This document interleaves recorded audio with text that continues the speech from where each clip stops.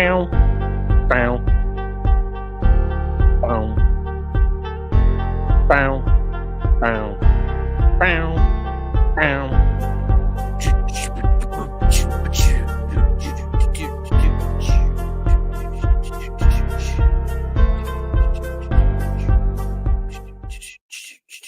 Hi guys, hello. Fancy seeing you here. So it's day 8 of Nicolae Miu's trial. Closing arguments edition. As you guys know, that's already happened. So we're waiting on a verdict. So we're going to finish this up as quick as possible and be ready. Well, we got a lot of people here already. Hello, everybody.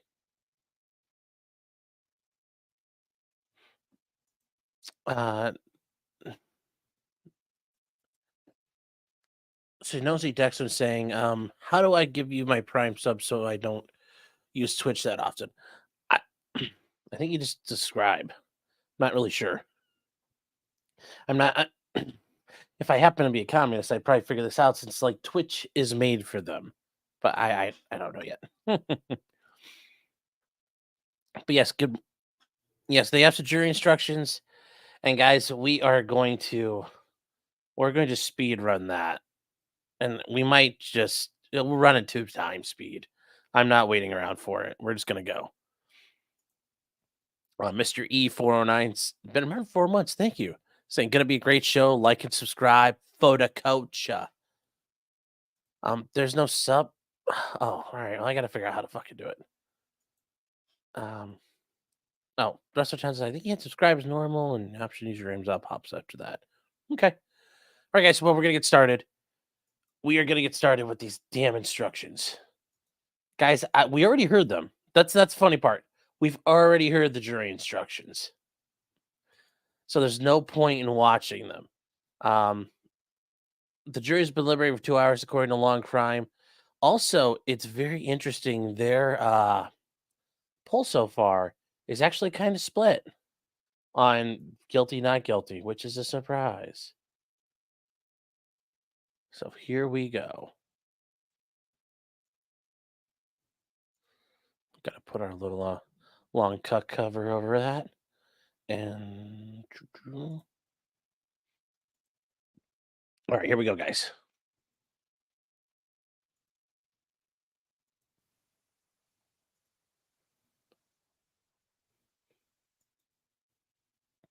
Some extra time to wrap up some of our work. I do have a few things I want to address before we get back into the jury instructions. They still not fixed. I meant to make a record yesterday about the sidebar during Mr. Miu's direct examination. Mr. Nelson asked questions about nightmares. There was a state objection. We had a sidebar. It was my judgment that since Mr. Miu's credibility was being attacked, Mr. Miu's life experiences dealing with the traumatic events on July 30 were relevant. So I limited the scope of the inquiry to the fact that Mr. Miu was having nightmares, that they were about July 30, 2022, and that he sought out treatment or counseling for them. I did not allow the defense to get into what the medical treatment was, including prescription medication that he may have been given. I also instructed the state that given the objection and given my ruling, that the state would not be permitted to make arguments that Mr. Miu's experiences should be discounted because there's no evidence of a medical provider, a psychiatrist, psychologist, or prescription medication because they had objected to that evidence. So that's my summary. If anybody wants to add to it, you may do so. That's my recollection, Judge. Yes, Judge, just to make it clear, I wanted to, as an audio proof, I wanted to ask Nicolae about how his body responded to those nightmares. That is, when he woke up, what was his body feeling? Was he chills? Did he have sweat? Was he shaking? If I had asked those questions, I would anticipate that he would have told me all of those things would have existed. I again think that that would further support his claim that the nightmares were real. Secondly, I wanted to ask him about the treatment, and I expected him to testify that yes, he saw a doctor and a nurse, mostly a nurse in the jail, and that he received a prescription for Prazosin, which it's his understanding and confirmed by my research that that is a prescription for PTSD-related nightmares. And so again, as you're somewhat articulated, it's our position that if the state affects his taxes credibility on that, I should be able to get that into evidence. It's our position that since they're attacking his credibility in general, anytime I can have his credibility supported on relevant matters, I should be allowed to do so. Your Honor gave the ruling that Your Honor articulated. Right. And the attorneys do have the ability to rehabilitate the credibility of their witnesses. I just put limits on the extent that we were going to go into it. That's largely how I arrived at my ruling. I'll also note too that we've had a number of other sidebars where we didn't make records. Everybody has the opportunity to make a record if they feel one is necessary. It's been my recollection that most of the substantive rulings have had records made in close proximity to the time of the sidebars. Others, I may have made rulings on form questions, foundation questions, given the attorney's direction to move in a different direction or approach a problem from a certain perspective. I don't think they were substantive in nature. It was more technical. I think some of the other sidebars had to do with the attorneys putting me on notice about things that are likely to occur or may happen. But I don't remember any other sidebars that involved the inclusion or exclusion of meaningful substantive evidence over the objection of one of the parties. Anybody remembers something that they want to make a record of, you have an open invitation to do so. I also want to circle back to exhibit number 24. Yesterday, there was a request to seal a trial exhibit. Neither of the attorneys have provided me with any law authorizing it. And unless you do so now, I conclude that you still do not have supporting authority. As a judge, I believe yesterday I articulated, I think exhibit number 24, I would just note chapter 950. I appreciate it's probably not my space to make that argument, but will nevertheless, in chapter 950 involves the dignity of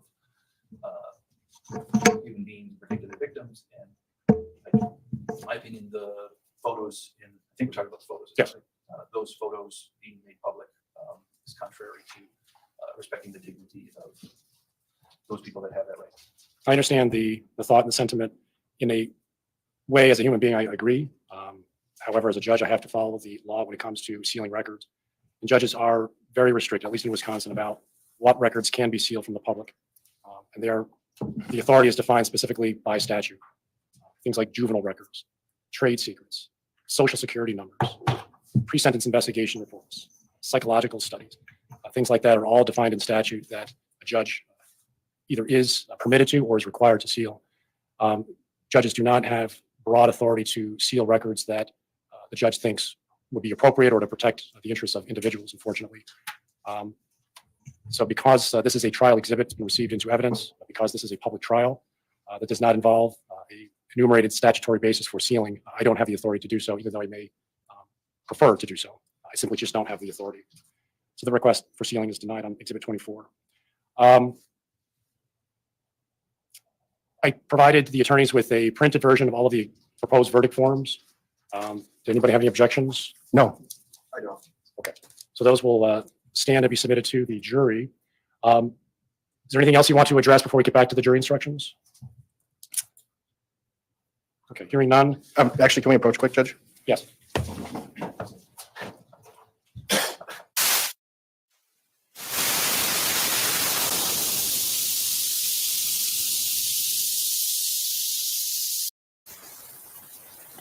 That was funny. It almost sounded like there was like air escaping a balloon for white noise instead. Oh, look, there's a whole group of people like, I let our sons drink for fun. Now it's our fault.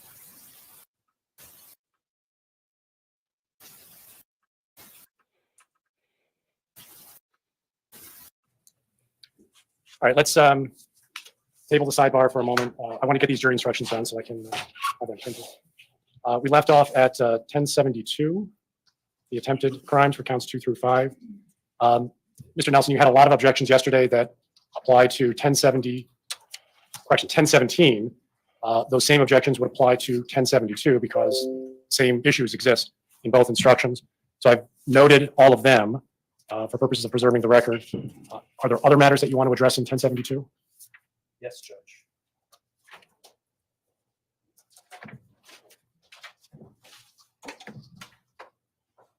In 1017, as well as in 1072, regarding the matter of second-degree reckless homicide on page 10, when you're talking about the homicide, and on page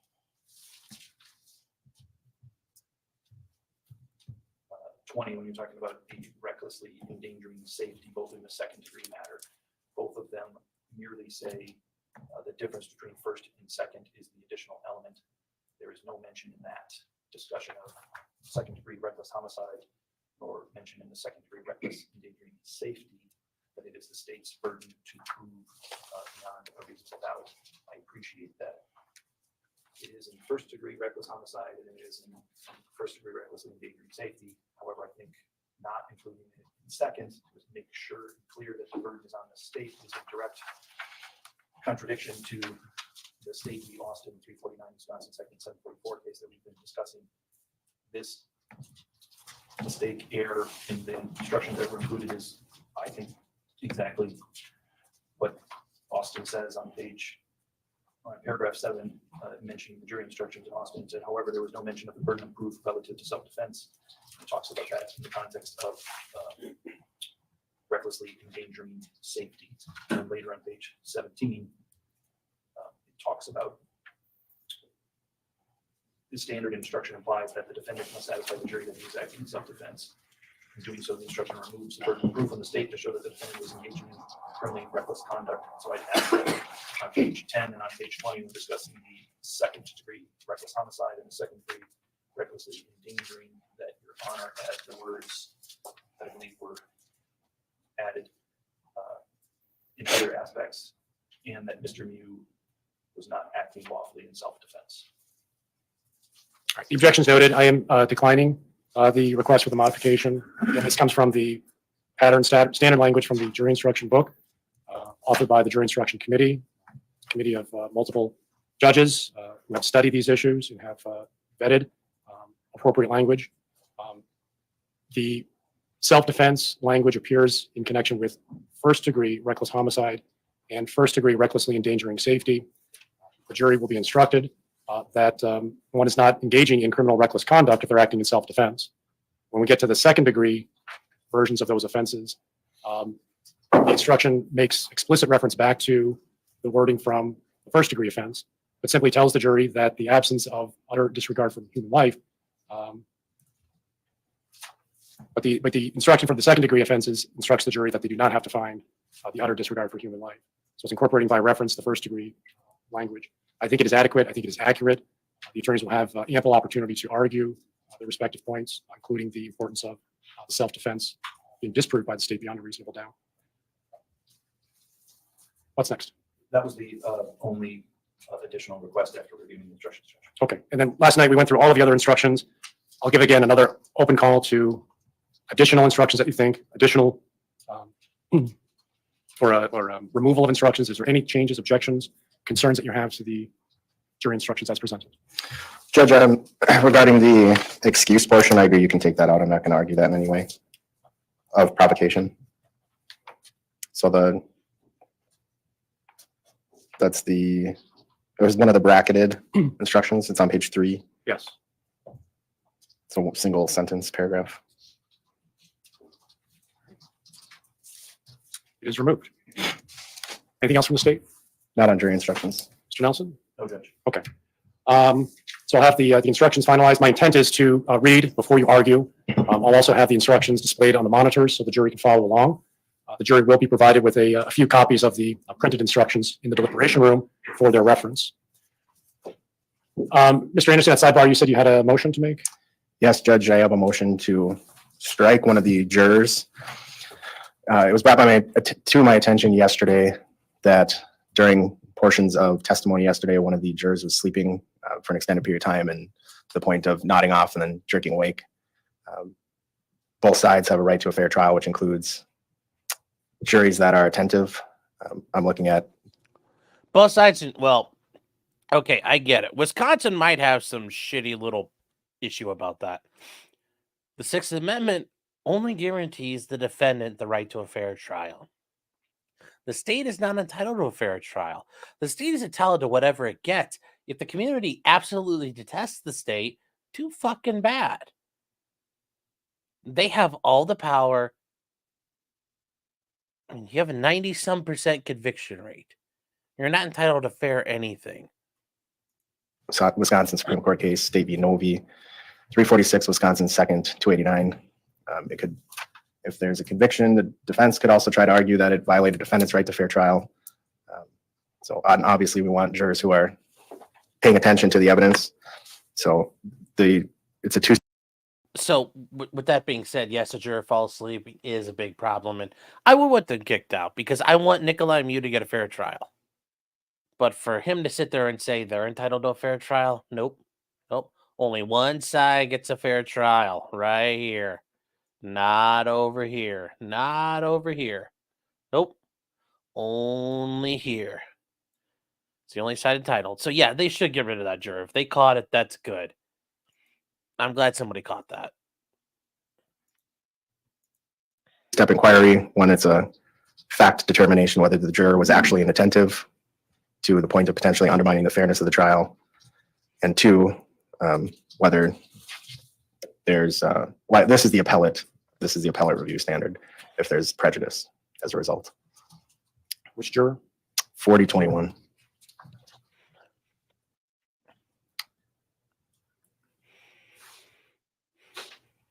It'd be funny if they voir dire him. It'll be fucking hilarious if they voir dire him. It's like, when'd you fall asleep?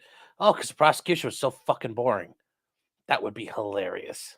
We don't agree. I'm not looking at them, so I don't agree with factual basis.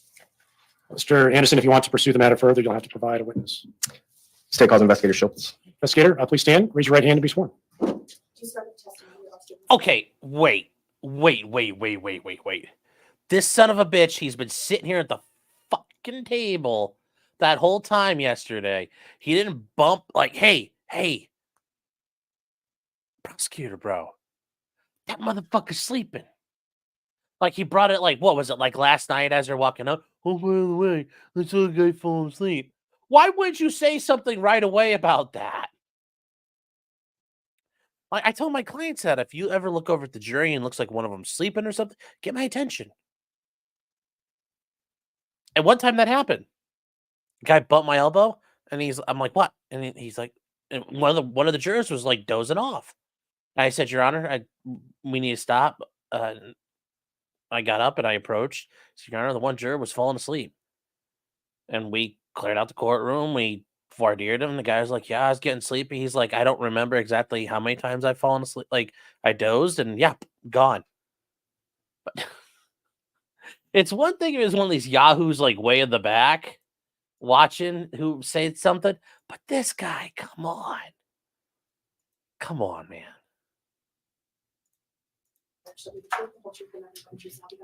Please have a seat in the witness chair.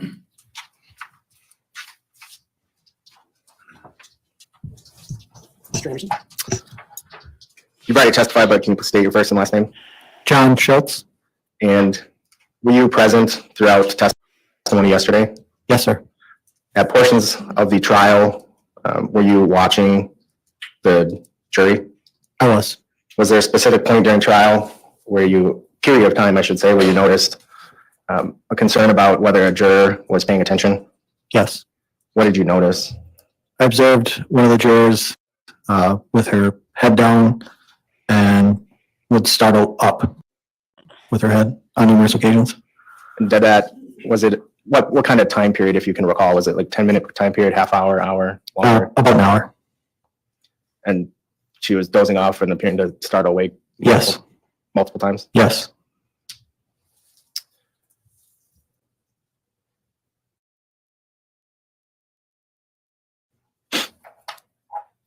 And from the reviewing our jury list in our office, we believe that to be juror 4021. Correct. Nothing else, Judge. It's not long. What time did this occur?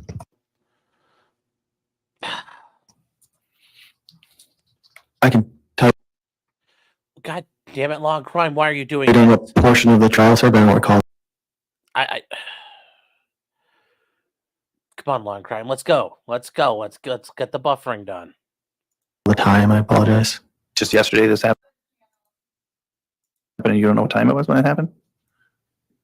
Correct. I can tell you the portion of the trial. Let's start from there. During which witness? Lieutenant Hart. And during Lieutenant Hart's direct exam or cross exam?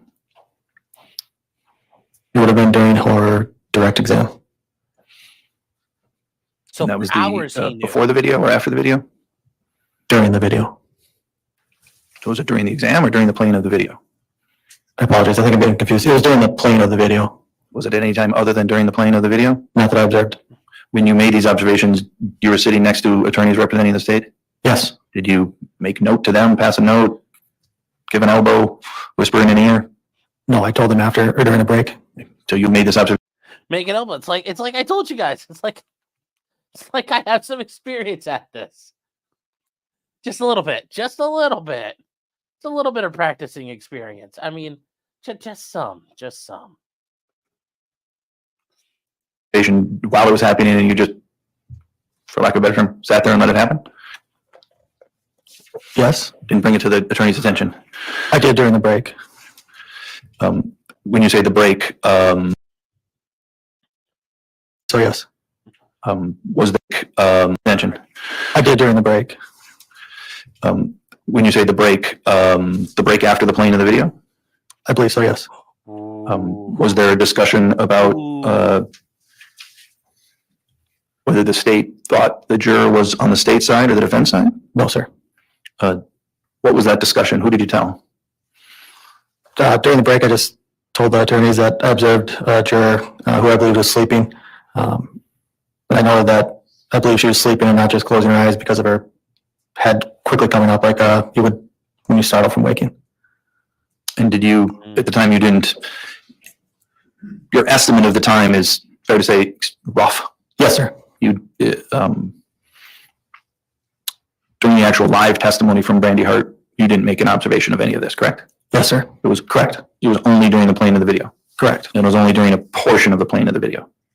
Correct. And your observation was just as you said, she had her chin tilted forward towards her chest at a couple of times during the playing of the video. Yes, sir. Her chin tilted, eyes closed, and then head would come up quickly.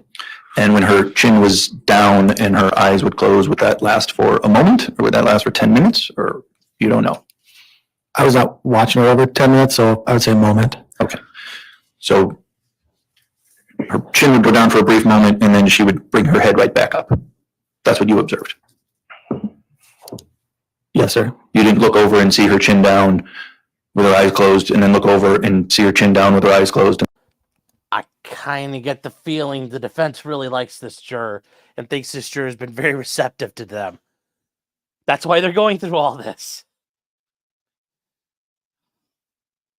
And then look over and see her chin down with her eyes closed. Agreed?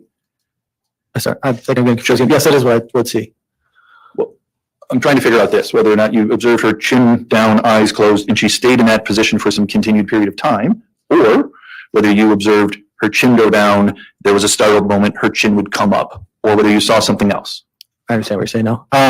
So I was intermittently looking over, and during that period of time, there was times where I would just see her chin down, eyes closed. I would look back, and it would be that way, and then I would see her startle with her head up. So you're not in a position to tell the court the length of time that you observed her to have her chin down with her eyes closed. Meaning, Continuous? No, sir. you don't know whether that was for 5 seconds, 10 seconds, 10 minutes. You can't say. Correct. You just essentially noticed it a couple of times. Correct. And by couple, 2 to 3, is that fair? I'd say 4 to 5.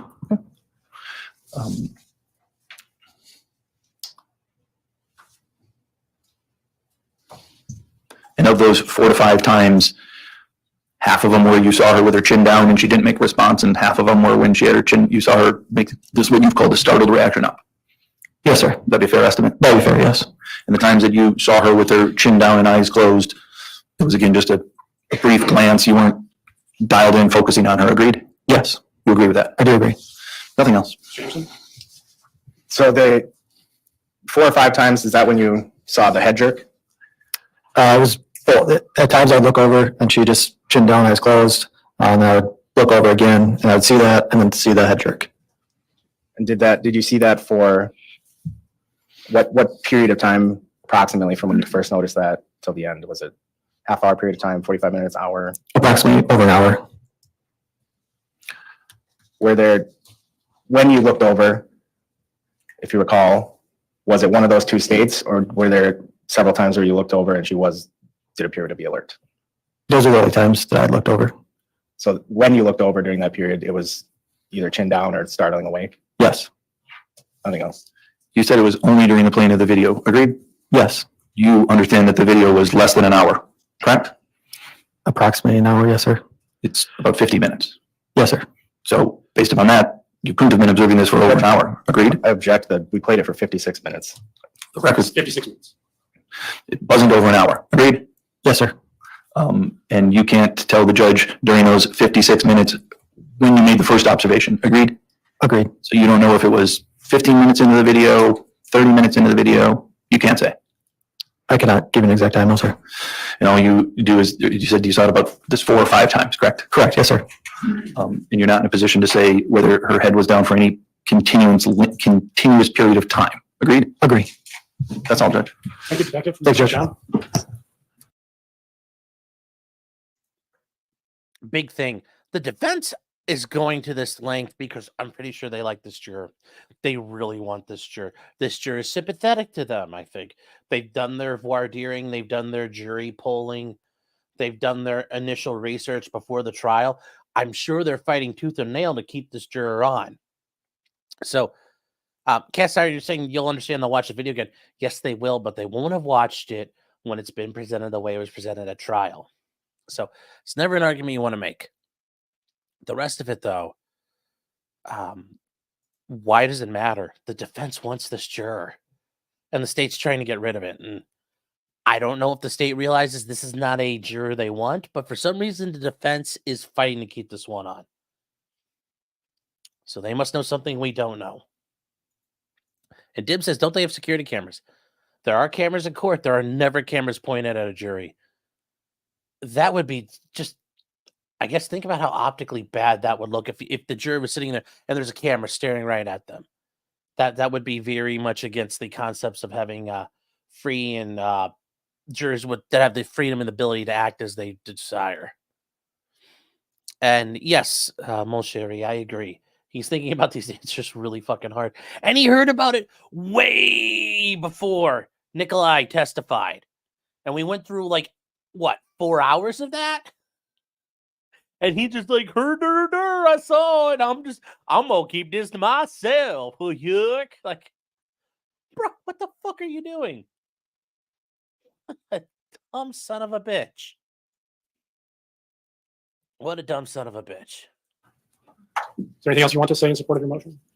Judge, the video is obviously Lying. very important for the state's case. It was only played once. Clearly, we don't have enough time to play it again in closing. It was only, it's our most important evidence. Oh, whoa. Don't care. You're not entitled to a fair jury. And given the length of it, that would be our entire closing argument. Both sides are entitled to a fair trial No, with you're not. No, you're not. No, you're not. an attentive jury. So I think No, you're not. You're not entitled to shit. You're entitled to scorn from the populace and mistrust. I ask that the court strike juror 4021 as one of the alternates. I don't think they've established a factual basis that she was sleeping. I think that there's reason to believe, but I don't think that they've established a factual basis of that. I tend to agree. That there are some clues to suggest that the juror may have been nodding off. There's certainly nothing conclusive. Good. Certainly nothing that would allow me to make Eat such a a dick, significant finding. prosecutor. I'll say, for my part, I was scanning the juror from time to time during the playing of the video as well. And my eyes were not fixed on them the entire time, obviously, because I'm trying to pay attention to the video. But I also was watching the jurors. I did not notice anything that would suggest somebody was sleeping. I have a different perspective than others. I'm not saying mine's better, it's just different. I did notice a number of occasions where people were looking down because they were writing on their notes, or they were averting their eyes, but they weren't sleeping. So I just say that to point out that there can be other alternative explanations for certain observations. The other point, too, is that even if we did have a sleeping juror, and even if that juror slept the entire presentation of the jail interview, it is a recorded interview. And if that juror ends up being one of the 12, that juror has the ability to request to watch the video. So it's not like live testimony that is lost forever. This juror, if they make it to the deliberation room, has the ability to view the video again and take that into consideration as part of her deliberations. So for those reasons, the request is denied. there anything else? No. All right. Anything else from the defense? Just like a break before we get into openings. We will. Yes. Break for me. All right, let's take a short break. We will resume at 8:45.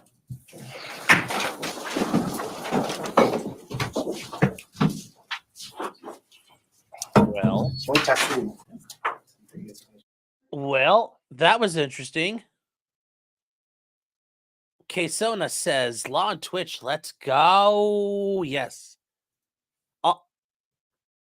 Ollie say, no, it's not clear the juror fell asleep. Even the judge is like, I was looking at them and I couldn't tell anybody was sleeping.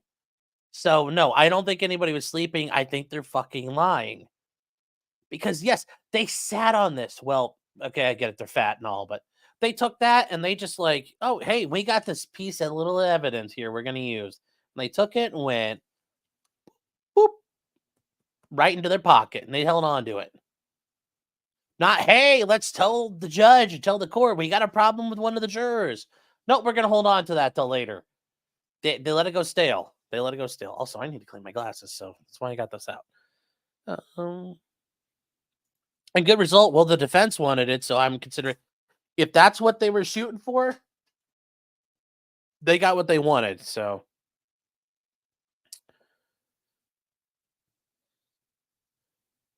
no snoring was heard. Well, it doesn't matter. Some people don't snore.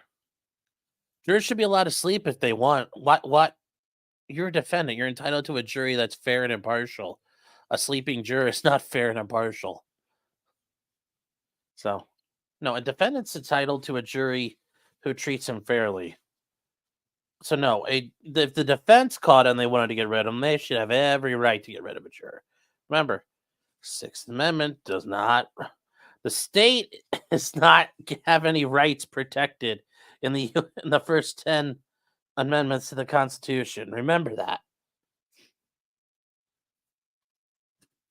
It's limitations on governmental power of the federal government. And then, because of the 14th Amendment, state governments. So, okay. Long crime sucks. Yeah, it does. The state is apparently paranoid. Yeah. Kevin says, I mean, they can nullify. Yeah, but how do you know people are going to nullify? Clyde never snores. Clyde snores. Clyde snores like an adult. 2.0 can tell you. He sounds like there are times I've woken up in the middle of the night and I just hear. I'm like, it sounds like there's somebody sleeping on the floor and it's him sleeping at the foot of the bed. Sadie says, did you do a poll yet on guilty, not guilty? No, we're not there yet. We're going to do that. Although I'm going to leave it open through the arguments because I could see it going back and forth. Carrie says it's me. I snore on my own, but Clyde snores too. So I'll put a poll up for everybody. Also, guys, you're talking about the Slender Man thing. The girls in the Slender Man case, their trial and stuff was a long time ago. The one girl is trying to get out of the psychiatric hospital where she's been committed for the past 10 years. So we'll probably, depending how long that is after this is done, we'll switch over to covering that or doing something about it. But not right this second. Not right this second. Clyde is my white noise machine. Oh, actually, I like it when you hear like the rain or like we have the wind chimes blowing outside. I love hearing all that when the sleep in the windows open the best thing. Okay, let's see here. We got to get YouTube. Also, guys, if you were not aware, Chili's hearing today was canceled. The judge denied his motion without hearing. So Chili is not getting his bond heard. He's going to have to sit for a while. Let's see here. Crap, where'd it go? Where did it go? Oh, here it is. All right. Let's see what we can do here. Nicolae Miu. I still think he's got the most hilarious name for an engineer. The coefficient of friction. Okay. Verdict.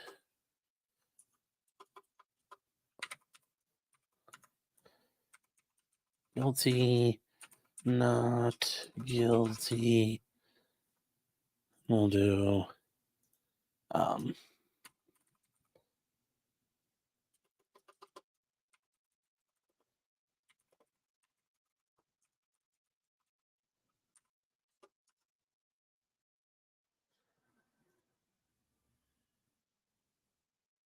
and then all right, guys, there's your options. We got guilty, not guilty. He'll be guilty of lesser included or hung jury. So we'll see. We'll see here. We'll skip ahead, try to make some time up. All right, here we go. Deliver the jury instructions, and then the attorneys will make their closing arguments. Here's how the day will work. I will deliver the jury instructions to you. That'll And take we're some gonna time. listen to these at I will 2 have them displayed up on the board so you can follow along, but I will read them aloud in case you prefer to listen. After that, Mr. Anderson will deliver the state's closing argument. We'll take about a 15-minute break. Guys, the jury instruction. You think it's bad when you actually have to sit in fucking court? It's even worse. And you have to flip the pages along like you're reading, even though you already know what's being said. So you've heard it 55,000 times. Oh yeah, here we go. And then Mr. Drops, I instruct you, regardless of any opinion you may have about what the law is or ought to be, you must base your verdict on the law I give you in these instructions. Apply that law to the facts in the case which have been properly proven by the evidence. Consider only the evidence received during this trial and the law as given to you by these instructions, and from these alone, guided by your soundest reason and best judgment, reach your verdict. If any member of the jury has an impression of my opinion as to whether Mr. Miu is guilty or not guilty, disregard that impression entirely and decide the issues of fact solely as you view the evidence. You, the jury, are the sole judges of the facts, and the court is the judge of the law only. The state filed an information that alleges that Nicolae Miu committed crimes in St. Croix County, Wisconsin, on July 30, 2022. Information is nothing more than a written, formal accusation against a defendant charging the commission of one or more criminal acts. You are not considered as evidence against Mr. Miu in any way. It does not raise any inference of guilt. In count 1 of the information, Nicolae Miu is charged with first-degree intentional homicide, and you must consider whether he is guilty of that offense. If you are not satisfied that Mr. Miu is guilty of first-degree intentional homicide, you must consider whether or not he is guilty of second-degree intentional homicide, or first-degree reckless homicide, or second-degree reckless homicide, which are less serious degrees of criminal homicide. The crimes referred to as first and second-degree intentional homicide and first and second-degree reckless homicide are different degrees of homicide. Homicide is the taking of the life of another human being. The degree of homicide defined by law depends on the facts and the circumstances of each particular case. While the law separates homicides into different types and degrees, there are certain elements that are common to each crime. Both intentional and reckless homicide require that Mr. Miu caused the death of the victim. First and second-degree intentional homicide require the state to prove the additional fact that Mr. Miu acted with intent to kill. First and second-degree reckless homicide require that Mr. Miu acted recklessly. First-degree reckless homicide requires proof of one additional element, that the circumstances of Mr. Miu's conduct showed utter disregard for human life. It will also be important for you to consider the privilege of self-defense in deciding which crime, if any, Mr. Miu has committed. The Criminal Code of Wisconsin provides that a person is privileged to intentionally use force against another for the purpose of preventing or terminating what he reasonably believes to be an unlawful interference with his person by the other person. However, he may intentionally use only such force as he reasonably believes is necessary to prevent or terminate the interference. He may not intentionally use force that is intended or likely to cause death unless he reasonably believes that such force is necessary to prevent imminent death or great bodily harm to himself. The words great bodily harm means injury, which creates a substantial risk of death, or which causes serious, permanent disfigurement, or which causes a permanent or protracted loss or impairment of the function of any bodily member or organ or other serious bodily injury. There is no duty to retreat. However, in determining whether Mr. Miu reasonably believed the amount of force used was necessary to prevent or terminate the interference, you may consider whether Mr. Miu had the opportunity to retreat with safety, whether such retreat was feasible, and whether Mr. Miu. And I understand that Wisconsin allows that. I would still argue that's an unconstitutional ruling that they're allowed to make this argument. If it's something you don't have a legal obligation to do, i.e., not retreating is a legal action, the fact you commit a legal action should not be used by a jury to assess your guilt. If you don't have a jury to retreat, that's where it should stop. That is an awful bit of jurisprudence they have in that state. That is absolutely disgusting. That exists. Knew of the opportunity to retreat. You should also consider whether Mr. Miu provoked the attack. A person who engages in unlawful conduct of a type likely to provoke others to attack, and who does provoke an attack, is not allowed. I saw this and I just heard it too. It said to find him guilty. I think you meant to say not guilty. Hopefully somebody corrects that. That's a big fuck up. That's a big oopsie. To use or threaten force in self-defense against that attack. However, if the attack that follows causes the person reasonably to believe that he is in imminent danger of death or great bodily harm, he may. KT, no. I'm not. Yes, a lot of states don't have a duty to retreat. But in most states, the fact you didn't leave is not something that jury can then use to determine reasonableness.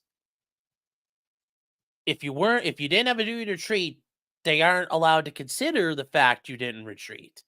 In Wisconsin, they're saying you don't have a legal duty to retreat, but you can still use it to convict the guy if you feel like he still should have left, even though he didn't have a legal obligation.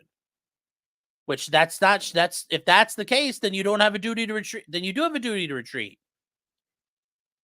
That's the point. In Wisconsin, apparently, you can still use the fact you did something legally to assess your reasonableness, which isn't how that should be done at all.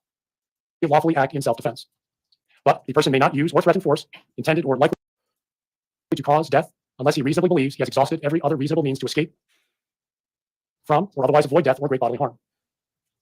As applied to this case, the effect of the law of self-defense is Mr. Miu is not guilty of any homicide offense. Yes, and it's that soft idea of the duty to retreat. It's this soft concept. And a lot of states should, and the states that do have it shouldn't have it. I think it's highly unconstitutional. If you're telling me I have a legal immunity from doing something, the fact I assert it shouldn't be used then to convict me. If he reasonably believed that he was preventing or terminating an unlawful interference with his person, and reasonably believed the force used was necessary to prevent imminent death or great bodily harm to himself. Mr. Miu is guilty of second-degree intentional homicide if he caused the death of Issac Schuman with the intent to kill, and actually believed the force used was necessary to prevent imminent death or great bodily harm to himself, but the belief or the amount of force used was unreasonable. Mr. Miu is guilty of first-degree intentional homicide if he caused the death of Issac Schuman with the intent to kill, and did not actually believe the force used was necessary to prevent imminent death or great bodily harm to himself. Mr. Miu is guilty of first-degree reckless homicide if he caused the death of Issac Schuman by criminally reckless conduct, and the circumstances of the conduct showed utter disregard for human life. Mr. Miu is guilty of second-degree reckless homicide if he caused the death of Issac Schuman by criminally reckless conduct. You will be asked to consider the privilege of self-defense in deciding whether the elements of first and second-degree reckless homicide are present. Because the law provides that it is the state's burden to prove all facts necessary to constitute a crime beyond a reasonable doubt, you will not be asked to make a separate finding of whether Mr. Miu acted in self-defense. Instead, you will be asked to determine whether the state has established the necessary facts to justify a finding of guilty for first or second-degree intentional homicide, or for first or second-degree reckless homicide. If the state does not satisfy you that those facts are established by the evidence, you will be instructed to find Mr. Miu not guilty. The facts necessary to constitute each crime will now be defined to you in greater detail. First-degree intentional homicide, as defined in Section 940.01 of the Criminal Code of Wisconsin, is committed by one who causes the death of another human being with the intent to kill that person or another. In this case, first-degree intentional homicide also requires that Mr. Miu did not actually believe the force used was necessary to prevent imminent death or great bodily harm to himself. Before you may find Mr. Miu guilty of first-degree intentional homicide, the state must prove by evidence that satisfies you beyond a reasonable doubt that the following elements were present. First, Mr. Miu caused the death of Issac Schuman. The word cause means that Mr. Miu's act was a substantial factor in producing the death. Second, Mr. Miu acted with the intent to kill Issac Schuman. Third, Mr. Miu did not actually believe that the force used was necessary to prevent imminent death or great bodily harm to himself. The words intent to kill means that Mr. Miu had the mental purpose to take the life of another human being, or was aware that his conduct was practically certain to cause the death of another human being. While the law requires that Mr. Miu acted with intent to kill, it does not require that the intent exists for any particular length of time before the act is committed. The act need not be brooded over, considered, or reflected upon for a week, a day, an hour, or even a minute. There need not be any appreciable time between the formation of the intent and the act. The intent to kill may be formed at any time before the act, including the instant before the act. It must continue to exist at the time of the act. You cannot look into a person's mind to find intent. Intent to kill must be found, if found at all, from Mr. Miu's acts, words, and statements, if any, and from all of the facts and circumstances in this case bearing upon intent. Intent should not be confused with motive. While proof of intent is necessary to a conviction, proof of motive is not. Motive refers to a person's reason for doing something. While motive may be shown as a circumstance to aid in establishing the guilt of a defendant, the state is not required to prove Mr. Miu's motive in order to convict. Evidence of motive does not by itself establish guilt. You should give it the weight you believe it deserves under all of the circumstances. The third element of first-degree intentional homicide requires that Mr. Miu did not actually believe the force used was necessary to prevent imminent death or great bodily harm to himself. This requires the state to prove either, 1, that Mr. Miu did not actually believe he was in imminent danger of death or great bodily harm, or 2, that Mr. Miu did not actually believe the force used was necessary to prevent imminent danger of death or great bodily harm to himself. When first-degree intentional homicide is considered, the reasonableness of Mr. Miu's belief is not an issue. You are not to be concerned. You are to be concerned only with what Mr. Miu actually believed. Whether these beliefs are reasonable is important only if you later consider whether Mr. Miu is guilty of second-degree intentional homicide. If you are satisfied beyond a reasonable doubt that Mr. Miu caused Issac Schuman's death with the intent to kill, and that Mr. Miu did not actually believe that the force used was necessary to prevent imminent death or great bodily harm to himself, you should find Mr. Miu guilty of first-degree intentional homicide. If you are not so satisfied,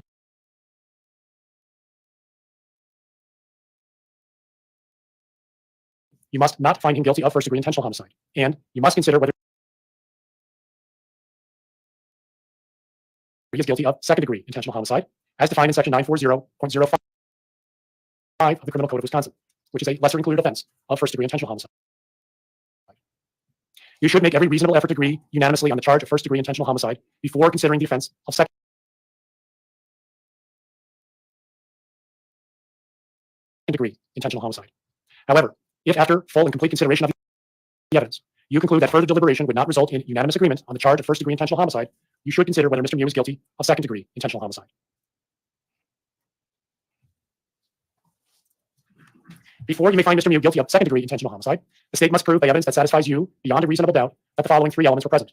First, Mr. Miu What do I caused the think death of the of Issac lesser Schuman. included? Second, They're garbage. Mr. Miu acted with the intent to kill Issac Schuman. Not guilty. Third, I mean, Mr. Miu did not reasonably believe that he was I don't preventing or think terminating an unlawful interference I with don't his know. person, let's listen to the closing. or did not I'll see reasonably what I believe think there, that but the I force think it's used garbage was from necessary to these. prevent imminent death or great bodily harm to himself. Also, You have already been instructed on guys, I don't know why long crime is shit in the bed like this right now because it was doing so good. the definitions of causing death and with intent to kill. The same definitions apply to your consideration of second-degree intentional homicide. The third element of second-degree intentional homicide requires that Mr. Miu did not reasonably believe that he was preventing or terminating an unlawful interference with his person, or did not reasonably believe the force used was necessary to prevent imminent death or great bodily harm to himself. This requires that the state prove any one of the following. 1, that a reasonable person in the circumstances of Mr. Miu would not have believed that he was preventing or terminating an unlawful interference with his person, or 2, that a reasonable person in the circumstances of Mr. Miu would not have believed he was in danger of imminent death or great bodily harm, or 3, that a reasonable person in the circumstances of Mr. Miu would not have believed that the amount of force used was necessary to prevent imminent death or great bodily harm to himself. A belief may be reasonable even though mistaken. In determining whether Mr. Miu's beliefs were reasonable, the standard is what a person of ordinary intelligence and prudence would have believed in Mr. Miu's position under the circumstances that existed at the time of the alleged offense. The reasonableness of Mr. Miu's beliefs must be determined from his standpoint at the time of the acts and not from the viewpoint of the jury now.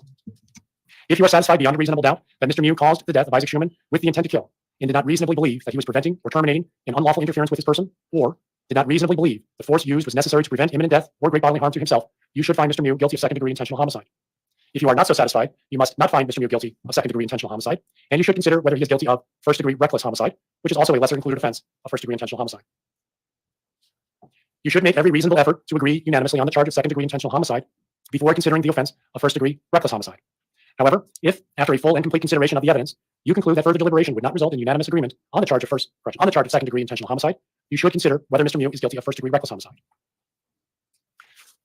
First-degree reckless homicide, as defined in Section 940.02, Parent 1 of the Criminal Code of Wisconsin, is committed by one who recklessly causes the death of another human being under circumstances that show utter disregard for human life. Before you may find Mr. Miu guilty of first-degree reckless homicide, the state must prove, by evidence that satisfies you beyond a reasonable doubt, that the following three elements were present. First, Mr. Miu caused the death of Issac Schuman.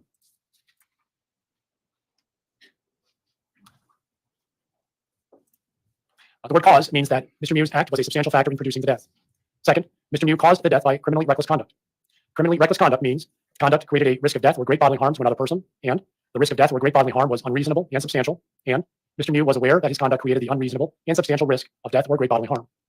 You should consider the evidence relating to self-defense in deciding whether Mr. Miu's conduct created an unreasonable risk to another. If Mr. Miu was acting lawfully in self-defense, his conduct did not create an unreasonable risk to another. The burden is on the state to prove beyond a reasonable doubt that Mr. Miu did not act lawfully in self-defense, and you must be satisfied beyond a reasonable doubt from all the evidence in this case that the risk was unreasonable. The third element, the circumstances of Mr. Miu's conduct showed utter disregard for human life. In determining whether the circumstances of the conduct showed utter disregard for human life, consider these factors: what Mr. Miu was doing, why he was engaged in that conduct, how dangerous the conduct was, how obvious the danger was, whether the conduct showed any regard for life, and all other facts and circumstances relating to the conduct. You should consider the evidence relating to self-defense in deciding whether the circumstances of Mr. Miu's conduct showed utter disregard for human life. The burden is on the state to prove beyond a reasonable doubt that Mr. Miu did not act lawfully in self-defense. And you must be satisfied beyond a reasonable doubt from all the evidence in the case that the circumstances of Mr. Miu's conduct showed utter disregard for human life. Consider also Mr. Miu's conduct after the death to the extent that it helps you decide whether or not the circumstances showed utter disregard for human life at the time the death occurred. If you are satisfied beyond a reasonable doubt that Mr. Miu caused the death of Issac Schuman by criminally reckless conduct, and that the circumstances of the conduct showed utter disregard for human life, you should find him guilty of first-degree reckless homicide. If you are not so satisfied, you must not find him guilty of first-degree reckless homicide, and you should consider whether he is guilty of second-degree reckless homicide, which is a lesser-included offense of first-degree reckless homicide. You should make every reasonable effort to agree unanimously on the charge of first-degree reckless homicide before considering the offense of second-degree reckless homicide. However, If, after a full and complete consideration of the evidence, you conclude that further deliberation would not result in unanimous agreement on the charge of first-degree reckless homicide, you should consider whether Mr. Miu is guilty of second-degree reckless homicide. Second-degree reckless homicide, as defined in Section 940.06 of the Criminal Code of Wisconsin, is committed by one who recklessly causes the death of another human being. The difference between first and second-degree reckless homicide is that first-degree offense requires proof of one additional element, that the circumstances of Mr. Miu's conduct showed utter disregard for human life. If you are satisfied beyond reasonable doubt that all of the elements of first-degree reckless homicide were present, except the element requiring that the circumstances of the conduct showed utter disregard for human life, you should find Mr. Miu guilty of second-degree reckless homicide. In other words, if you are satisfied beyond a reasonable doubt that Mr. Miu caused the death of Issac Schuman by criminally reckless conduct, you should find him guilty of second-degree reckless homicide. If you are not so satisfied, you must find him not guilty. You are not, in any event, to find Mr. Miu guilty of more than one of those foregoing offenses. Mr. Miu is charged with attempted first-degree intentional homicide of Alexander Martin in count 2, Dante Carlson in count 3, Anthony Carlson in count 4, and Riley Madison in count 5. For each count, you must first consider whether Mr. Miu is guilty of attempted first-degree intentional homicide. If you are not satisfied that Mr. Miu is guilty of attempted first-degree intentional homicide, you must consider whether or not he is guilty of attempted second-degree intentional homicide, or first-degree recklessly endangering safety, or second-degree recklessly endangering safety, which are less serious degrees of attempted criminal homicide. The crimes referred to as attempted first and second-degree intentional homicide and first and second-degree recklessly endangering safety are different degrees of attempted homicide. The degree of attempted homicide defined by the law depends on the facts and the circumstances of each particular case. While the law separates attempted intentional homicides into 2 degrees, there are certain elements which are common to each crime. Both attempted first and second-degree intentional homicide require that Mr. Miu intended to kill another person, and Mr. Miu did acts toward the commission of that crime, which indicate unequivocally, under all of the circumstances, that he had formed that intent and would have caused the death of the intended victim, except for the intervention of another person or some extraneous factor. First and second-degree recklessly endangering safety requires proof that Mr. Miu recklessly endangered the safety of another human. First-degree recklessly endangering safety requires proof of one additional element, that the circumstances of Mr. Miu's conduct showed utter disregard for human life. It will also be important for you to consider the privilege of self-defense in deciding which crime, if any, Mr. Miu has committed. For count 1, you were instructed on the law of self-defense. The same self-defense standards apply to your consideration of the charges of attempted intentional homicide that are alleged in counts 2 through 5. If you find that the elements of the crime have improved in this case, the effect of the law of self-defense is as follows. Mr. Miu is not guilty of either attempted first or second-degree intentional homicide or first or second-degree recklessly endangering safety if he, 1, reasonably believed that he was preventing or terminating an unlawful interference with his person, and 2, reasonably believed the force used was necessary to prevent imminent death or great bodily harm to himself. Mr. Miu is guilty of attempted second-degree intentional homicide if he actually believed the force used was necessary to prevent imminent death or great bodily harm to himself, but the belief that the amount of force used was unreasonable. Mr. Miu is guilty of attempted first-degree intentional homicide if he did not actually believe the force used was necessary to prevent imminent death or great bodily harm to himself. Mr. Miu is guilty of first-degree recklessly endangering safety if he recklessly endangered the safety of another human under circumstances that showed utter disregard for human life. Mr. Miu is guilty of second-degree recklessly endangering safety if he recklessly endangered the safety of another human. Because the law provides that it is the state's burden to prove all the facts necessary to constitute a crime beyond a reasonable doubt, you will not be asked to make a separate finding on whether Mr. Miu acted in self-defense. Instead, you will be asked to determine whether the state has established the necessary facts to justify a finding of guilt for attempted first or second-degree intentional homicide or first or second-degree recklessly endangering safety. If the state does not satisfy you that those facts are established by evidence, you will be instructed to find Mr. Miu not guilty. The elements of each crime will now be defined to you in greater detail. Before you may find Mr. Miu guilty of attempted first-degree intentional homicide, the state must prove by evidence that satisfies you beyond a reasonable doubt that the following 3 elements were present. First, Mr. Miu intended to kill the named person. For count 2, the state must prove Mr. Miu intended to kill Alexander Martin. For count 3, the state must prove that Mr. Miu intended to kill Dante Carlson. For count 4, the state must prove that Mr. Miu intended to kill Anthony Carlson. For count 5, the state must prove that Mr. Miu intended to kill Riley Madison. Intent to kill means that Mr. Miu had the mental purpose to take the life of another human being or was aware that his conduct was practically certain to cause the death of another human being. The second element, Mr. Miu did acts which demonstrate unequivocally, under all of the circumstances, that he had formed the intent and would have caused the death of the named person except for the intervention of another person or some other extraneous factor. Unequivocally means that no other inference or conclusion can reasonably and fairly be drawn from Mr. Miu's acts under the circumstances. Another person means anyone but Mr. Miu and may include the intended victim.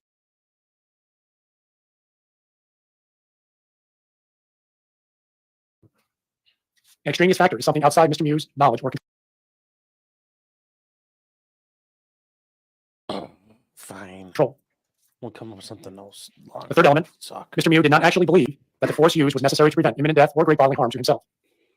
While the law requires that Mr. Miu acted with intent to kill, it does not require that the intent exists for any particular length of time before the act is committed.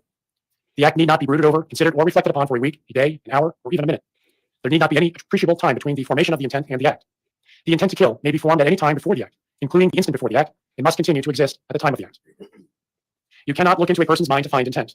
Intent to kill must be found, if found at all, from Mr. Miu's acts, words, and statements, if any, and from all of the facts and circumstances in this case bearing upon intent.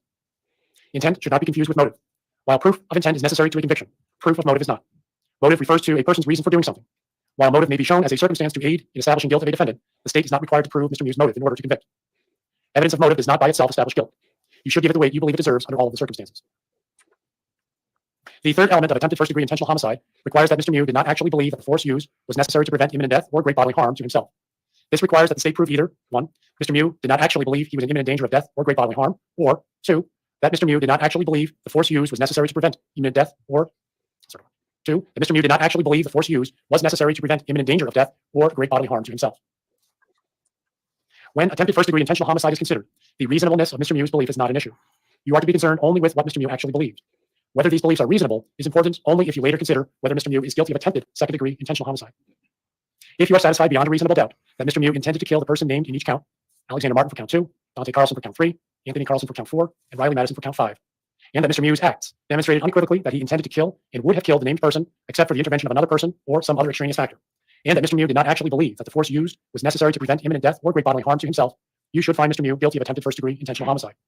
If you are not so satisfied, you must not find him guilty of attempted first-degree intentional homicide, and you must consider whether Mr. Miu was guilty of attempted second-degree intentional homicide, Not as defined yet. in Section Not yet. We're 940.05 still of the Criminal Code of before. Wisconsin, which is a lesser-included offense of attempted first-degree intentional homicide. You should make every reasonable effort to agree unanimously on the charge of attempted first-degree intentional homicide before considering the offense of attempted second-degree intentional homicide. However, if after a full and complete consideration of the evidence, you conclude that further deliberation would not result in a unanimous agreement on the charge of attempted first-degree intentional homicide, you should consider whether Mr. Miu is guilty of attempted second-degree intentional homicide. Before you may find Mr. Miu guilty of attempted second-degree intentional homicide, the state must prove, by evidence which satisfies you beyond a reasonable doubt, that the following three elements were present.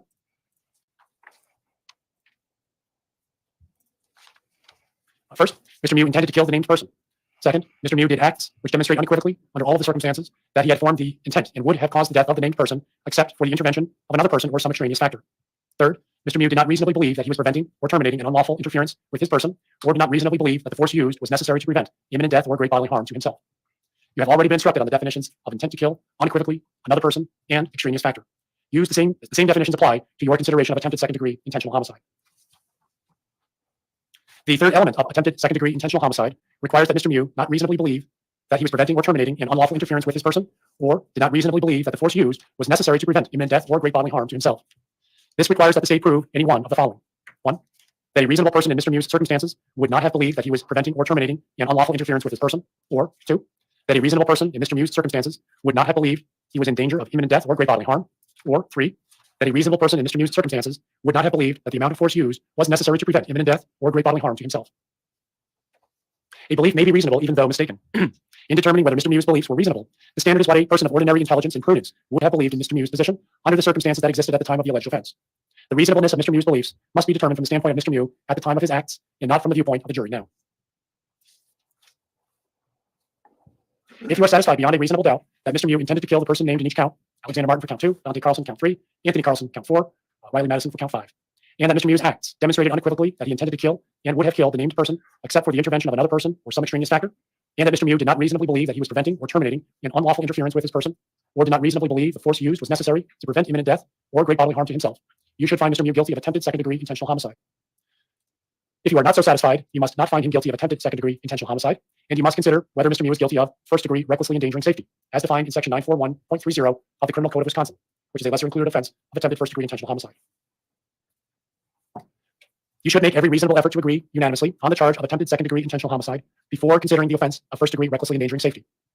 However, if after full and complete consideration of the evidence, you conclude that further deliberations would not result in unanimous agreement on the charge of attempted second-degree intentional homicide, you should consider whether Mr. Miu is guilty of first-degree recklessly endangering safety. First-degree recklessly endangering safety, as defined in Section 941.30, Parent 1 of the Criminal Code of Wisconsin, is committed by one who recklessly endangers the safety of another human being under circumstances that show utter disregard for human life. Before you may find Mr. Miu guilty of first-degree recklessly endangering safety, the state must prove by evidence that satisfies you beyond a reasonable doubt that the following three elements were present. First, Mr. Miu endangered the safety of another human being. Second, Mr. Miu endangered the safety of another by criminally reckless conduct. Criminally reckless conduct means the conduct created a risk of death or great bodily harm to another person, and the risk of death or great bodily harm was unreasonable and substantial, and Mr. Miu was aware that his conduct created the unreasonable and substantial risk of death or great bodily harm. You should also consider the evidence relating to self-defense in deciding whether Mr. Miu's conduct created an unreasonable risk to another.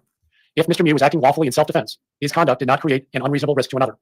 The burden is on the state to prove beyond a reasonable doubt that Mr. Miu did not act lawfully in self-defense, and you must be satisfied beyond a reasonable doubt from all the evidence in the case that the risk was unreasonable. The third element, the circumstances of Mr. Miu's conduct showed utter disregard for human life.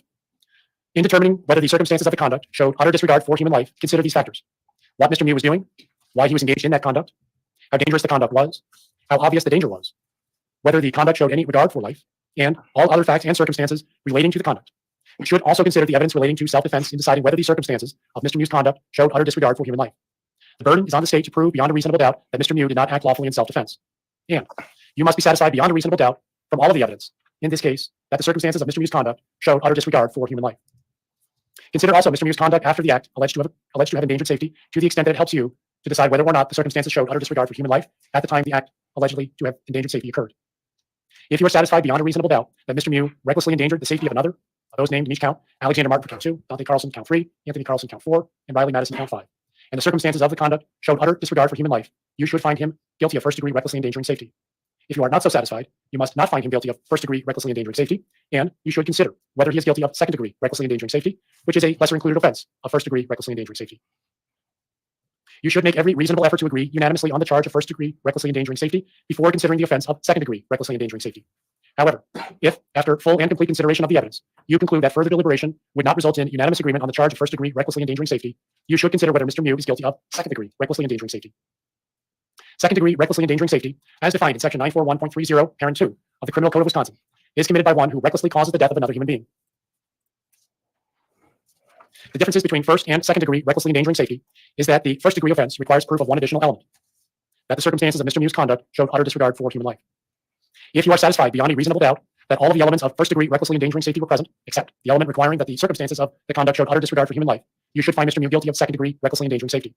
In other words, if you are satisfied beyond a reasonable doubt that Mr. Miu endangered the safety of Alexander Martin, Dante Carlson, Anthony Carlson, or Riley Madison by criminally reckless conduct, you should find him guilty of second-degree recklessly endangering safety. If you are not so satisfied, you must find him not guilty. You are not, in any event, to find Mr. Miu guilty of more than one of the foregoing offenses for each count. Yes, please take a jury out. All right, for jury.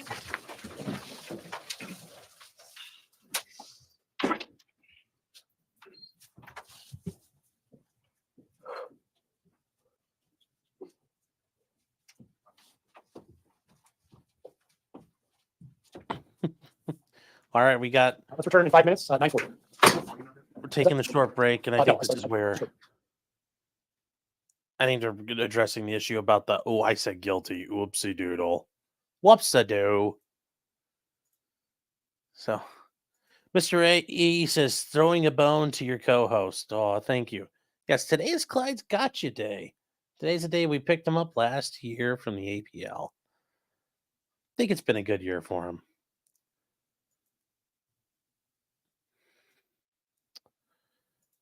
And then we got a couple more super chats here real quick. President-elect Phil Swift says, I hear the piss keeps the river water warm through winter.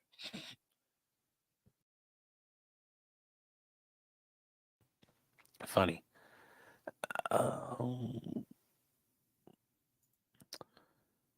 Shugi Show is saying, this is not the first time I've heard a prosecutor say both sides are entitled to a fair trial. Why does the judge ever correct them? Well, because a lot of judges actually think that both sides are entitled to a fair trial, too. I've objected to this before, and they look at me like I told them that I'm an alien. They look at you weird when you point out, like, only the defendant's entitled to a fair trial. Because I had a judge once say, well, if you're both going to get a fair trial, the defendant gets a fair trial, therefore the state gets a fair trial. And I said, well, Your Honor, everybody in the jury could hate the state. And it doesn't go over well, but I detest the idea the state is entitled to a fair trial. David said, I don't like these instructions. They're easily misinterpreted by stupid jurors. Here's the problem. If you don't give them any instructions and they're morons, they're going to do something like they're going to be unguided. These are tailored as best they can to, a bit of above an 8th grade reading level. We generally want jurors who have completed high school. So generally like a 12th grade reading level and comprehension level. There's only so much you can do. You have to give them some rules. Uh-oh. No more Clyde Cam for a second. I think we're going to fix that. Seta saying if Miu was a law self-defense member, he probably wouldn't have gone after the kids, to be honest. I don't know. I don't think he would have gone after the kids, period. I don't think he went after the kids. So I think he would have been smarter, hopefully. Yes. And White Shark says, what do I think of the lesser includeds? That state is scared. Normally they always ask for it, but if they felt like that, why they just didn't, seek their information with all this to start with? Because they felt like their case was a lot stronger than it was. And how late is the jury going to go to try to decipher these instructions? I don't know how late they're going to go tonight. He's probably going to let them go at least till probably 4:35 their time, and it's only 5 o'clock in the East, so it's their Central Time. So it's only 4:11 there. Seth is saying Miu's memory close to the event was that it wasn't his knife and wasn't involved. So I guess his has improved as well. You can make that argument and try to say the kids have improved. Their arguments could have improved, but literally their arguments all improve the same way, which I think is a big problem because it sounds like they all sat down and talked their way through it.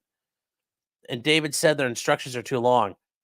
I don't know how else. This is as short as you can make it. As short as you can make it. And KJ gifted 5 memberships. Thank you, KJ. And Catherine for $19.99. Thank you very, very much. We appreciate that. For Clyde's Gotcha Day party. Well, thank you. Clyde, if he understood what was going on, would probably say thank you too. They said the verdict is in about 20 minutes. What? Oh. Wait, hold on here. They're already back? The jury's been delivered. Oh, see, Long Crime's not saying anything about a verdict.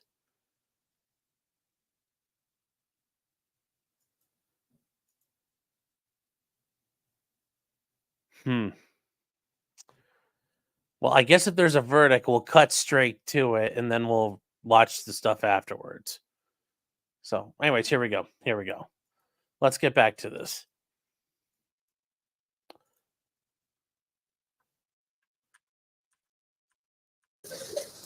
All right, is everyone ready to listen to the judge talk some more? Picking up on page 20. In count 6 of the information, the judge alleged that Mr. Miu committed battery. Battery, as defined in section 940.19, parent 1 of the Criminal Code of Wisconsin, is committed by one who causes bodily harm to another by an act done with the intent to cause bodily harm to that person or another without the consent of the person so harmed. Before you may find Mr. Miu guilty of this offense, the state must prove by evidence that satisfies you beyond a reasonable doubt that the following 4 elements were present. Judge, can we approach quick? Yes.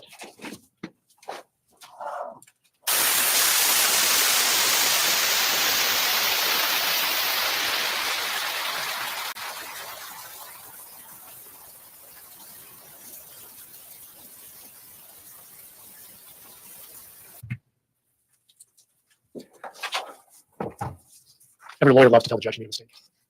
I made a mistake. In count 6 of the information, the state alleged that Mr. Miu committed battery.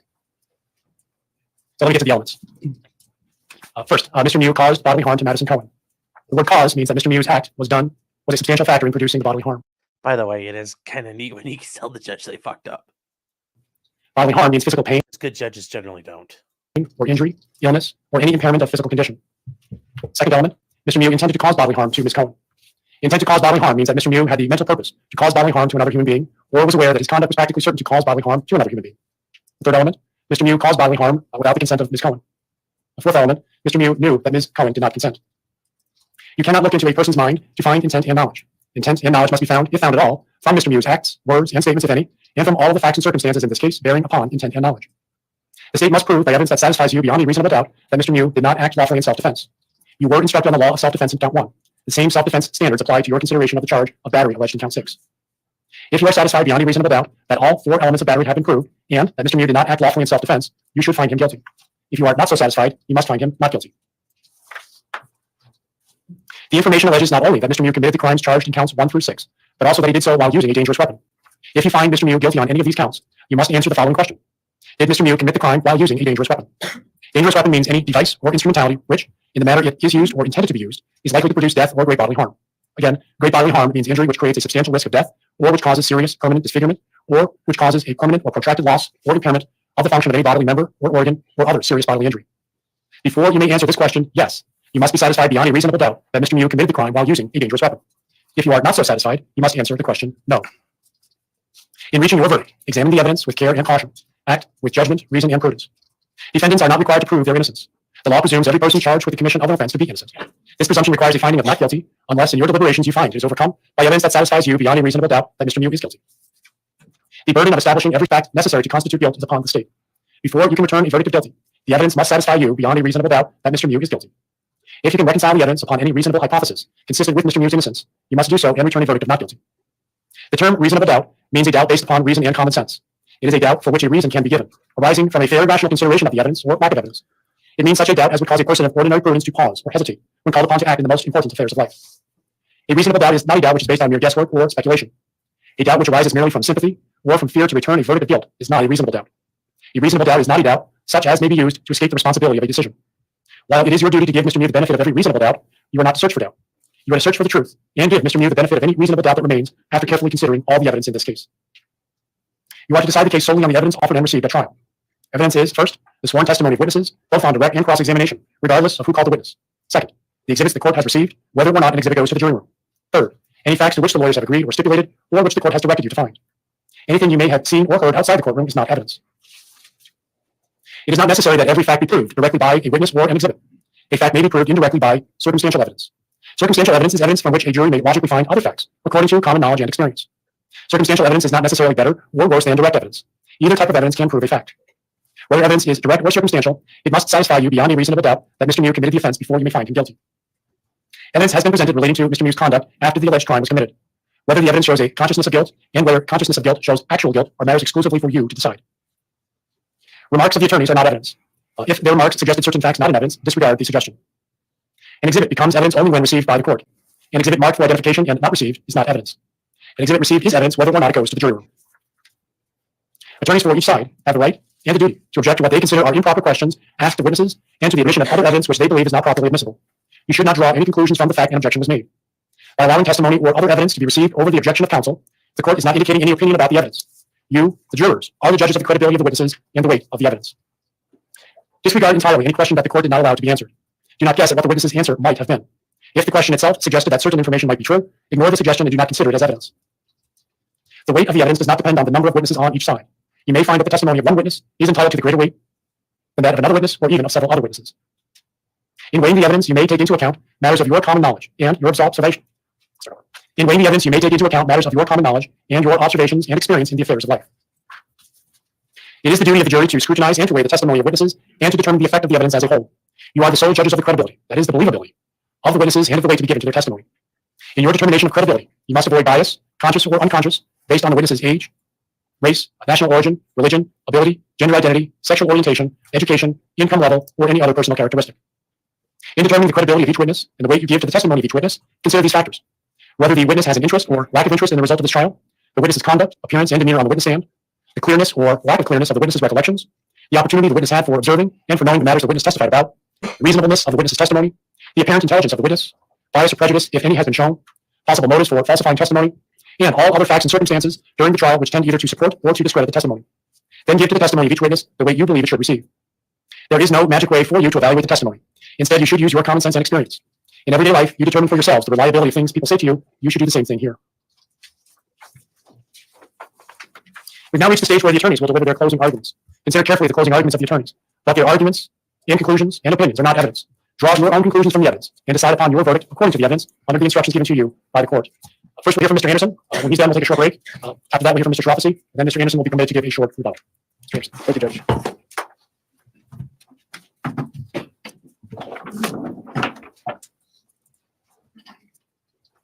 All right, we're going to slow this down, chat. Now we're getting to the part that matters.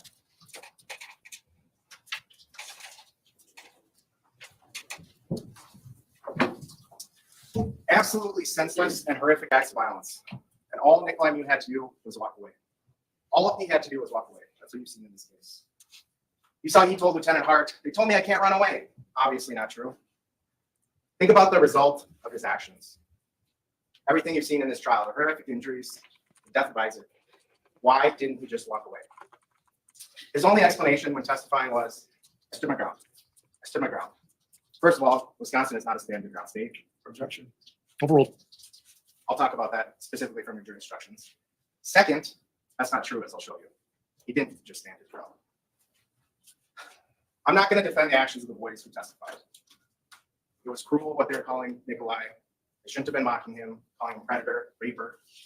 But their conduct did not justify what Nicolae did. You heard from Alina, Isaac's mother, about her son Isaac. He was 17 years old when he was killed. He enjoyed golfing, spending time with friends. He recently started a new business, detailing cars. He was an honor student looking forward to going to college. His death was senseless. One of the things defense said in the beginning of trial in their opening was they're glad there's a video. So are we. Without the video, Nicolae would have slipped away. The only reason he was apprehended was because law enforcement had that screenshot of him. The video doesn't fade with time. It's not biased, not influenced by alcohol. As I told you in the beginning of this case, the violent episode from the video is about 25 seconds, from when he punches Madison until you see him walking off after stabbing 5 people. Nicolae is not seen in that video for 8 to 9 seconds until the point you see him walking away. You don't see him stab Dante. Some of you may wonder why we called Marion Davis. Certainly wasn't for his eyewitness testimony, but he took a video. He took a video that captured a different angle than Juwan's video. It's grainy, it's difficult to see, but you can see enough. And it shows Nicolae seeking Dante out and stabbing him when his group is in the opposite direction. Nicolae walks into a crowd of people, stabs Dante. Before I show you that video again, I need to provide some context from Juwan's video. We need context. Is that really you think we need context here? Take it off.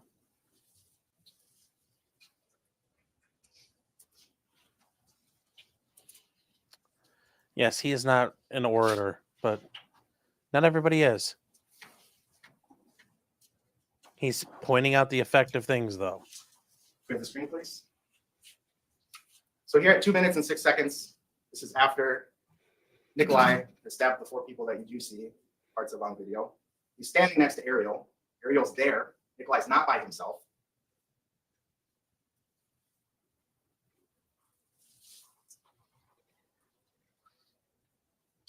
Two minutes, 8 seconds. That's the last you'll see of Nicolae until you see him walking off in this video. You see Dante or AJ, boys running back to their tubes. And you see Larian filming in the background. Larian captured what Nicolae was doing at this point, even though this video didn't. And here, a moment, you can see the edge of Dante's swim trunks on the right. You can see the light on top, the dark on bottom. At this point in Larian's video, Dante's just been stabbed.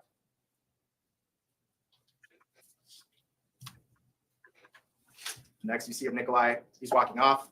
You can see Dante in the background, holding his stomach, looking down at his wound. Well, actually, keep it up for a second, sorry. And then for further context, you see Alex Vang running to Isaac.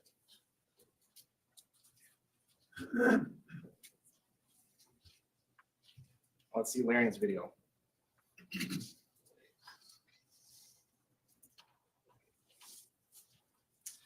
Okay, that was me. Remember, Nicolae admitted he walked up to Larian. He walked up to Dante and stabbed him. He admitted Dante was the last person he stabbed. Here you can see Nicolae in dark swim trunks, bigger build. On the right, you can see Dante, swim trunks, lighter on top, darker on bottom.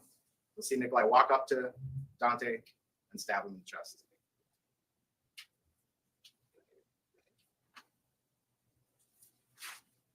You'll see Dante recoil from the stab. See the boys on the right running to their tubes. And in the second here, you'll see Alex Vang. We'll zoom in on him as he runs to Isaac. Using this grainy ass footage. Such garbage. I'm going to show that again.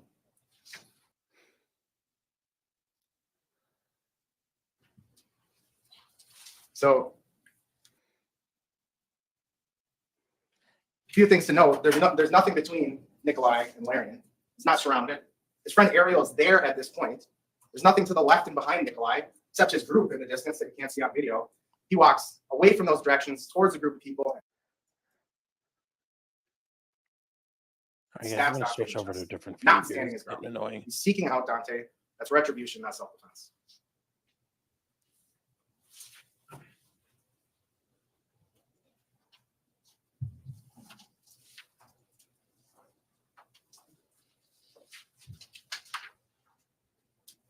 And recall too the DNA results. Isaac's DNA and Dante's DNA was the only DNA on the knife. They're also the last two that are stabbed. It makes sense from how the analyst described DNA, how it can wash off. You probably noticed throughout this trial, not a lot of witnesses come off looking great after they testify. There's some exceptions. Obviously, the Good Samaritans who went to aid Isaac and AJ. Eric Von Williams included in that from Nicolae's group. He's the only one who went to their aid. Sheena Lowell, you heard her testify from the crossing group. You saw her just standing in the background watching what was going on the whole time. She was completely sober. You heard her testify, Nicolae Punch Madison. She has zero connection with the group anymore, zero contact. Her acquaintance broke up. Tony is another one. He only comes in to break up what he thinks is a fist fight. He's directing Nicolae towards Nicolae's group. Nicolae turns and stabs him twice. Another one I submit to you is an exception. Okay, guys, don't panic. The jury's coming in. They're not done yet. They're ending for the day. Remember, it's 4:30 there. So, close of the day. They're coming back tomorrow. So, don't panic. There's nothing new for court. So, no verdict tonight. That acted admirably is Isaac. His death was tragic and horrific.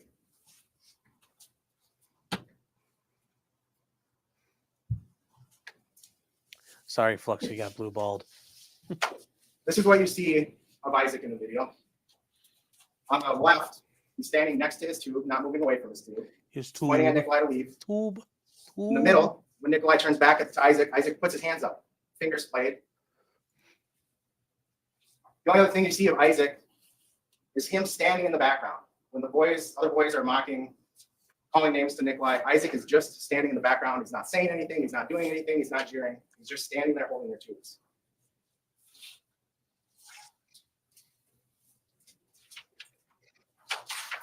There's been a pretty serious mischaracterization of Isaac's actions with regard to when he gets stabbed. Defense has tried to classify it as a strangulation. Defense accused the state in openings of being selective in the photos we use, the frames, to try to show a certain narrative about Nicolae smiling. As you've seen, he's smiling a lot in the video. But defense is actually doing that when it comes to Isaac. Nicolae never said anything about being choked, never said anything about pain on his neck, even when specifically asked by the SART nurse, never mentions anything.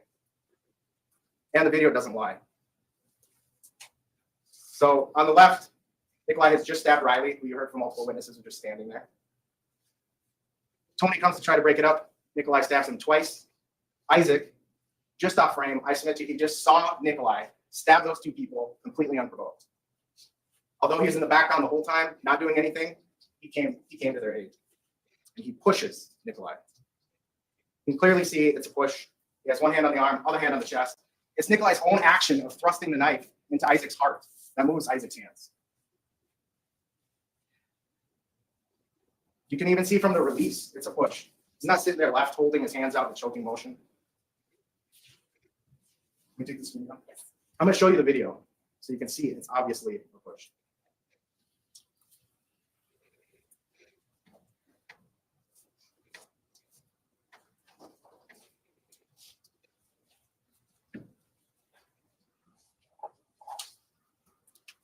While my computer is loading here, even if it was a strangulation, which it clearly isn't, Isaac was justified in using any level of force. He just saw Nicolae stab two people who posed no threat to Nicolae. It's interesting you say he's Tony was entitled to backing up any use of the fight. force. He had actually ignored Nicolae at first, walked past him, pushed Dante out of the way. Riley was just standing there. Met 2 minutes and 3 seconds. Do we have the screen?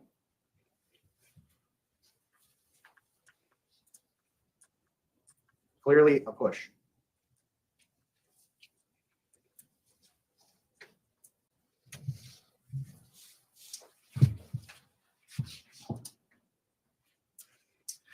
defense has mischaracterized the entire situation as 13 on 1, 13 on 1, implying it's some sort of mob beating up Nicolae. It's not even 13 people yelling at Nicolae. As you saw in the video, Gabby, Janelle, they're just standing in the background. Isaac, he's just standing in the background, not yelling anything. It's 13 people in the proximity, only 2 close to him, 2 tiny females. Nicolae's clearly not afraid of the boys. He ran up on the boys, turns his back on them and others multiple times. Even at worst, this is a 2-on-1 with AJ and Dante. But even then, as you saw in the video, Ariel's right there. It's more like a 2-on-2. Ariel's right there. Plus, Tony comes in as a neutral party to separate things. It's not 13 on 1. As soon as AJ gets disemboweled, you see people start to move away. So there's not even 13 people immediately around. You saw Owen way in the background because he saw the knife. So why try to mischaracterize the situation? Because there's some things that are hard to explain otherwise for defense. Turn on the screen, please. This is the second time you saw in the video that Nicolae turns his back on the boys and people from the Carlson group. You don't turn your back on somebody. It's common sense. You don't check your common sense at the door when you serve as a jury. Don't turn your back on somebody if you're afraid of them, especially if you're so afraid you got to reach for your knife. You can't be that afraid that he's got to reach for his knife and so unafraid that he turns his back on them. He was angry, not afraid. That image on the right is only less than 30 seconds after he turns his back on them, touching his knife. Yeah. Fear can go up and down. The defense tried to explain that change from in that 30-second window by saying he was getting pushed by Madison and Ryan. He was getting pushed. They're lightly touching his arms and they're tiny. They're not in his face. You can see in the images they're standing close. They're not in his face. They're not shaking their fists at him. They're not even sticking their fingers in his face. They're standing close to him, touching his shoulders, pointing, yelling at him to leave. I'm going to back up a little bit and talk about Nicolae looking for the phone. So Eric Von Williams from Nicolae's group, you heard testify, before any of this happened, he was concerned about Nicolae's behavior. He was concerned that people were going to think he was a predator. Ernesto told Nicolae not to go look for the phone. Others in the group told him not to. You heard they didn't care about the phone. Ariel didn't care about the phone. Nicolae went. Sandy said he went twice, was back for 5 to 10 minutes, then went again over by the boys. Defense argued in opening that the boys' goal, their goal was to humiliate Nicolae. Clearly, he wasn't looking for little girls. But the boys are not completely unreasonable in their belief. Eric Von Williams thought the same thing. They reacted wrong, but they just didn't invent this whole thing in order to humiliate Nicolae.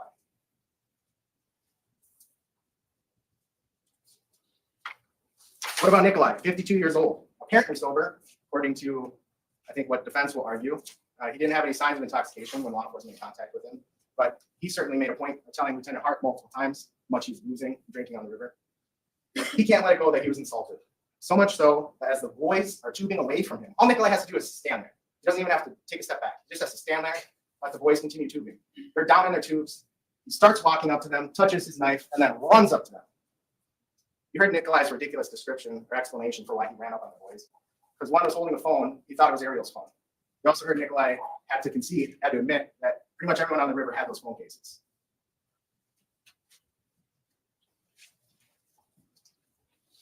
Another double standard from defense is physical attributes of those involved.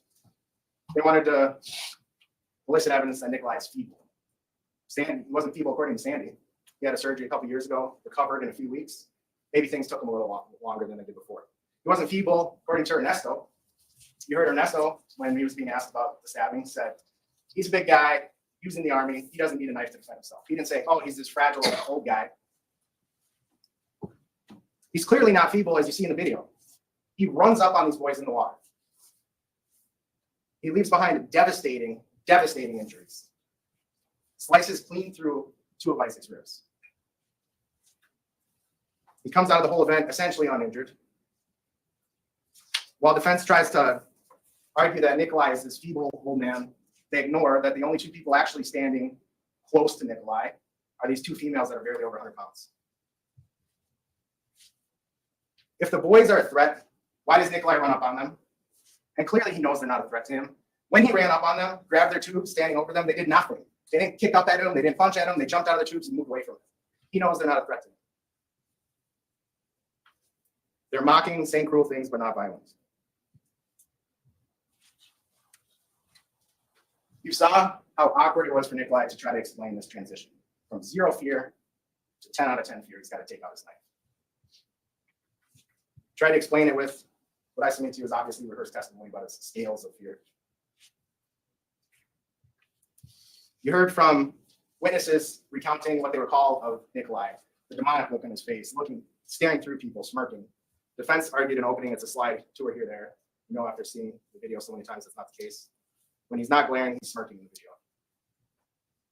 Recall, I asked Ernesto, his best friend, when he was trying to describe the shock of Nicolae, I asked, was he smiling? He didn't say, yeah, he smiles when he's scared. He smiles when he's nervous. He said, who's going to smile in a situation where Frames are shocked not and helpful fear? to you. Frame by frame by frame, man. It's not going to win. Nicolae was angry. He wasn't afraid. He's smirking even as he's holding the knife. Why didn't he just walk away? The defense tried to argue there's rocks unstable, his sandals were bad, didn't stop him from running up to the boys as they're shooting away from him. Why didn't he just hold the knife up? Say, hey, I got a knife, back up. You saw Owen is the only person who saw the knife and you saw his reaction. So everyone else is moving forward and responding to Nicolae punching Madison. Owen's trying to pull people back. Next you see him, he's off in the distance. This whole thing would have ended if Nicolae just held up the knife. Instead of opening it down by his waist without looking down, because it's human nature, if he would have looked down, people would have looked down. He holds it down by his waist, opens it up, never displays it, or says he has a knife. Nicolae did not act as any reasonable person would in that situation if they were truly in fear of their life or great bodily harm. So let's talk. Here's Owen reacting, as you see. Again, Isaac just standing in the background in the middle. You see when other people are moving forward, Owen's trying to pull them back. You heard him yell, bro, he's got a knife. So let's talk about the punch to Madison. I submit to you the evidence shows clearly, beyond a reasonable doubt, Nicolae punched her. She fell backwards, but caught herself. Multiple witnesses testified to seeing her falling backwards. Defense is saying, arguing on cross, well, she's not wet. She didn't actually fall down. If witnesses are all standing in that kind of semicircle around Nicolae, she gets punched and falls backwards, and then their attention's back to Nicolae because Dante's hitting him. They're not going to see that she caught herself. They're going to think she fell down. Look at her position next to Riley. Her shoulder to shoulder in front of Nicolae before the camera pans away. When the camera pans back, now Dante's shoulder to shoulder with Riley, and Maddie is back. She clearly got knocked backwards. Her sunglasses aren't on her head anymore. Defense has a double standard about that too. If there's not a photo of it, it didn't happen. If there's not a photo of an injury, it didn't happen. We know Nicolae got punched. He didn't have any injury.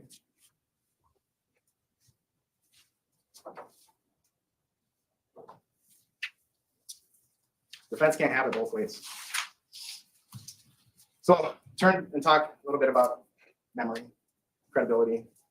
Obviously, a witness's memory is better closer to the event. That's obvious.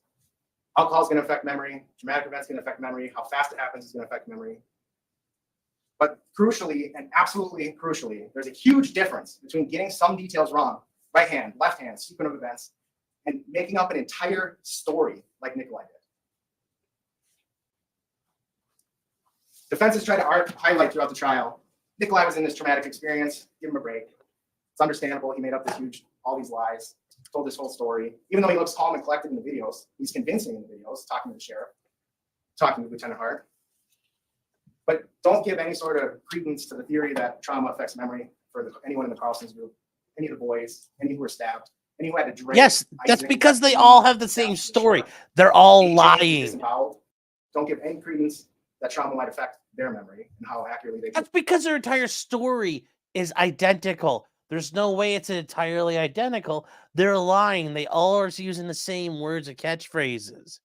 Remember all the details. But Nicolae, who invented the entire story, tried to skip through the crowd. He invented the entire story, huh?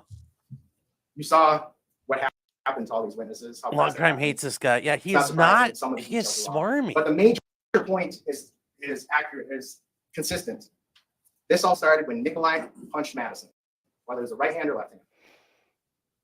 Well, that kind of matters. You heard the turmoil of the boys when they realized Isaac was stabbed.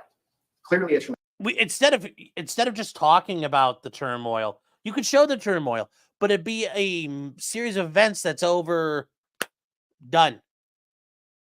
You don't show that. You show these frames because you show the reality of the situation. It looks awful from your standpoint.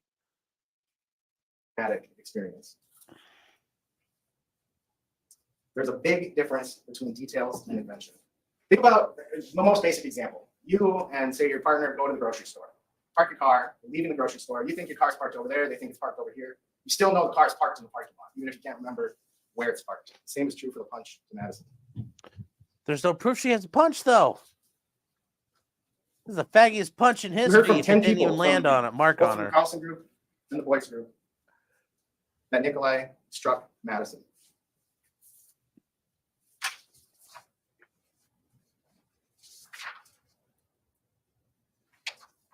So what about, let's talk a little bit about witnesses from Nicolae's group. Ariel, what did he say? At trial, he says Nick defended himself. Can't really say how. Never said that when he interviewed with law enforcement. He denied even being close to Nicolae. Remember, Ariel was there when he stabbed Dante. He was right there when Nicolae stabbed Riley, Tony, and Isaac.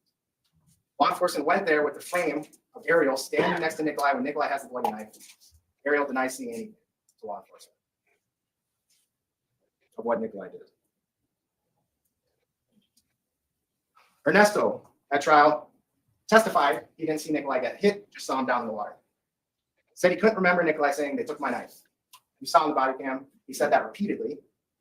He testified that somebody was walking towards him, he pointed at him, get back. Never said that to law enforcement, although he did describe to law enforcement, as you saw, him saying, Nicolae, get out, Nicolae walking out, and then he said, and that's it. Never said anything about anyone pointing at him and walking towards him. When I asked, he said, I wasn't asked that question. He described that event. He also wasn't asked more than 10 times if Nicolae said they took my knife. So, about the punch to Madison again. Sergio, he's in Nicolae's group. He had walked out a little ways. You can see him in the photo on the left, in the top right.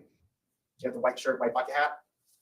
He testified he saw the blonde girl in the black leotard walk over to Nicolae and say, go, go, go. He said it repeatedly to law enforcement. And he said Nicolae pushed her. So this is what it would have looked like from his perspective, although a lot farther back in that photo on the right. Yes, How could he have seen Nicolae do anything to Madison unless she got pushed back, punched back, something violent? Not How some light dare you, push. Brad? He's not going to see that from How where he was. dare? How dare? How dare you?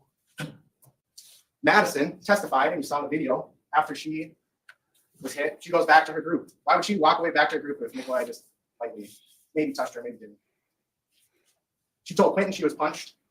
She told police at the scene she was punched. She told police in the interview she was punched. She testified about feeling the throbbing pain in her cheek. Nope. Right now they can't. They can't have nothing objectionable yet. Then he I testified. take it. She was told by law enforcement, sheriff's office, they didn't need the photo. You heard about that misunderstanding. Yes. She had anxiety about deleting the photo. In an effort to console her, she was told. Hey there, Aaron. This is an important jury instruction in your jury instructions. Although we're not a stand your ground state, there's also not a duty to retreat. But in determining whether Nicolae's actions, whether his use of force was reasonable to prevent or terminate the interference, you may consider whether he had the opportunity to retreat with safety, whether such retreat was feasible, and whether he knew of the opportunity. He turned his back on them multiple times facing open water. People were yelling at him to leave, to walk away, to go. And he didn't. Instead, he took out his knife. That is not reasonable. You heard from Sheena Lowell, Janelle Duxbury, Ghazi Khazri Nazimpour, Dante Carlson, and AJ about the strike to Madison. You heard from the boys, Ryan Nelson, Juan Cockfield, Landon Wire, and Alex Bang. Alex Bang originally described it as slap. You heard from Owen that he heard an impact and saw Madison fall back and catch herself. Yes, he heard. Defense It. has to argue that they're all either lying or mistaken. All these witnesses, including Sergio. Yeah, they're all If lying. they're Or lying, mistaken. why would Yes. say I saw some swelling and some slight redness, but didn't see the punch? Why wouldn't he just say, yeah, I saw the punch too? Why wouldn't Tony say he saw the punch? Why wouldn't Tony say he saw Riley get stabbed and she's just standing there? They tried to explain what happened as best they could. The punch isn't on video, but you see the reaction. You hear Dante yell, you can't hit a woman before Riley is stabbed. They obviously didn't plan this lie in the chaos of the moment. So the only thing defense can argue is they're mistaken. that all these people standing around Nicolae in that half circle approximate shape, they're all looking in that direction, including Sergio, including Sheena, who was by the group, the tubes for the Costin group.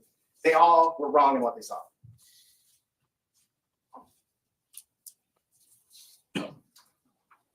Another defense double standard, it's relatively minor, but I submit to you it shows that they're grasping at straws. There's this, trying to put Nicolae's group in a different category. There's drunks on the Apple River, then there's Nicolae's group. About half of you raise your hand that you've been on the Apple River. That's what people do on the Apple River. They go up, they tube, and they drink. Nicolae was in the exact same boat they were in. He wasn't bird watching, and this group of drunk teenagers ran up on him. He knew what it's about. He'd been on the river before. Another thing about the punch to Madison, you heard that they didn't get to see the video before giving their statements. Even Jawan, who took the video, said he got far enough to get the screenshot of Nicolae, and then law enforcement took his phone. He didn't get to see the video. You saw what happens in this case if somebody lies about something that happened on video, because Nicolae got burned by that. He made up complete and total lies. Video showed he wasn't telling the truth. The video happens to not show the punch, but it still corroborates what all those witnesses said.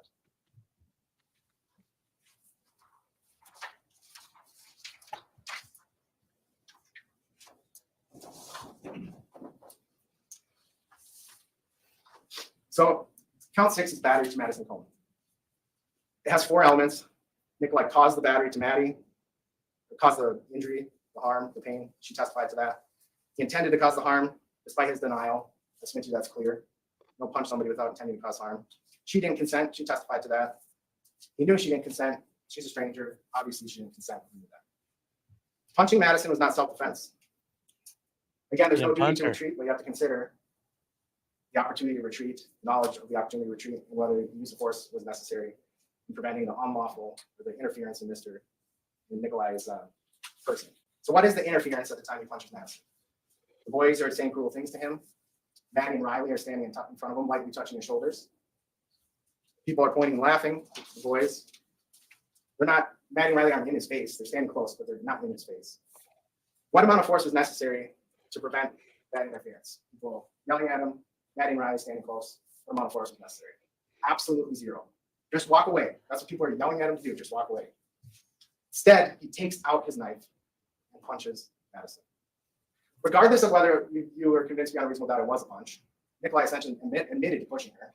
Sergio said it was a push, although when asked, he couldn't remember if it was a push or a punch. There's still provocation. The jury instructions talk about provocation and how that affects self-defense. Person may not use or threaten force intended or likely to cause death unless he or she reasonably believes he or she has exhausted every other reasonable means to escape or otherwise avoid death or great bodily harm. Remember, Nicolae ran up on these boys who were tubing away. They didn't run up on him. He ran up on them as they're tubing away from him because they insulted him. He was angry. He didn't walk away from the boys to leave the situation. He went over to Maddie, who was yelling at him to leave, and he lies to her and says, "They took my snorkel." I'm gonna play that for you so you can hear it.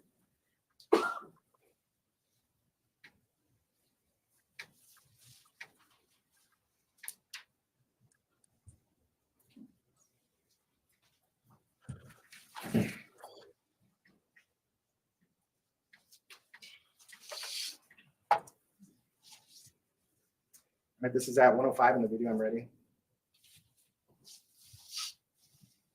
Older kid, go, go, older kid, go, go, older kid, go, go, doesn't matter. You didn't pick it up. He didn't go over there to extricate himself from the situation. He went over there and accused the boys of taking a snorkel, which was a lie. And he had just ran up on the boys. So after he runs up on the boys as they're tubing away, he goes and tells Maddie, "They took my snorkel." He's standing there smirking at people, takes out his knife, either punches or pushes Maddie. That's provocation. Defense has zero reasonable argument, especially when it comes to Tony, Riley, Isaac, and Dante. Nicolae gets punched.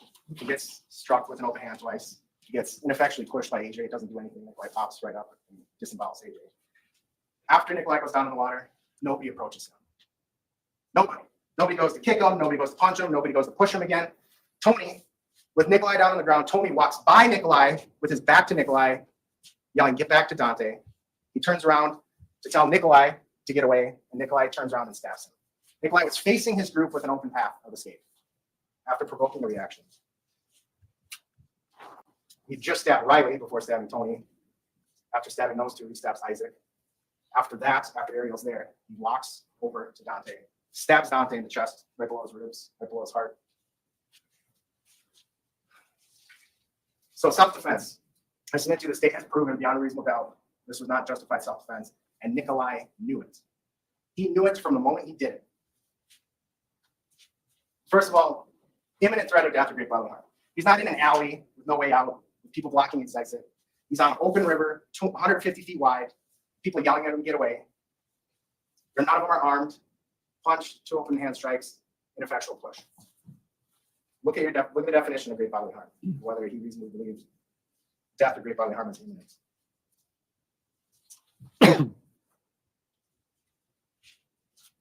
For attempted first-degree homicide for Dante, AJ, Tony, and Riley, the state has to prove that he intended to kill each of them.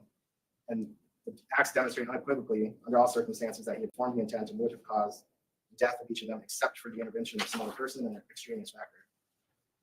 Third, the defendant not actually believed that the force used was necessary to prevent death and the death of great bodily harm. So for the intent to kill, but for outside circumstances.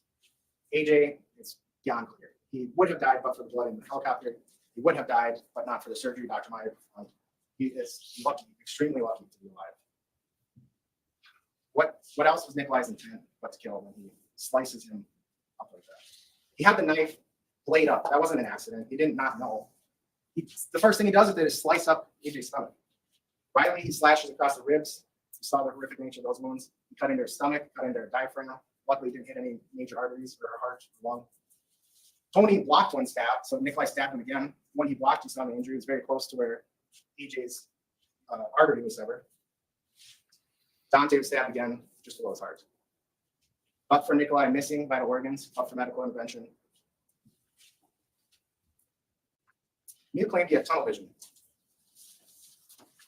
Oh, sorry, back up. So Dr. Meyer also testified, you heard about anytime there's a puncture wound to the torso, stomach, they have to go in because there's so many major veins, arteries, organs, they have to go in to make sure something major isn't done.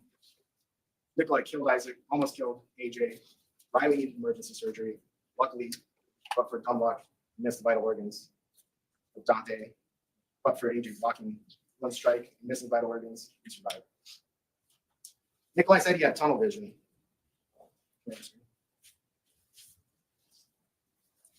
I thought everyone close to me was attacking me. I thought anyone touched me was attacking me. He didn't stab Ariel, and Ariel came up. Makes the tunnel vision. Oh, come on. A little bit unconvincing. For first-degree intentional homicide, Issac Schuman, Nicolae stabbed him so hard. This is not very organized. I am not impressed with this right now. The wound was deeper than it was wide. He sliced Isaac's heart. I don't understand his idea of blade up versus blade down. I don't, but that's to kill doesn't need to be planned ahead of time. Your instructions talk about that. It doesn't have to be formed a week, a month, a day, even a minute in advance. I don't As long know. as he had that intent when he does the act, that's intentional homicide. The first element is he caused Isaac's death. That's obvious. Acted with intent to kill. I've addressed that. Did not actually believe the force was necessary to prevent even death or great bodily harm. I'm going to get this back in a little bit for all at once. Third element, did not reasonably believe the force was. And guys, yeah, here's the thing.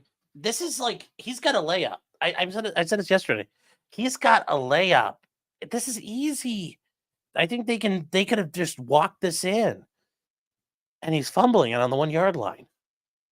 Necessary. That also goes to. I'm sorry, that's part of the third element. So how do we know? How do you know? What Nicolae believed? What a reasonable person would believe? That there's only one person on the planet who experienced what Nicolae experienced, saw what he saw, was standing in his place. And what did Nicolae believe? He believed it was unjustified. The very first thing he does is walk away. Doesn't run. Doesn't tell Ariel or Nestor anything. Doesn't tell them to run. He walks away from his group to the other side of the river. At some point, rinses the knife because it wasn't covered in blood. throws the knife on the bank before walking back to his group. Says nothing to his group other than they took my knife. Puts on his hat, sunglasses, and shirt, and sits down in his seat. He's the one, as he said in his interview, who says, let's go, let's get out of here. They can't right away because Eric isn't there. You saw, and as they're tubing down the river, you saw the video of him casually paddling along. You saw, so plan one, get away. Slink away with the crowd. That didn't work. Plan two, play down. Can you take the screen down, please?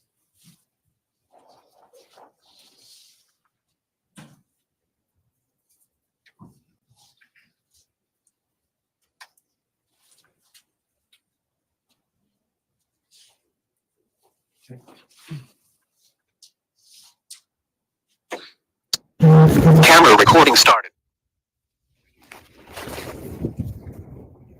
It's very. Still Hold doing on, right? hold on. Wait. Okay. What's going Temperature? Wait. It's so telling.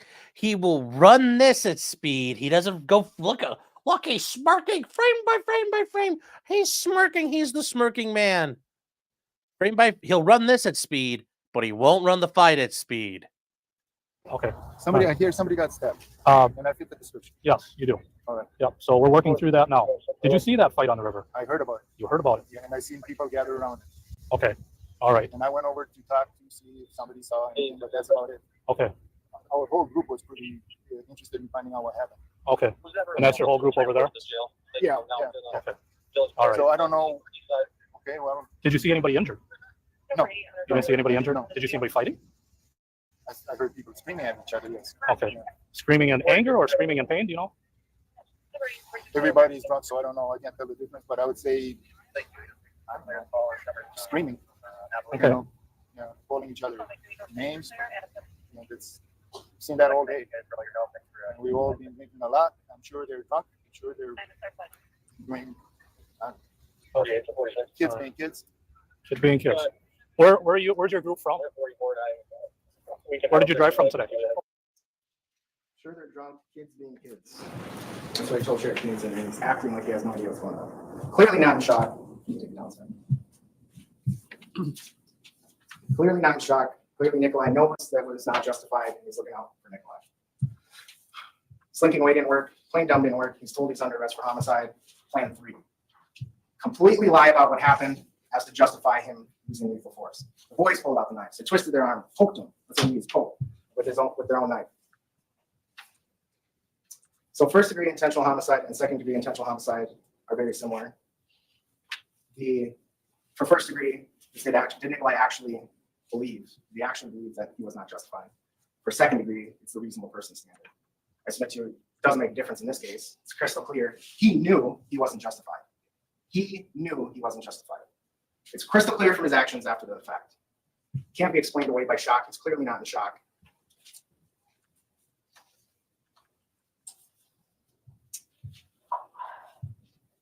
The use of force on AJ, stabbing Riley just standing there, stabbing Tony trying to break it up, stabbing Isaac directly in the heart. Varial's there, walking up to Dante and stabbing him. The injuries he left behind, that all shows his intent. Again, you have to consider whether he knew he could retreat, whether there was a safe escape. He could have just walked away. He could have just raised his knife. He didn't do any of that. He just stood there with the knife until he punched Madison. This is such garbage. He touched his knife when running up on before running up on the boys. He takes out the knife, opens the blade up, never says anything, never walks away, never takes a step back, never raises the knife, never yells for help. He's smirking with the knife in his hand. Finally, after stabbing 5 people. He's never raising the knife. Isn't that what we want? Doesn't run, walks. It's shocking to see what Nicolae did in this case, to see the injuries, and then see his calm, cool demeanor after the fact, tubing down the river, sitting in his tube at the scene of chaos, casually talking to Sheriff Newsom, making up this huge lie to Lieutenant Hart. He even lied to the start nurse at 9 p.m., so 5 hours after the incident, about boy pulling a knife, twisting his arm, poking him with his own knife. He even lied to Sandy after the arrest. Nick recognizes that what happened is not justified self-defense. Just standing there with the knife, not walking away when he clearly can. So even to Sandy, after he's charged, he casts blame on her and the group for not hearing him yelling. He never yelled. Normally, it'd be difficult to know what a defendant believed in a self-defense case, not in this case. Nicolae was not in fear, he snapped. He was angry, and he snapped, and he knew it. His actions show he knew he did not reasonably believe the amount of force was necessary. He was not actually in fear. If he was actually in fear, he would have left. How else? You know, what other clues? Think about his testimony. We submit to you that this is first-degree intentional homicide, first-degree attempted homicide. His acts clearly show intent. But if you can't agree unanimously on that, as your jury instructions tell you, you have to consider second degree. Again, the difference in second degree is Nicolae's belief versus reasonable person. You know, I submit to you his belief from his own conduct. Afterwards, he knew it was not justified. If you can't agree on second degree, you consider first-degree reckless homicide, first-degree reckless endanger of safety. Element 1, Nicolae endangered the safety of another human being. That's obvious. Endangered the safety of another by criminally reckless conduct. Jury instructions define criminally reckless conduct, creating a risk of death or great bodily harm. It's unreasonable and substantial. He was aware of the risk. Again, obvious when he's stabbing people. When you talk about reckless conduct, let's say you believe his testimony that he just thought anyone touching him, anyone close to him was attacking him and stabbing him. That's reckless. That's criminally reckless conduct. That's utter disregard for human life. What other clues are there utter disregard? He just walks away. He just walks away. He doesn't call 911. He just sits on his tube as other people are helping the victims. And he shoots down the river.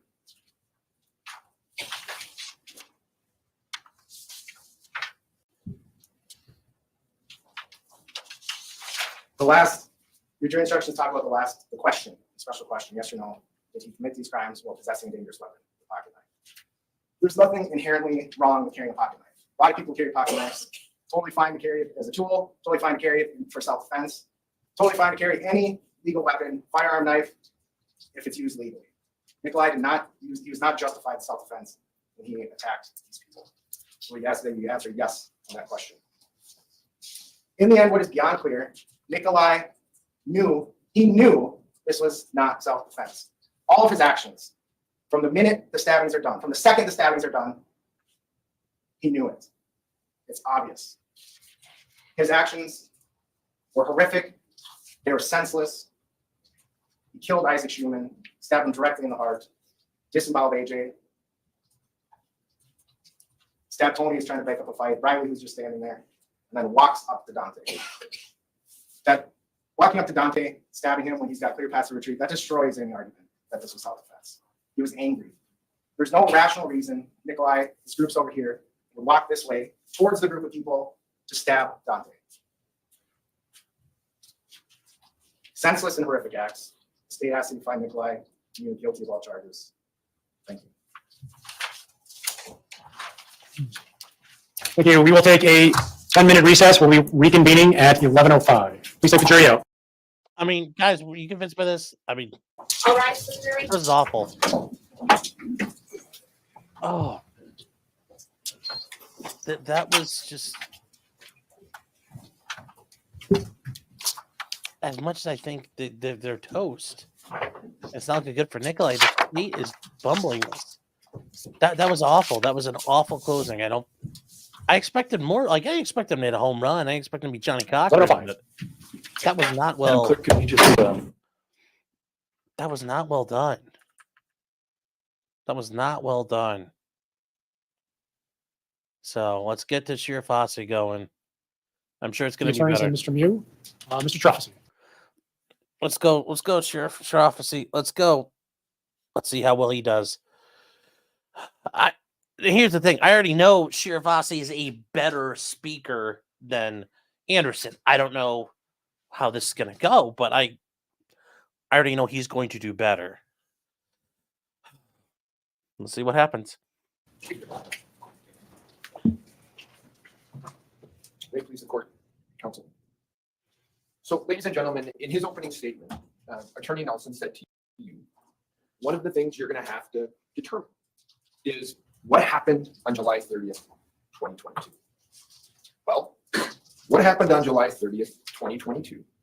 Okay, those clear rim glasses are not doing it for me. Come on, buddy. I think those look so bad. Like something a little kid would wear.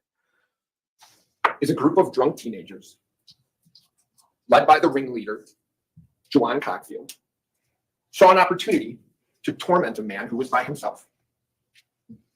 They taunted him.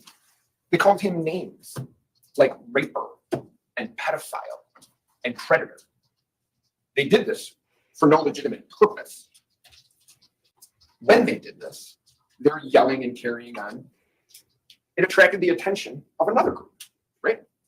Led by Madison Cohen and Dante Carlson. 6 drunk teenagers quickly turned into 13. 13 against 1. They got in his face. They screamed at him. They called him names. They swore at him. They put their hands on him. And the group of 6, they became brave. The group of 6 became brave to the point that they circle him and start taunting him. They do this to a man who has done nothing, absolutely nothing to them. Then, when that man, Mr. Miu, tries to create some space between him and Madison Cohen, they pounce. They punch him. They push him. They slap him. They hit him again. They choke him from all directions. And Nick Miu acts in self-defense. That's what happened on July 30th, 2022. I just want to give you guys a little bit of an indication as to kind of where I'm going to go, and more importantly, what I think you need to think about when you are back there thinking about the evidence, okay? First is the law. 1, there is no duty to retreat, period. That is the only requirement. In this state, bullies like Madison Cohen don't get to tell us where to go. Bullies like Madison Cohen don't get to get in our face and require that we leave. Good. That's not a requirement here. Keep that in mind. 2, subjective beliefs, okay? When you're listening to the, or contemplating the evidence and replaying it in your mind, you are to do that and consider the beliefs, not the actions, but the beliefs of Mr. Miu. And when you do that, you are to do that from his perspective at the time that the events were occurring. So while we have a video, that video is from the perspective of Juan Cockfield. The video perspective that the jury is required to consider it is as Nick Miu is holding the camera. I'm going to address this a little bit later, but the idea of provocation. Whether or not Nick intentionally caused harm to Madison Cohen. That is something that you should consider when you're considering provocation. And the other main one I want to talk about is what it means, because it's different here, beyond a reasonable doubt. This is So really good. normally, I like this. beyond a reasonable doubt is this hurdle, and the state has to jump that hurdle in order to prove a case. It's a little bit different here, okay? Because in this case, self-defense has been alleged. Remember when you're back there, Nick Miu doesn't have to prove he acted in self-defense.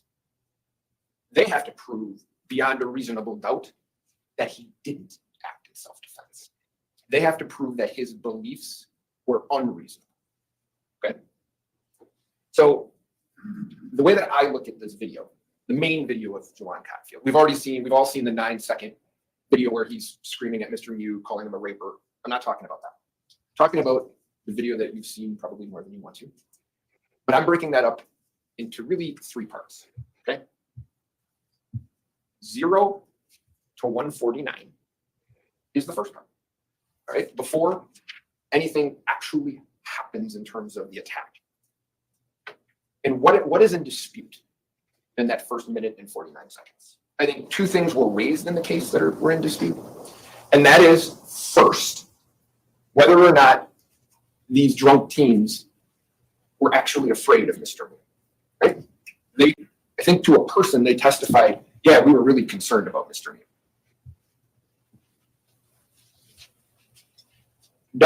And you get to use your everyday experiences in life when you decide what to believe. Does that look to you like teenagers who are afraid of that person. Is that what that looks like to you? Does this photo of drunk teenagers taunting him, does that make you believe in your experiences in life that they're afraid of him? Or is this what drunk teenagers who are terrified, is that what they look like? Exactly. Good Does stuff. that make sense to you? Good stuff. Because you heard this. As the numbers rose, as the number of people grew, their fear, it decreased. And you've heard Mr. Anderson say over and over again, all McMew had to do was walk away. Well, you heard from each one of those tubers, those drunk teenagers, we could have passed. When he walked over by Madison Cohen, we could have passed. And you heard Owen Pellicott. I didn't want to pass. I wanted to see how this was going to play out. Why? Because John Hatfield was recording this entire incident. They wanted to see what was going to happen. They're not afraid. They want to see how this is going to play out. And Jawan Cockfield said it best of all. It's for the culture. He wanted to put it on the internet so other people could see. And when you're using your everyday experiences in life, Yes. ask yourself this. Exactly. Hit it with all this. This is good.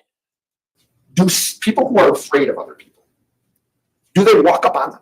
Is that what people do when you're afraid of someone? When you try to get away from them? If you're afraid of someone, do you taunt them? Do you call them names? Do you circle around them? Those are questions that you all can answer.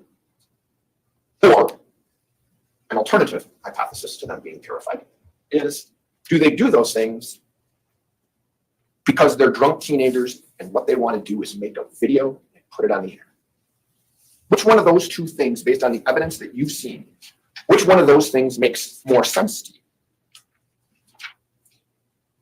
The second thing that I think is in dispute, or was at least raised in the first minute and 49 seconds of that video, is whether or not Nick Miu's looking for little girls. Now, Mr. Anderson gets up here and says, no, he wasn't looking for little girls.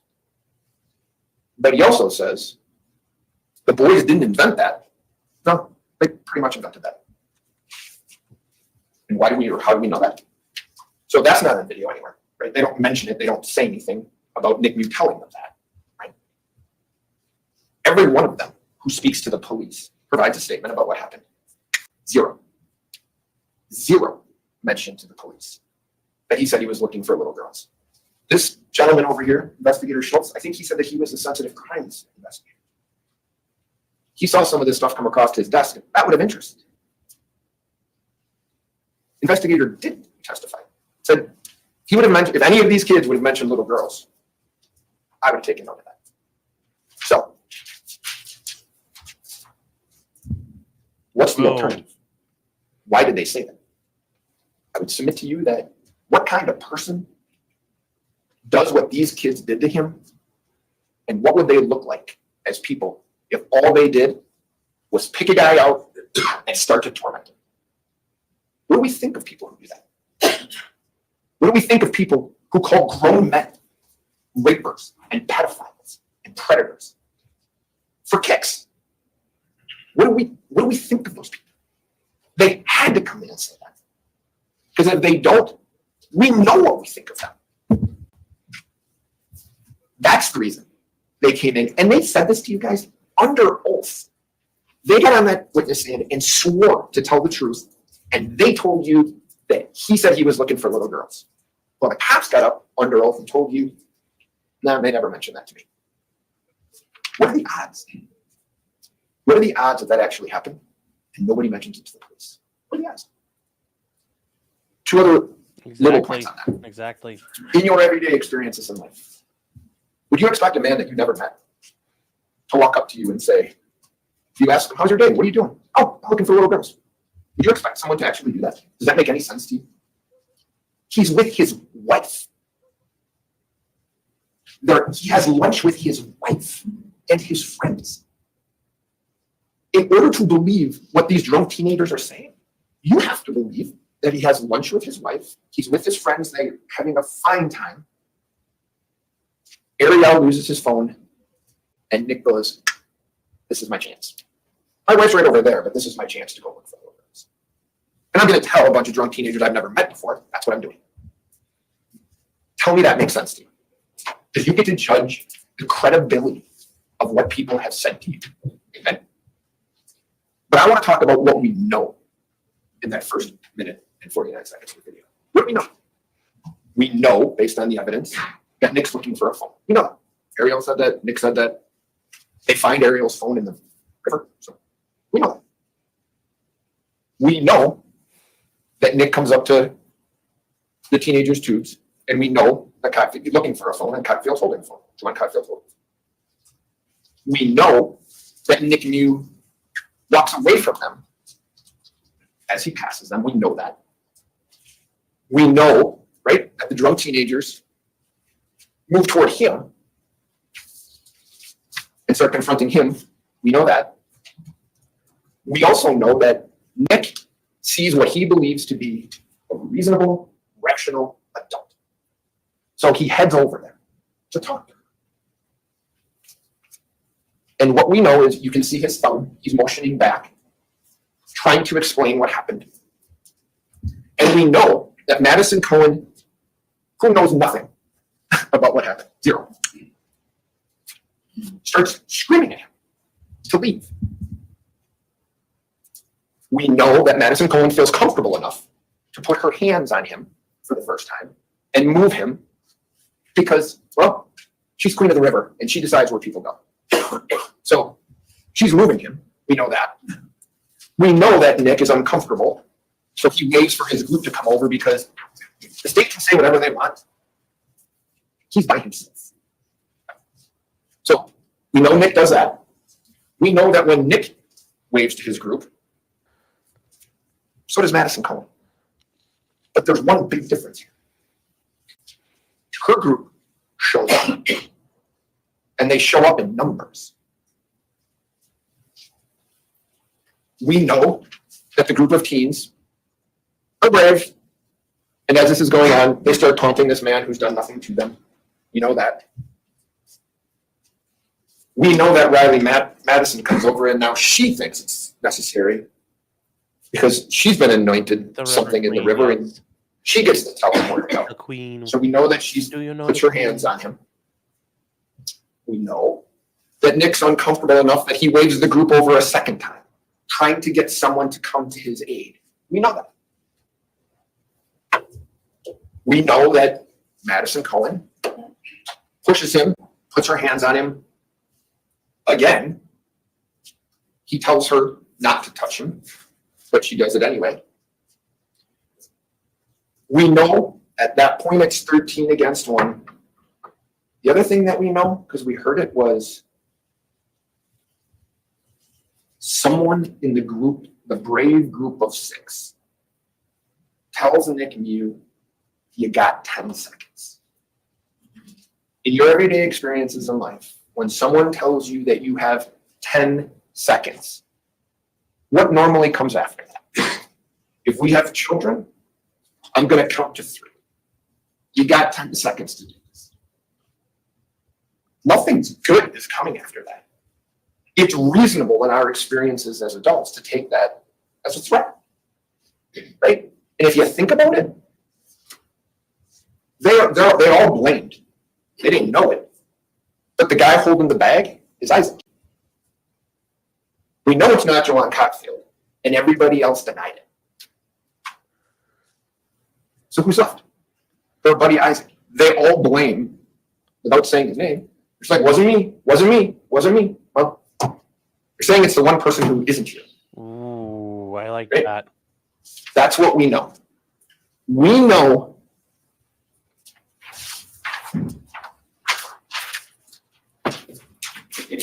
everything here I just told you is what we know in the first minute and 49 seconds. And why does that matter?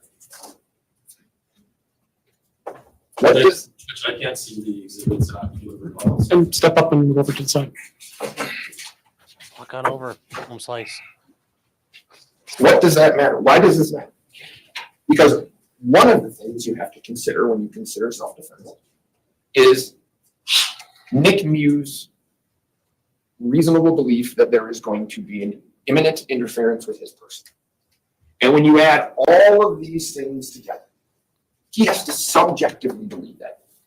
As a jury, as you sit here today, we don't get to look at it and say, what would an objective, reasonable person do? Does Nick feel that way? Does Nick feel, with all of these things listed here, that there is an imminent unlawful interference with his person?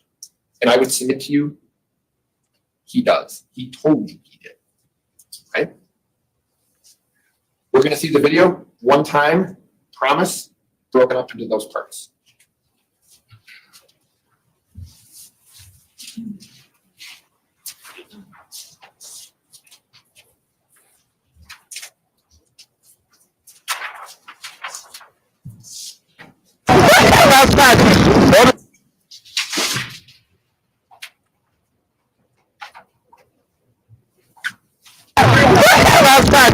What is he on? Whoa!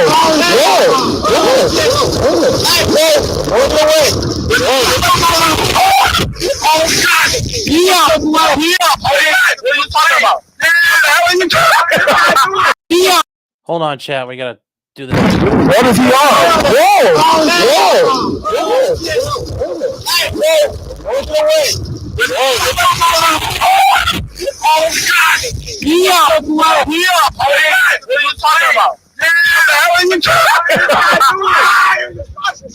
What? What's going on with your homie? He's on camera. Guys, let's skip it. He's on story. Yo, the new iPhone got that good quality. What did he say? Yeah,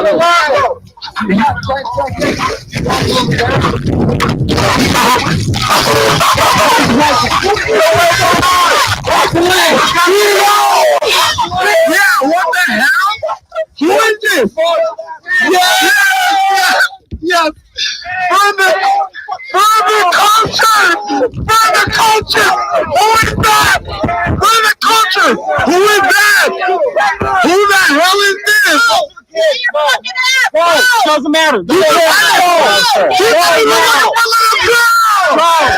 was looking for a little girl. Yeah, That's exactly what he said. we're us out. I didn't have that part on camera, did I? Some young ass kid. What the hell is this guy's problem, bro? We trying to have fun. He's gonna close you. He's gonna kill you. We don't want this one.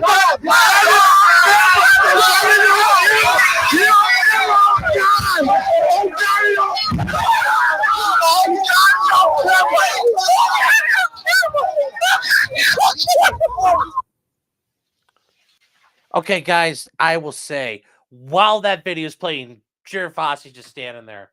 Then he takes a big old swig of water. While it's running, that's a fucking guy making a smooth move. That's a Chad move right there. And notice, how many times have you seen this video? Only from the defense. You don't see this when the stage shows it, and that's going to hurt them. I hope he brings that up. I showed you the full thing. I don't show you clip by clip by clip. I don't show you 30 frames a second. I don't show you 1/30th a second. I showed you as it happened. Hopefully he does that. But this is powerful so far. Very powerful. The second part of the video that I think is important, and Attorney Anderson's talked a little bit about it, is the 1 second that we don't get to see, right? The 1 second where the state is insinuating and is claiming that Madison Cohen was punched. And where Nick Miu has testified that he raises his arm to get her out of his space. So those are the two possibilities as to what happened in the video that you don't see. And I am, once again, asking that you use your everyday experiences in life when you make this determination, okay? And I understand that people in stressful situations don't get everything perfect. I get that. I'm not holding anybody to this exact standard. But what have we heard? in order to prove beyond a reasonable doubt that this happened? Well, you heard AJ Martin say that he grabbed her by the back of the hair and was slugging her from behind. Okay, no one else says that. You hear Alex Vang say he slapped her with a right hand in the face. Then I say, Mr. Vang, how can that happen? He's got a knife in his hand. And he says, you're right, that can't happen. He punched her. You hear Joanne Cockfield, who's not looking at it, holding his camera in another direction, says he threw a hook at her. I saw that. Right? Madison Cohen says, she said on direct examination, he hit me with a left hand to the left side of my face. And it said that. Then when I asked her questions and I said, can you explain how that's humanly possible? And her response was, you're right. I get lefts and rights wrong. He hit me on the other side. Okay. But the state says she had a heartbeat in her cheek. She should remember what side of her cheek the heartbeat was in. She doesn't get that right. But how about the things when you use your everyday experiences in life that the state, they didn't talk about when he was up here talking about her issues. He talks about her falling back and people seeing things. Okay, people can be wrong. How about things that make sense, though? We know that she's wearing sunglasses, right? We know that. Her sunglasses are not broken. She doesn't have a mark on her face from being cut by sunglasses. None of that. Is that what would happen if a 250-pound man squared up on a woman and threw a hook to her face? She doesn't have redness on her face. She doesn't have swelling on her face. She doesn't have puffiness, a bruise, or a mark. How do we know that? Investigator Schultz told us, I saw her shortly thereafter, and she didn't have a mark on her. He says, if I would have seen a mark, I would have taken a photograph of that mark. Makes sense, right? She doesn't drop her drink.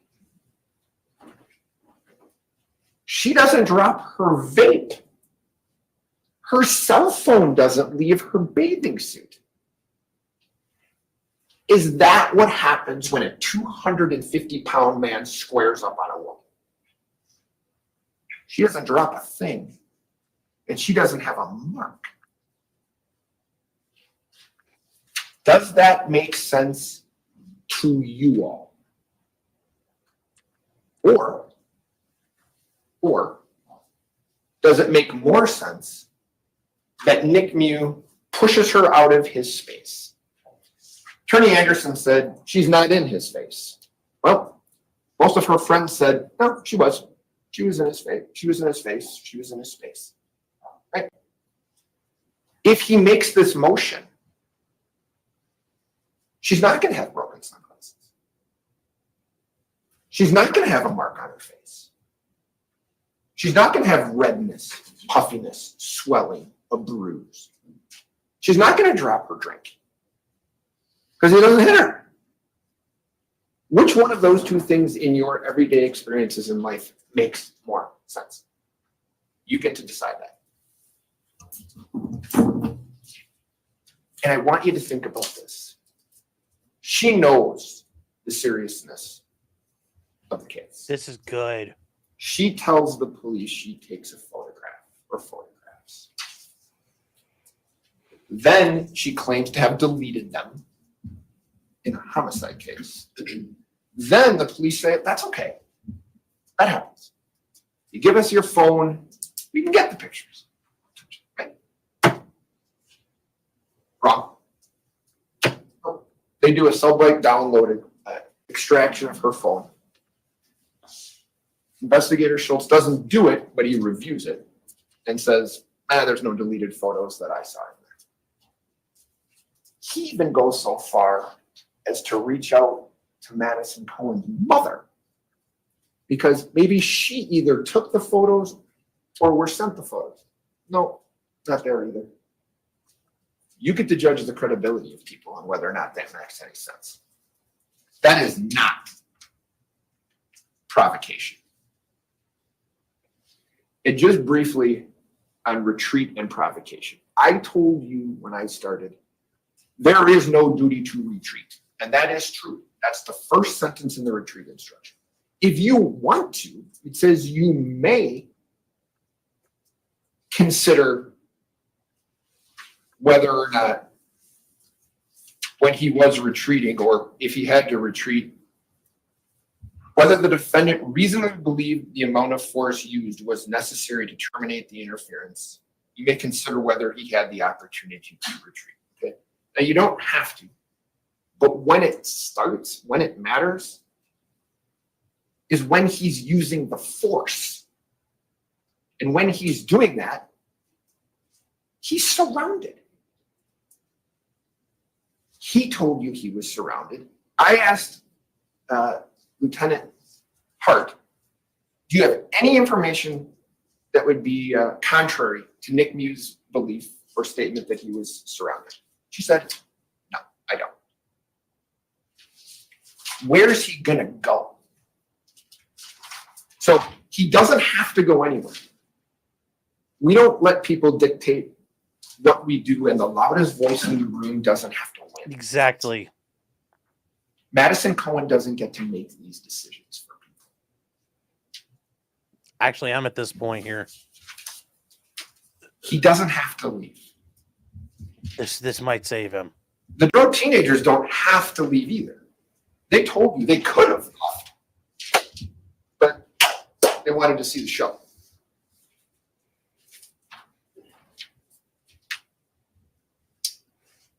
He doesn't have to go, and there's nowhere to go. That should be the beginning, middle, and end of that evaluation on retreat. Same analysis, same result on provocation. Okay? You have to find that Nick Miu committed an unlawful conduct against Madison Cohen to provoke this attack. He wanted her to get out of his personal space. The bully in the room doesn't get to yell at you and tell you to leave. And then when you don't leave, doesn't get to get in your personal space because you are not leaving. That's not how this works.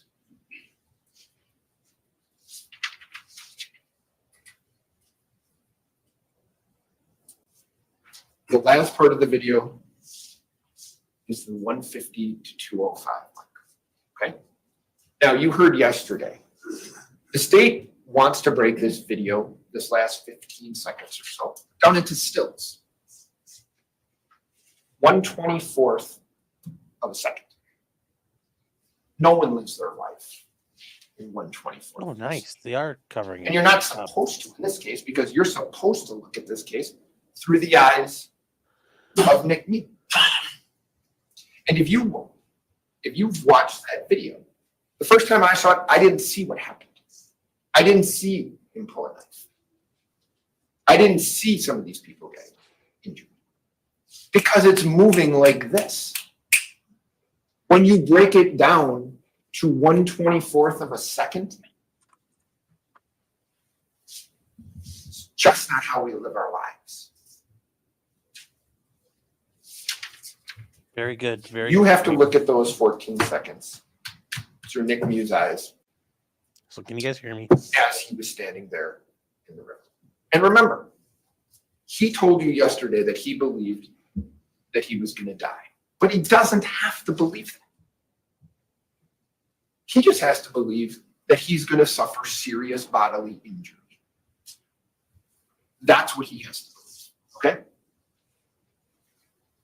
And before I start this video, I'm going to ask you this again. What do we know in those last 15 seconds? We know that Anthony and Dante Carlson were asked by their dad to go over there. Why? To help him. Quentin Carlson testified that he was concerned that Nick Miu was going to get the brakes beat off of him. So Quentin Carlson wanted his boys to go assist. I would submit to you that Quentin Carlson was concerned that Nick Miu was going to suffer serious bodily injury if someone didn't. Yes, he would. Very good point. Alex Vang told you Miu's getting his butt kicked when this is going on. And Owen Peliquin said those guys got on his ass. Right? Anthony Carlson is yelling, stop, stop, stop. He's not yelling it to Nick Miu. Nick Miu's tail down in the water. Presumably, he's telling it to the people who are beating him. Right? That's what we know.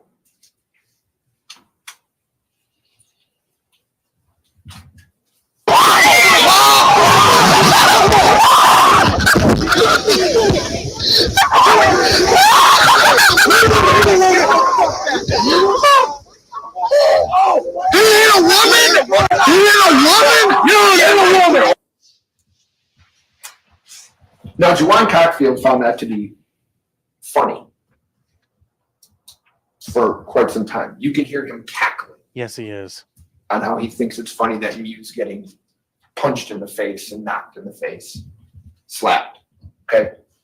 But what we know from that video is a 250-pound man, 250-pound man, has been knocked clean off his feet backwards into the water Mm-hmm.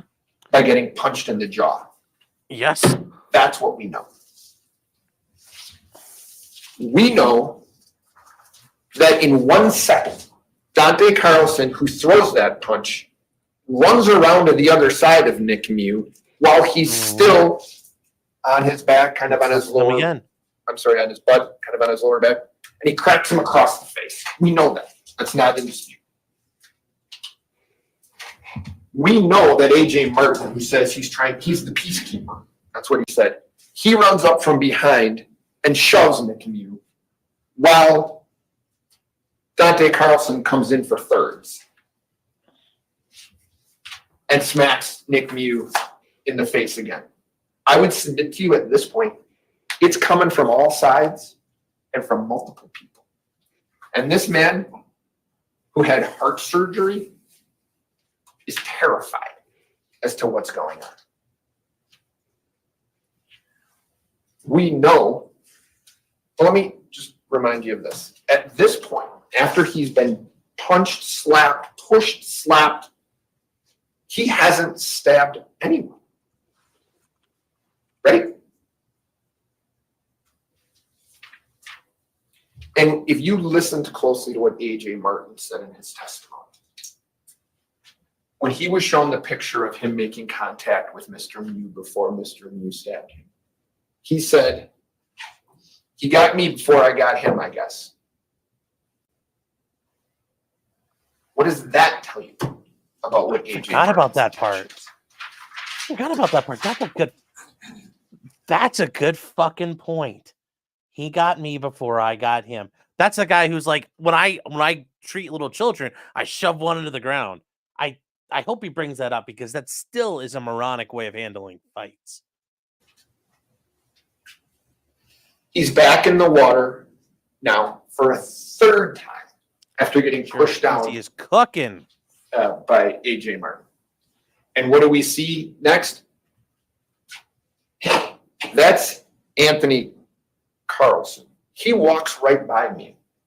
Miu doesn't do a thing to him. Mr. Miu doesn't do a thing to Anthony Carlson as he walks by. You will then see, and what we know is Anthony Carlson comes up from behind him, appears to be yelling at him and putting his hands on him. So now Miu has been touched at that point, punched, pushed from behind and slapped. And now Anthony Carlson comes up to him. We know that. And then we know 1 second later that Issac Schuman comes up to him. You guys get to make the decision on whether or not he's choking him around the neck. You get to make that decision. I'm not telling you what that is. Isaac decided You to get to jump in decide and if that fuck looks like a around. choke to you or not. So at that point, 4 Ouch. people have attacked Nick Miu. And why does it matter? Why does any of that matter? Because if you find the following, Nick Miu is not guilty of all the charges, okay? If you find that Nick Miu believed that there was an imminent unlawful interference with his person, if you believe that he believed that was coming, the 19 or 18 reasons that I put up there supports that, and he told you that, and that's his subjective beliefs, okay? If he believed the amount of force that he used was necessary to terminate that interference, okay? So if he believed that he did what he had to do, right? I would submit to you there's only 2 answers to that. Only 2 possible answers. He either did what he had to do to survive, or this man who you watch the video, who's never got a speeding ticket, who decides to go out with his wife that day, who's floating down the river and having lunch, decides, you know what, today's the day I'm going to start stabbing people. And that's an amazing I'm going to point. leave my group, I'm going to go over and I'm Yes. going to start stabbing. And this argument that the prosecutor tried to make earlier, oh, he just started fucking killing people. It doesn't. I can't believe they thought that was an argument to even put forward yesterday. So we talked about this. Nick's just like, fuck it, I got a knife. Let's see what happens. Today's the day I'm going to be a serial killer. It doesn't work. That one's so moronic. Mr. Anderson says he snapped. If he was in fear, he would have left. I think anybody would dispute that he was in fear. So when you're determining whether or not what he did, if he believed that he had to do that to terminate that interference, I would submit to you, why else would he do it? He either believed that or he just lost his mind. Right? This 52-year-old engineer who's married just lost his mind that day. Those are the 2 options I think that you have on that. And the final thing that you need to decide is whether or not his beliefs were reasonable. And the standard is, would a person of ordinary intelligence and prudence would have believed standing in his shoes at that moment. Okay? Quentin Carlson is about his age.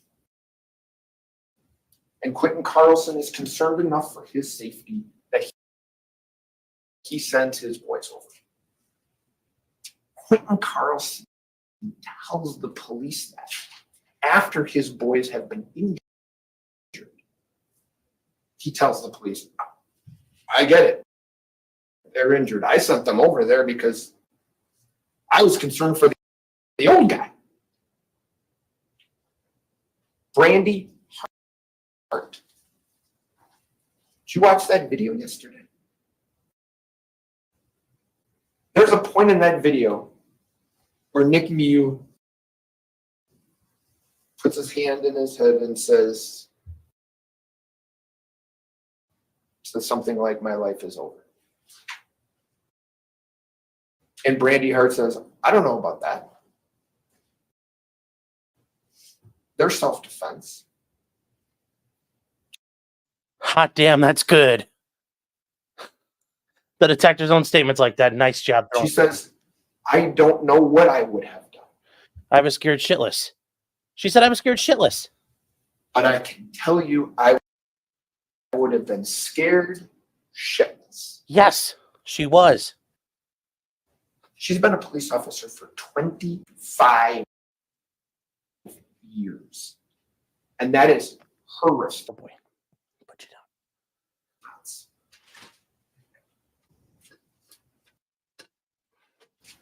State never followed up with her on anything after that. That was her statement to the police. Or that was her statement on the tape. And as I mentioned, Alex Vang and Owen Peloquin say he's getting his butt kicked. They're all over him. Are those reasonable people? You get to decide what a reasonable person would do in that situation. But I would submit to you, you've got something to work with. You've got something to work with. Brilliant. Briefly on the charges. I don't know how to. Okay. Guys, I don't know why. It sucks. Long crime is garbage. Right? We're trying to work through it here. Before you even get to self-defense, you get to intent.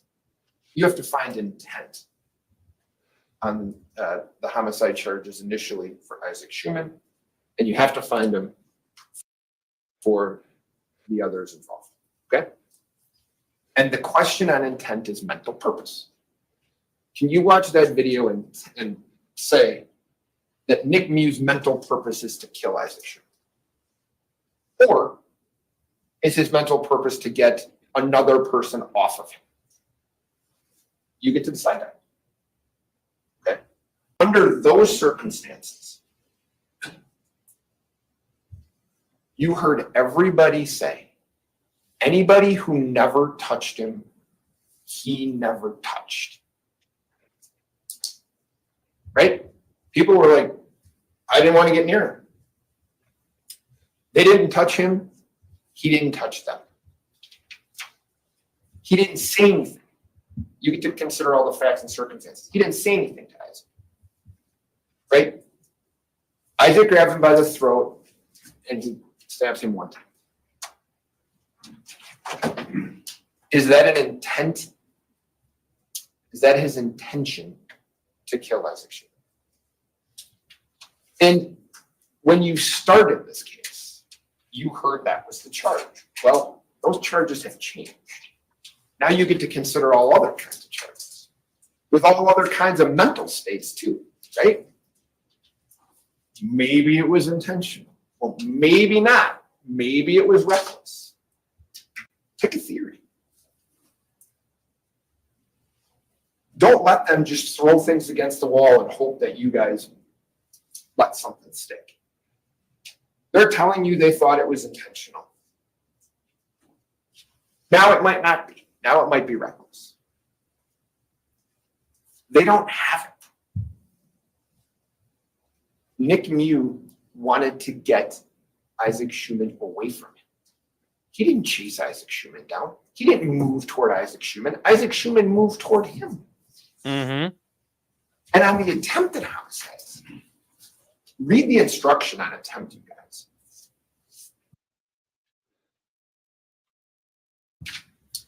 In order to convict someone of an attempted homicide, the state must prove to you beyond a reasonable doubt that demonstrates unequivocally that Nick wanted to kill these people and would have, except for the intervention of another person or some other extraneous factor, okay? And unequivocally means there can be no other inference which can reasonably be drawn. No other inference. And an extraneous factor is something outside the control of Nick. You heard DA Anderson say, but for medical intervention, some of these people would have died. Well, AJ Martin would have. Dante Carlson had a hernia. He repaired a hernia. Sorry, medical intervention doesn't prevent him. He's not going to die from that. Anthony Carlson gets 2 stitches. He's certainly not going to die from that. And Riley Madison could have got an infection, they said. I understand that. But if he wanted to kill them, why didn't he? He's, if you believe Attorney Anderson, he's alone with Dante Carlson. Why does he stab him one time? He wants to kill him. Mhm. Why doesn't he smash him up? He only stabbed to stop the threats, and only He had wants people threatening what him. he wanted all along, to get I away believe. from these people. He's leaving, and Dante Carlson, who has beaten him up, has hit him in the face repeatedly, confronts him again. What does he think? What does Nick Miu believe is about to happen? You don't have to let somebody beat you before you respond. Doesn't that make sense? And because they don't have the attempts here, because there was no outside extraneous factor, they also say might not be attempts.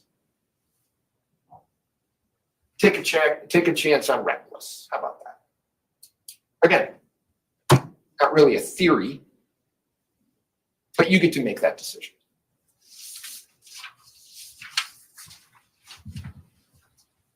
I'm going to comment on the video because I think it's appropriate that was played, the interview with Nick and Brandy Hart. He lies about the knife. He lies about the knife. What Lieutenant Hart said is he's never wavered on is that this was self-defense, that he was fearful and that he was being attacked. Okay, that he's never wavered on it. He said it over 20 times in the interview, and it's the first words out of his mouth when he's interviewed by Lieutenant Hart. Some people get some facts wrong. Some people lie about stuff. He's not telling you the truth about the knife. But does it change one thing that you saw on that video? That's the reason we want there to be a video. Is so you're not taking the word of 13 people who don't get it right. That video is not subject to change. Attorney Anderson's right. It is what it is, right? What has persevered through this case is Nick Miu's fear, how he felt, the shock. You heard people testify about that, the whiteness, the wide eyes, the ghost-looking color of his skin, that has persevered through this case. He lied about the knife. Doesn't change one thing that's on that video. Mm-hmm. You should feel sympathy for Issac Schuman's family. I have a 19-year-old son. He would be in Issac Schuman's grave right now. Everyone feels sympathy for Issac Schuman's family. I'm sure he was a wonderful kid. And I know that his parents love him. But you don't get to decide this case based on sympathy. The judge tells you that. You decide this case based on facts and evidence. That's what you are required to do. And put most succinctly, in terms of the burden of proof and what the state has to do is they have to prove to you beyond a reasonable doubt it's not self-defense. And what does reasonable doubt mean? Well, the judge read it to you. You'll get to hear about it again. But it's a doubt that would cause a person of ordinary prudence to pause or hesitate when deciding the most important affairs of life. And I would submit to you the most important affairs of your collective lives are your health, your family's health, loved one's health.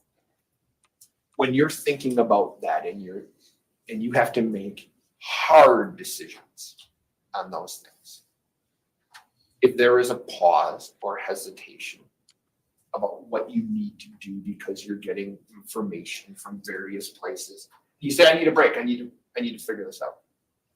That's reasonable. Okay. It is a doubt for which a reason can be given. That reason is self-defense. And I just want you guys to know this. When you go back there and you have those verdict forms, if you believe it's self-defense, he's not guilty. If you believe it's probably self-defense, he's not guilty. If you believe it's possibly self-defense, he's not guilty. Mm-hmm. If you're like, it likely is, I don't know, not guilty. Yep, still not guilty. If you believe it might not be, not guilty. Mm-hmm. If you believe it's probably not self-defense, Still not guilty. not guilty. You have to know. You gotta read All of those considerations It's that not you would have self-defense. require a verdict of not guilty. Because the state has to prove to you beyond a reasonable doubt that it wasn't self-defense. So, as I go to sit down, we, Attorney Nelson, Nick Miu, and I appreciate all of your time. The time that you've taken away from your families and friends to do this. The attentiveness that you've given us. And I think it's time for people to go home when you're done. And what we're asking that you do is that you send Nick Miu home. That you find him not guilty on all of the charges. Thank you. Oh, ho, ho, ho. That's a closing argument. Wow. You see the difference. You see the difference. I mean, that said, there's a difference there between 8 years of practice versus nearly 25 years of practice. There's a big difference in caliber there. And Sheriff Fossey just showed why he does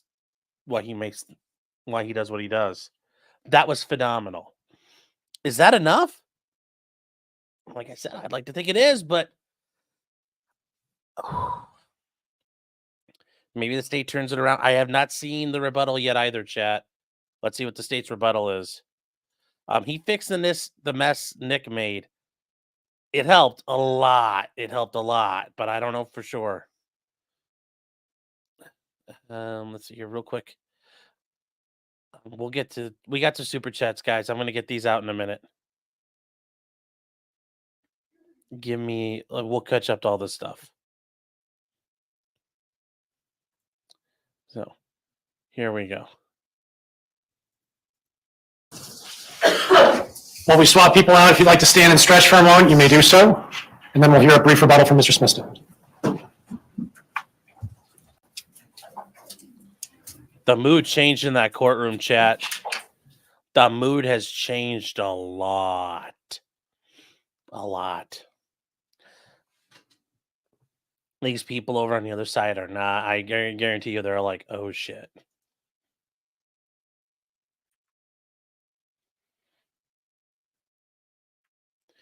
I wonder if that's Nick's twin brother, because he kind of looks like him facially. Defense is based. You just heard Mr. Rossi say his entire defense is based on what Nick Miu told you during his testimony was thoughts in his head, the beliefs in his head. What do we know about Nick Miu? We know he's smart, speaks multiple languages, has a couple of degrees, one's in math. He's a calculating person. He's a cunning person. He's a skilled and prolific liar.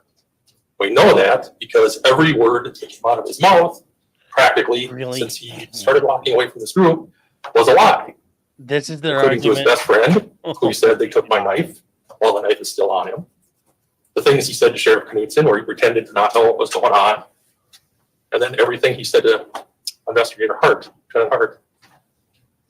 He is skillful at crafting a story that matches what he needs to say to avoid the consequences for his actions. It We didn't all know work. that. It's undisputed. He told you himself. He's a liar. It fucking work. All right. He did not just not lie about the knife. He lied about all kinds of crazy things, bizarre things. Why would he say that these boys pulled his pants down? What a bizarre lie to make up, right? Why would he say that two boys pulled knives on him? He's got to say that because he knows what he did wasn't justified. He thinks to himself, if I say one boy pulled a knife, that would be good, but if it's two, that would be better. So he crafts this elaborate story. His entire defense rests on you believing what he said on the stand yesterday. His testimony was a disaster. He got caught in several lies on the stand. He changed his answers a couple of times when he realized that what he said wasn't helpful to his defense, right? He consistently remembered details from July 30th, 2022 that benefits his defense, but doesn't remember anything about what he did, any of the facts, any of the stories that he told Lieutenant Hart. How is that possible that he can only remember the facts, the beliefs he had that assist his defense, and nothing else? How many times did he say on the stand, I don't remember, I don't remember, I don't remember? He repeated it over and over and over again because he doesn't want to answer questions about what he did because he knows dang well it wasn't justified. He's lying. He's lying. One of the many things I'm going to be grateful about when this is done is I never have to hear again that the actions he took that day was the fault of these boys. That's ridiculous. It's despicable. There's never been any explanation from the defense as to why Nick Miu ran up on these boys, why he grabbed their tubes, why he was groping around for their legs were. They don't even respond to it. They didn't bring it up. There is no explanation. That behavior is, they've been Hold on here. why he was groping around for their legs were. They don't even respond to it. They didn't bring it up. What I did or did not, if I didn't bring something up, I've always objected to that because it's not my job to bring shit up. If I don't respond to something, I have any number of reasons for not doing it. I was like, well, what? They didn't say anything about that. Objection. It's not my burden to prove anything. There is no explanation. That behavior is inexplicable. He's a bizarre person. That's because it's not true. It's inexplicable and defies logic because it never happened, bro. He made bizarre choices that day. It is not their fault. It is not their fault. I'll say it 100 times. It's not their fault. It was their These fault. boys have beat themselves up every day since this happened. You saw the raw emotion on the stand. No, we didn't. Their best friend was murdered by this guy. No. And to say that it's their fault is despicable. It is their fault. Fuck you. It's their fault every day of the week. Nobody's responsible for Nick Miu's choices but himself. He chose violence at every turn. There's been some question about whether he's fragile. Part of him is fragile. His ego is fragile. As his attorney had said early last week, when he's questioning these boys, you were trying to humiliate him. You were trying to insult him. You were taunting him. He was humiliated. He was insulted. He didn't like these boys treating him like that. He certainly didn't like Madison Cohen getting in his face, so to speak. And eventually, he did just snap. He pulled his knife out, getting ready for violence, pulls it out, holds it down where nobody can see it, holds it at his side, and then hits her. That started the violence. He prepared for the violence before he started it. Oh, so he wants him waving the knife around and brandishing a weapon. That's apparently He felt humiliated, and he wasn't going to let it go. I asked him, did you ever take a step back at any time when she was yelling at you? No. with no explanation.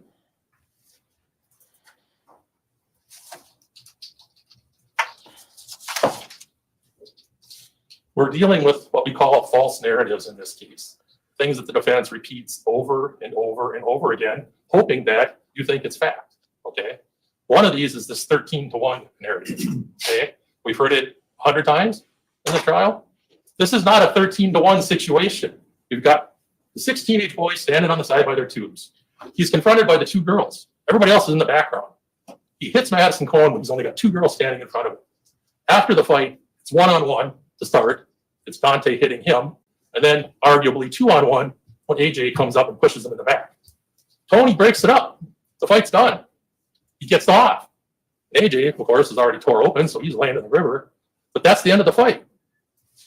Mr. Miu continued violence. He chose more violence after that part of the fight was done.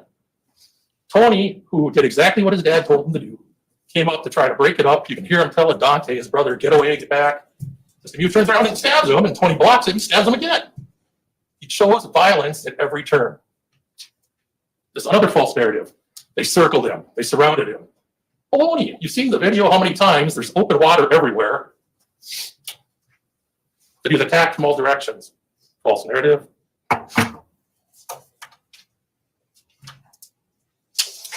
He said that Owen Peliquin testified that they stuck around because they wanted to see how it played out.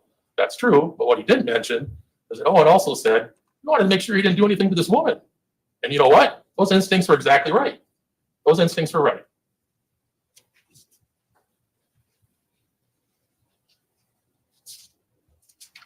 He keeps talking about how these boys wanted to make a video. Well, they were making a video. And what does that matter? They didn't start the violence.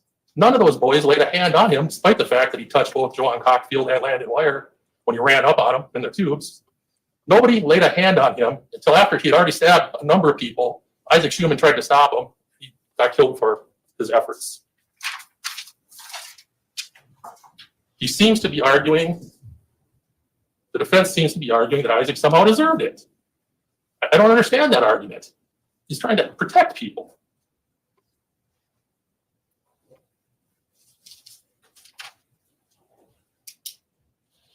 He calls Maddie Cohen the queen of the river and calls her a bully, calls her a number of other unkind things. Her testimony was, and it's clear from the video, she was trying to protect these boys. She saw that he was over there doing something, but it was freaking them out. She tried to protect them. You know, maybe if we had more people on the river trying to protect people, the world would be a better place. Yeah, because we need more white women running around screaming at people. That's what we really They've need. made, over and over, they've argued that Maddie was never. That's what America needs, according to this prosecutor's office. More drunk white women who think they're so important, yelling at everybody. That's a just think about it now, chat. Actually, just salute to America. Salute to the Karens. John Cena style.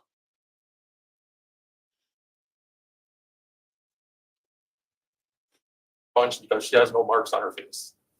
Nick Miu, who, as Mr. Trosty said, was lifted off of his feet by the punch from Dante and punched in the jaw and fell in the river, gets up and there's no marks on his face.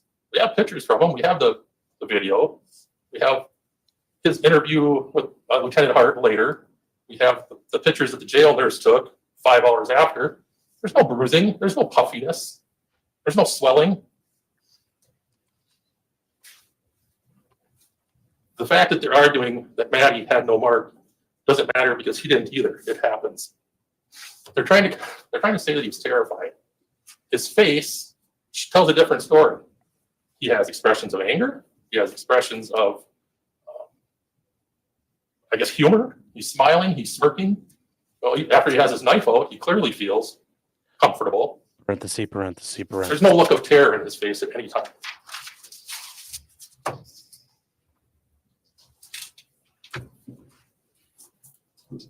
KJ Martin was not armed. He pushed Mr. Miu in the back. We know that. He didn't kick him. He didn't punch him. He didn't hold his head underwater. He pushed him in the back. And for that, he got a decision. Yes, you jumped into a fight. You're gonna get in the fight. You know, you try. You jump in the middle of a fight and start fighting a dude, he's gonna fight you. You know, he bought a ticket to ride that train, and Nicolae tried to punch his ticket. Yeah, that's what happens. Nicolae was punching tickets all day long. He punched Isaacs and he tried to punch everybody else's. Like, you got what you wanted. These people wanted a fight. They got their fight. On his body, from his belt line all the way up. You saw the pictures. It's horrible. He used no weapon against Mr. Miu. So what? He didn't even matter. He didn't use a weapon. They made a big deal about Lieutenant Hart telling Turbo Mr. Miu in the interview she would have been scared too. Well, she made that response after he'd been feeding her a load of BS about all this stuff that supposedly happened. About having 2 kids pulling knives on him and pulling his pants down and all the baloney that he fed her. Based on that, Oh, stop it. she said, yeah, The folksy stuff. Hey there, juries. He's just been, gosh golly, feeding you baloney. I would have been scared too. They're arguing that he had no intent to kill Isaac. Isaac weighed 134 pounds at the time. He's 250. He rams his knife up, not down, up, severing 2 of Isaac's ribs. Yeah. Right into his heart. But wait. All right. If he didn't intend to kill him, why not stab him in the belly? Right into his heart. Okay, great. I just want to make sure we know this, chat. So apparently in St. Croix County, if I just stab you right through, I run through you with that. We just take out the big old steel and just straight through, run you through with it.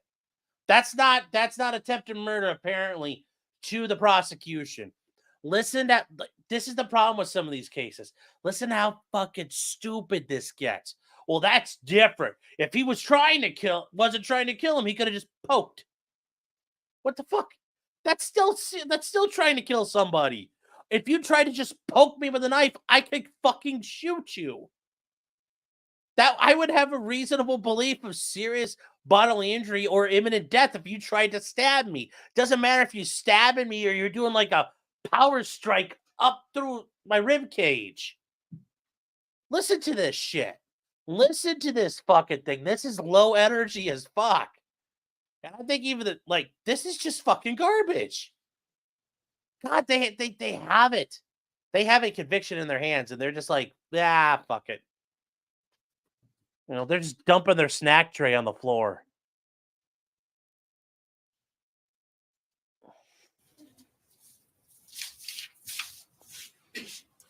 We've heard no explanation whatsoever as to why he stabbed Riley Madison. We know from the video she's standing off in the background after Tony's trying to break it up. He just walked over and stabbed her. She wasn't attacking him. Yeah. They don't explain that because there is no explanation. None. He wasn't in fear for his life from Riley Madison. She said she was 110 pounds now, might have been 115 back then. There's no fear for his life. He just was mad because she touched him. They've talked a little bit about extraneous factors. It's not just medical attention that can be an extraneous factor. As we know, multiple people on the river stopped to help these folks, putting compressions on. One witness said they used a sandwich bag to try to make a chest compression. There was a lot of interventions for these folks. We know with Riley Madison specifically that Larry and Davis and his brother, we saw it on the video, got her to shore on a tube. People went out of their way to help these folks. These are extraneous factors. But another extraneous factor is he just got unlucky. If he, as Mr. Anderson had said, we've got arteries, we've got organs. Dr. Meyer said, whenever you have an abdomen wound, you have to check all those things. It's kind of a miracle that more people didn't get killed. It's not by anything he did. He just got lucky. Missed major organs and arteries.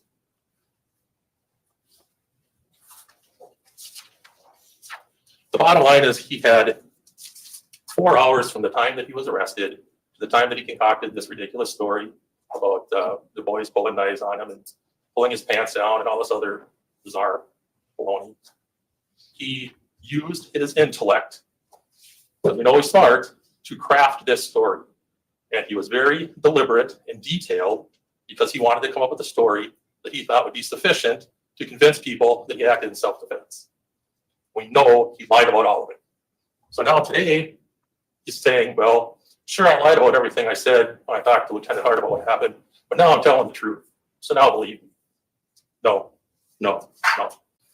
You have my full confidence. I know you're going to return just verdict of guilty and deliver justice to Issac Schuman and everybody else who got hurt by this man. Thank you.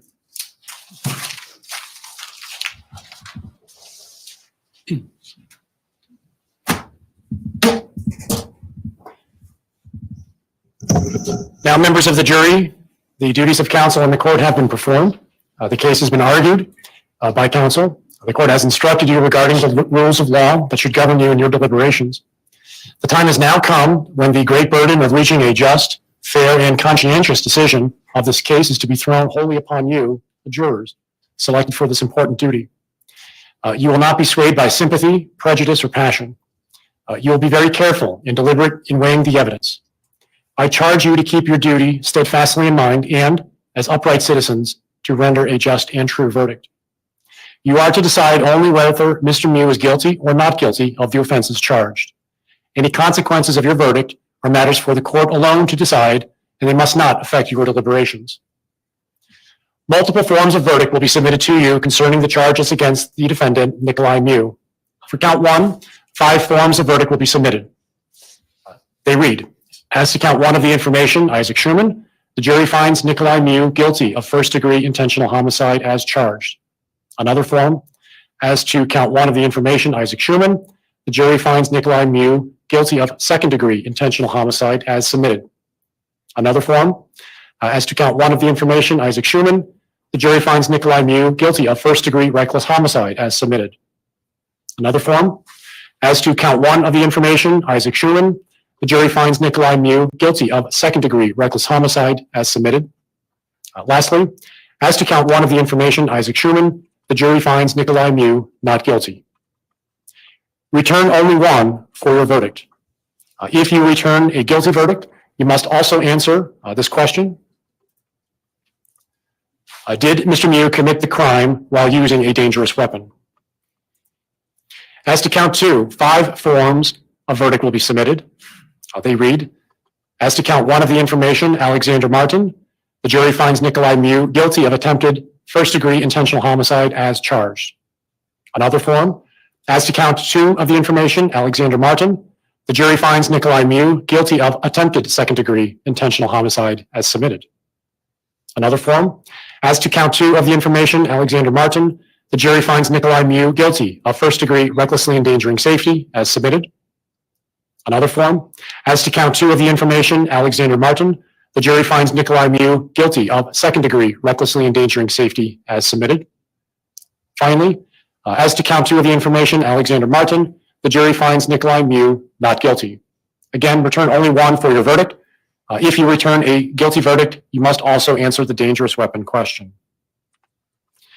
As to counts 3, Dante Carlson, count 4, Anthony Carlson, and count 5, Riley Madison, the court will give you 5 verdict forms for each count that are worded similar to the ones given to you for count 2. As to count 6, Madison Cohen, 2 forms of verdict will be submitted. One reading, as to count 6 of the information, Madison Cohen, the jury finds Nicolae Miu guilty of battery as charged. Next, as to count 6 of the information, Madison Cohen, the jury finds Nicolae Miu not guilty. Again, if you return the guilty verdict, you must answer the dangerous weapon question. It is for you to determine whether Mr. Miu is guilty or not guilty of each of the 6 counts submitted to you. You must make a finding as to each count of the information. Each count charges a separate crime, and you must consider each one separately.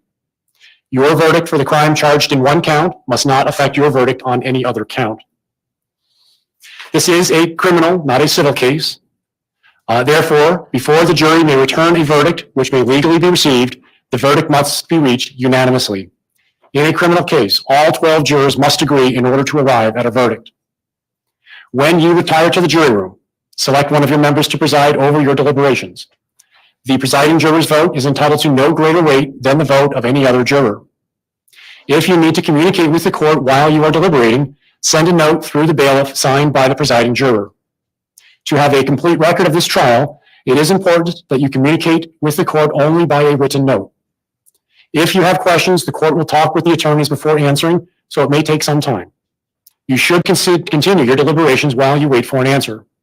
The court will answer any questions in writing or orally here in open court.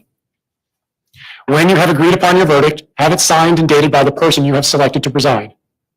After you have reached a verdict, the presiding juror will notify the bailiff that a verdict has been reached. Everyone will return to the courtroom. The verdict will be read into the record in open court. The court may ask each of you if you agree with the verdict. At this time, please administer the oath to the bailiff. There we go, Chad. That's it. Keep all jurors on this trial together in some private and convenient place, subject to the direction of the court, until they have agreed upon your verdict, and if they have discharged, are discharged by the court, and that you will not, before they render their verdict, communicate to any person the state of their deliberations or the verdict they have agreed upon. So help you God. The bailiff has extra copies of the jury instructions. I imagine you'll probably want to consult with them during the course of your deliberations. I believe he has 4 or 5 sets. If you need more, let him know, and I will print more for you. He also has the verdict forms in each of the manila envelopes, 1 envelope per count. If you reach a verdict, please put that verdict signed by the foreperson back into the envelope. The other forms that you don't use can be discarded, but there only should be 1 verdict form returned back in each envelope. Now, members of the jury, as I mentioned to you at the beginning of the trial, only 12 jurors can deliberate. 2 alternates were seated in the event that we lost jurors due to health, emergency, or some form of misconduct. The alternates have been determined by lot by the clerk of court. The alternate jurors are not released from jury duty. Alternate jurors may be called upon to deliberate if we happen to lose one of the 12 jurors during the course of deliberations. What the So fuck? basically, the alternates are needed to be at the ready and stand by in the event that they are needed. The alternate jurors will be free to leave the building, but you may not talk about this case with anyone. You may not research or investigate the case on your own. You may not read social media posts. You may not read news reports about this case. If we need an alternate juror to participate in deliberations, the clerk of court will contact you. So we'll need a phone number before you leave. You will be expected to return relatively quickly. So please stay close to home or close to your place of work if it's nearby. We will keep your personal notes safe in a secure private location in the event that you're called upon to deliberate. At this time, I'll ask for the envelope.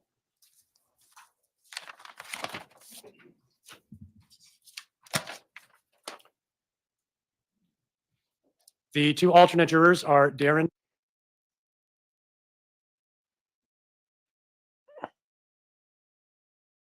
It's an interesting way of picking the jurors. I've seen some judges may. where they just If you'd like to have a private place where you can eat it here in the courthouse, we'll provide you with that facility. Yeah, But can't eat with the the jury alternate jurors anymore. may not eat with the other 12 because the other 12 may begin their deliberations once they are back in the deliberation room.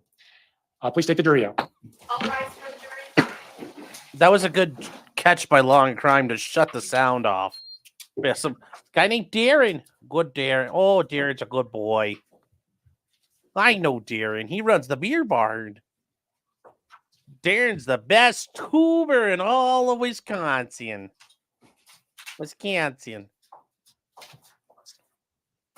Darren from the Wife's Kitchen. Please be seated. Mr. Anderson, do you have any objection to the manner in which I read the jury instructions? No. Mr. Trofficy, do you? All right. The alternate juror forms, or the alternate, I don't know what you call this, the jurors selected for 12 the 12 jurors selected for deliberation are listed on the form if either of you need to see it. The clerk has it, you may look at it. Before we adjourn, attorneys, please stay close by in case there are questions. I do want to compliment both of you, actually all of you, on your conduct and demeanor during the course of this trial. It is difficult subject matter. It is difficult law to get your mind around. These were tragic events, traumatic events, and I thought you carried yourselves with dignity during these proceedings. And I think your clients, the victims, and the community should be proud of the way that you have administered justice today. You both have given this jury a lot to think about. We stand in recess.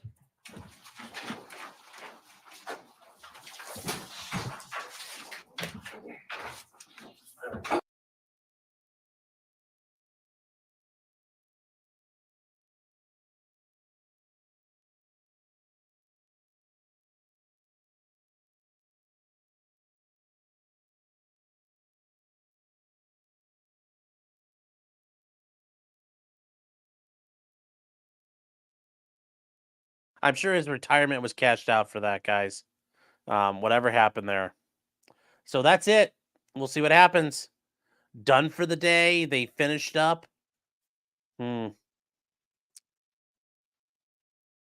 Darren. Everybody knows Darren. Hey there, Darren. He drinks a good beer. He drinks a lot of beer in the tubes. And Panzer says I need to arrest you for that statement. What? Okay, guys, we're gonna get to super chats here. Everybody just needs to chill out for a second. So that's it.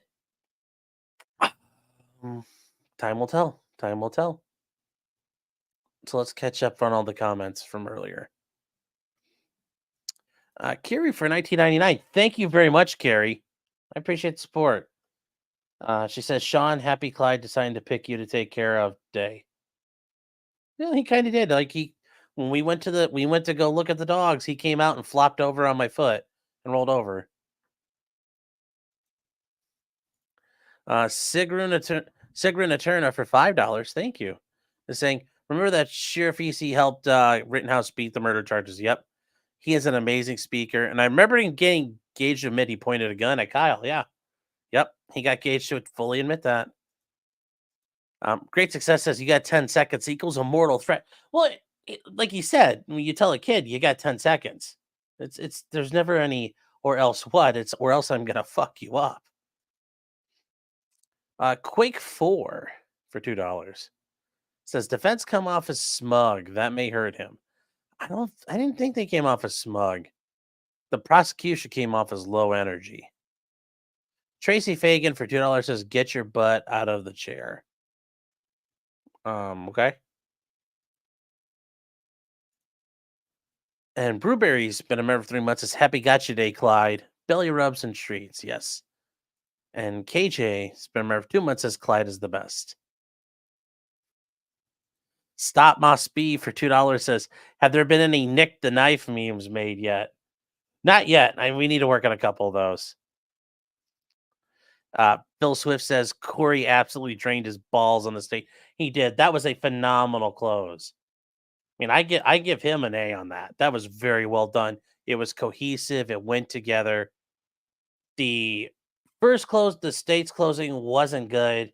The rebuttal was worse. The rebuttal, that's hard to do. The rebuttal was even worse. It's almost like they were completely reacting, and for some reason they weren't anticipating all of that. And it's almost like he made notes as counterpoints, which, yeah, I was not impressed by that. KJ says I need it for $5. Says that you need to get a subscribe button on Twitch so I can give you a Bezos Prime sub. I kind of thought there was already one there.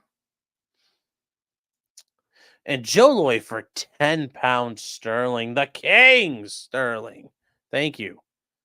That's like 100,000 Australian dollar dues right there. Says great stream. I love the way you encompass all our views. Well, you're very welcome.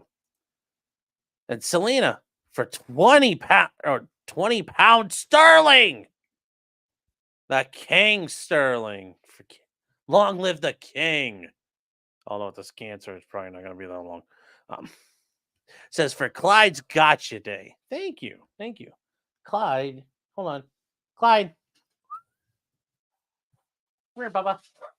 Come here. Your public wants to see you. Come here. Come on. Come here, buddy. Come on. Clyde, come here. You're only standing at the doorway. Come on, buddy. Come on. Clyde, come here. Come here. Come here. Come on. I can see you. Come here, buddy. All right, fine. Whatever, Clyde does not want to show his face to the public right now. He's having a day as an artiste. Tracy Fagan for $5 says, when the prosecution says he couldn't see the exhibit, we'll get up. Oh, okay. I got you. Florence Dono for $5. If a prosecutor says baloney to me in court, I could assume they have a thermostat level IQ and stop listening almost immediately. Hey, Clyde, you're behind me. What are you doing? Come here, buddy. Hi, come here. An amateur iconoclast says, happy gotcha day, Clyde. Thank you for your support, by the way. All right, so we got a bunch of other comments we got to get to here. We got to get to your other comments here. David says the instructions are too long. That's about as short as you can make them. They are meant to be as short as possible to avoid the jury getting lost in them. So, yeah. It's as short as they've been able to make things. Okay, where is the one question? One of you guys had a question. Michael had a question that was really good, and I want to answer it. Yes, the defense can't object to any of this. And guys, we're going to get to what Madison Cohen testified to in a second. Yes, they're allowed to say Nick Miu's a liar. Listen, all he does is fucking lie. You can't trust him. Fuck his story. Like you're allowed to say that. Remember, they think he's a liar, so they're gonna call him a liar. They're allowed to do that. They actually didn't say anything objectionable really till rebuttal, where the guy said, "Well, the defense never challenged that." It's like, well, that's where I would have objected, just partially because it takes the steam out of the state sales. When you object, it kind of ruins their flow.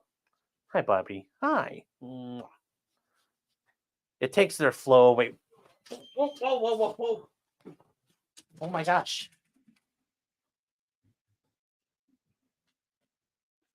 Fucking hey, what happened? Hold on, Chad.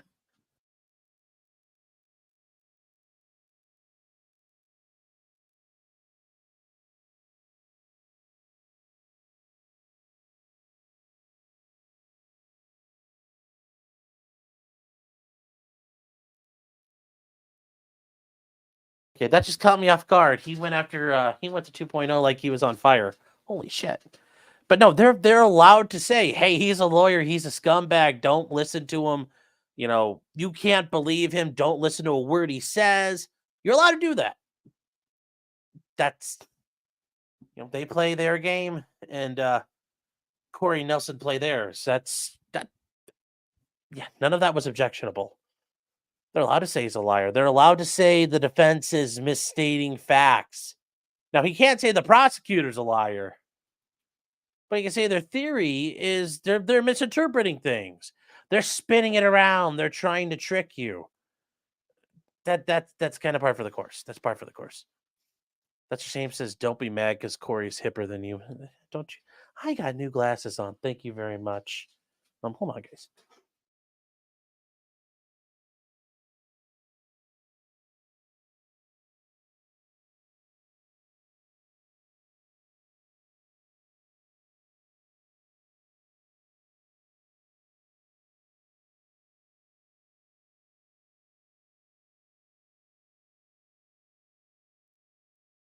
All right, we're back.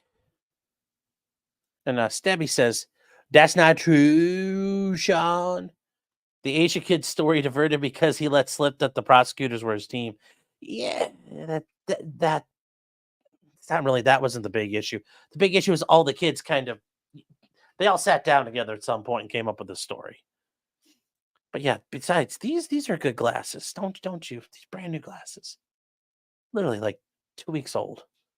Mr. Cypher says Andrea Burkhardt's doing a live stream at 7:45 for the jury questionnaires.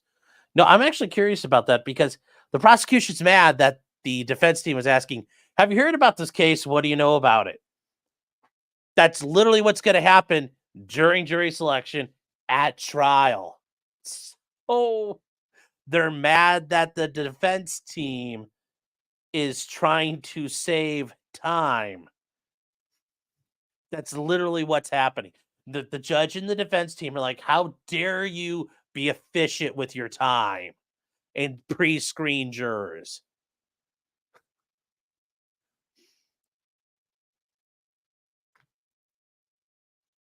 Yeah. Jim says I put this case at even money for conviction or acquittal with a very high probability of a hung jury. I still don't think there's going to be an acquittal. It's going to be a hung jury. I don't think they retry this. I don't think they can afford to retry this at this point, given how widespread and high profile it is. Oh. Johnny Sins really is a lawyer. I'll be danged. Yes, he's good too. He's a pretty damn good lawyer when he's not a doctor or anything else that he does.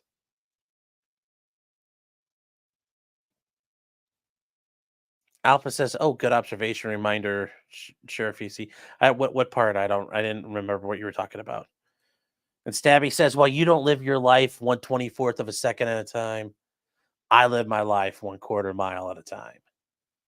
It's like, it's like that. I'm pretty sure it's from Fast and the Furious. Jim says, if the jury actually watches the videos and follows the law, it's not guilty. But I have a feeling there are a few people in the jury who won't care about actually what happened. I think that's the issue. I think you're going to get like 8-4 not guilty, maybe 7-5 not guilty. I don't think you're going to get like 10-1 not guilty, or I'm sorry, 10-2 not guilty, 11-1 not guilty. It's going to be like a hung jury with almost a fair split, I bet. And Luke says, you mean you don't have to take a beating anymore? Yeah. Yeah. Yep. And KJ, this is when you're talking about the whole idea of, well, if he just want to just stab him, well, that's better. You know, you just take your knife and you go stab instead of slice. That just means you're playing, and apparently in Wisconsin, that's a traditional game the kids play. You know, gosh golly, you take your knife and you got your box cutter out, and that's what the kids in Wisconsin play for fun. They just go they go stabby. And if a kid decides to slash, well, no, by golly. You're not allowed to play at that point. Only stabs. Because stabs aren't dangerous. That was the dumbest fucking shit I ever heard. I can't believe he said that. I hope because he's going to start his docket after this. I'm hoping he's got a case or two in the next week where it involves a stabbing and he tries to say, like, oh, well, that was serious. Like, you just said it was okay to do stabs. I hope somebody throws in his fucking face. DJ Panda Milk saying, what court does not use numbers to identify jurors at this point? That was friggin' nuts.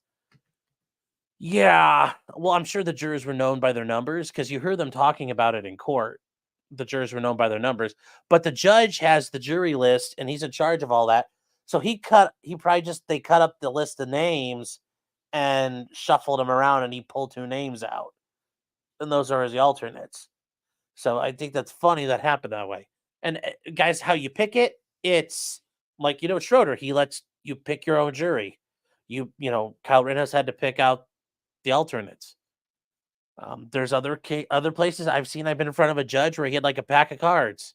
He didn't have a whole full deck of cards, but he had 14 cards and dole them out. And who's got the reds, who's got the black, or who's got the diamonds, who's got the hearts. Okay, well, that's how you break out the jury. And then Aaron says, hey there, Darren. Hey there.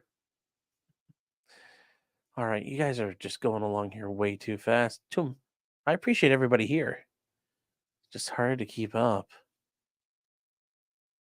Okay, what do we got here? Is Clyde on the dog nip? Yeah. The straight up lies in the rebuttal. Yeah, there were things in the rebuttal I thought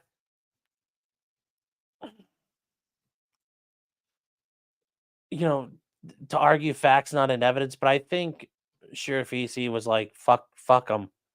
I think they've got a good enough thing. Maybe he just thought it wasn't worth going through it. So now we can move on because we do have access to the. Yeah, everybody has to take a little bit of a waterboarding or a drowning. If you're not willing to get drowned, are you a real man? And also, hold on real quick, guys. 1 second.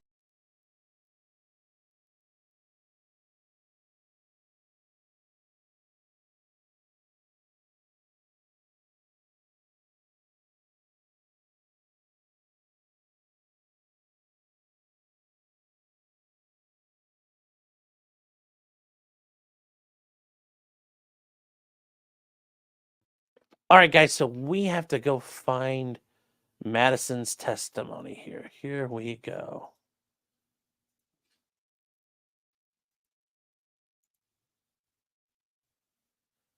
All righty here. Court TV, Madison. Let's see what they got. All right. The court TV apparently has some information. Let's take a look here. Well, it's only a couple of minutes. We don't have everything, but it is helpful. Okay.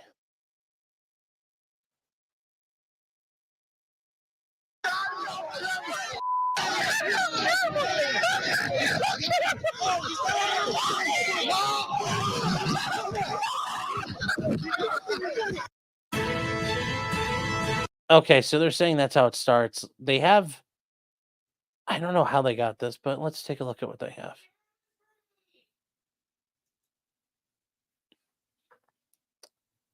Hold on here, guys. We're going to share the screen. There you go. All right, everybody. So they have, I don't know where they got this from, but let's listen in. She says about who threw the first blow. So on direct, she said, he strikes me in my left side of my face with his left hand. And the question is, did he hit you with a closed fist or an open hand? She said, I can't remember. I thought it was with a closed fist. And the question is, you don't remember like seeing it coming in though? And she said, everything happened so fast. Then later on cross-exam, the question is, okay, so he throws it with his left. He throws a hook with his left hand. Is that right? She said, yes. He said, and I think you testified that he hit your left side of your face. She said, yes. That's impossible. Unless he punched her from behind, that would be impossible. Question is, okay, so he hit you on this side. Describe how that's humanly possible. Her answer, I actually do get my lefts and my rights mixed up a little bit. Okay, is that going to be a problem? Let's bring in our guest and talk some. So let's see if there's more. If that's all she mentioned. Yeah, here we go. Okay, so there's some more. Being questioned by the prosecutor, and she's talking about how she did make contact and put her hands on Nicolae Miu. She's asked, what did you do? And she said, I graciously grabbed the corner of his elbow and I got him back toward me instead of those boys. Graciously grab. Oh, yeah. While you're screaming, get the fuck out of here with your little white trash get up, your vape and your Ray-Bans on and your fucking White Claw. Yeah, get out of here. And you're graciously grabbing on him and like, what these fucking idiots. These fucking idiots. Did you yank him? No, sir. Did you and Riley's another one of the girls involved in this? Oh, such a cringe name. Did you both touch his shoulders? Yes. Shove him? You didn't shove him or hit him, which is actually an objectionable question there, as you know, Matthew.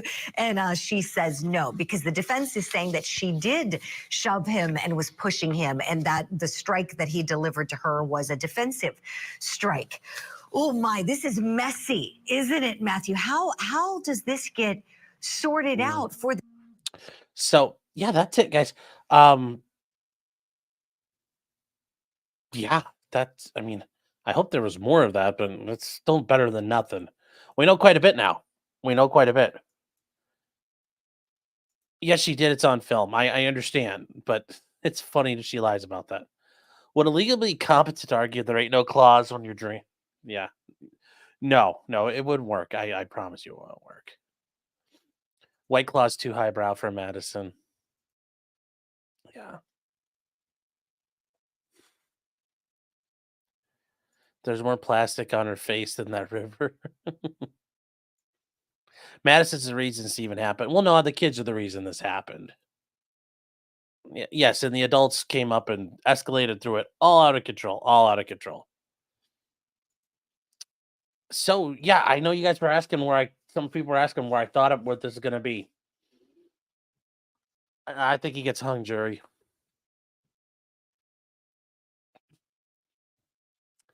I don't think they convict him of murder, the intentional first degree intentional homicide.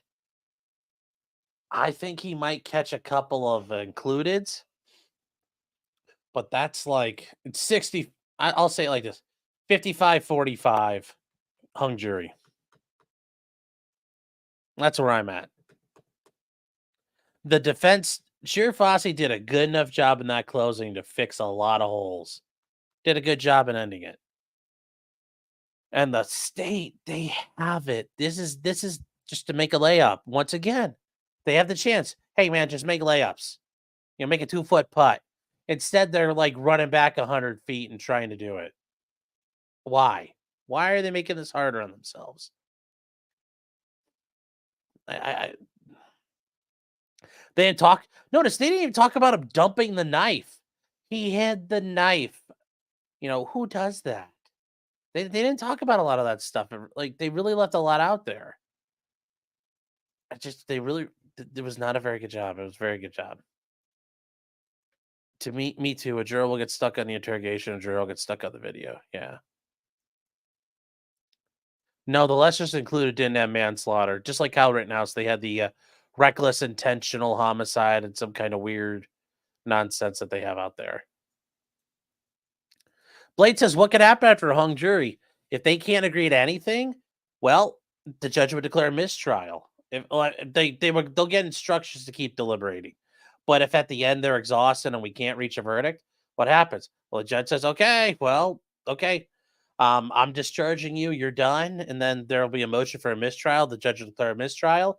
And then it becomes what's next. Certainly the defense is going to ask that Nick get released on bond at the very least. And he should be on bond. It's been 2 years. The state had their chance and it didn't work.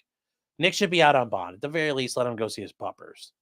Especially I say that given it's Clyde's Gotcha Day. But, he talks about his little puppers. That's all he's got.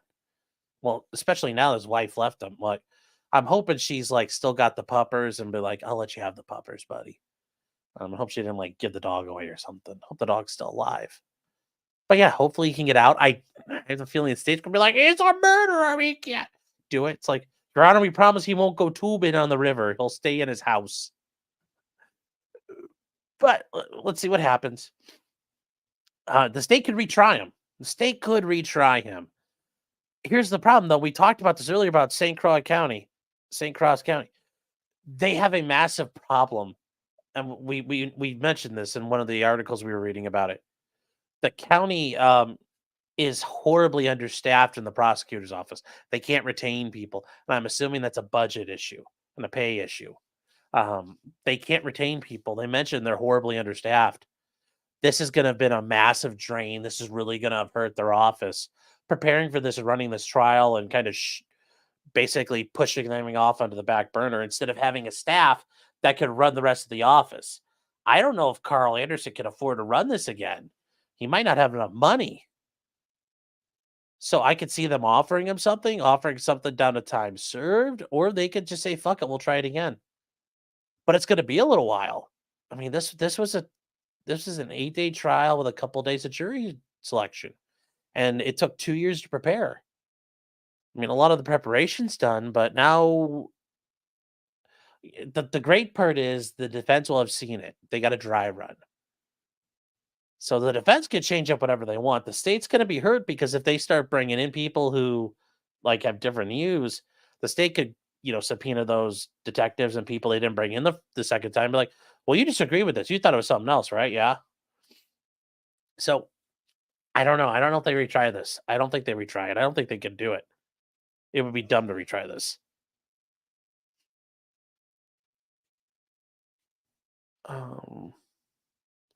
Yes, Boosh is right. If Mattis is 115, Liz is 150. How is it even legal to argue both intentional and reckless? Because the jury makes the determination. The jury can determine, okay, he didn't intentionally kill these people and harm them. He recklessly harmed them. They're offering two different options. Now, this is different in the sense that those are separate counts. The jury can't half agree. 6 of them can't agree on intentional homicide, and the other 6 agree on reckless, and that counts as a conviction.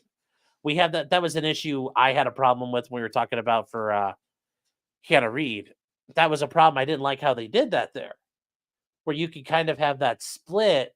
You could have 2 different theories sustaining conviction. No, everybody should agree he recklessly did it or intentionally did it. So that's why, because the jury ultimately get to decide what was done. Nick's wife left him. Yeah, she got divorced, and it was probably to protect assets.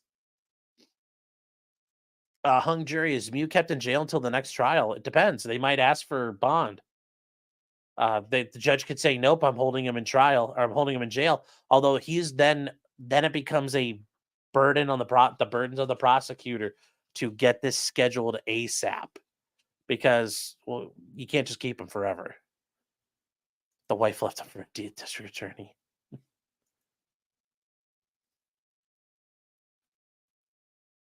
$1 million is a ridiculous bond.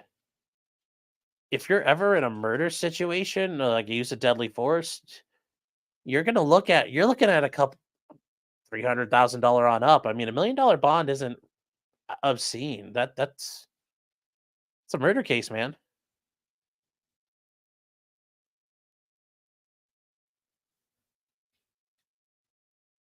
Yeah, he promised. Well, yeah, he promised not to go to him.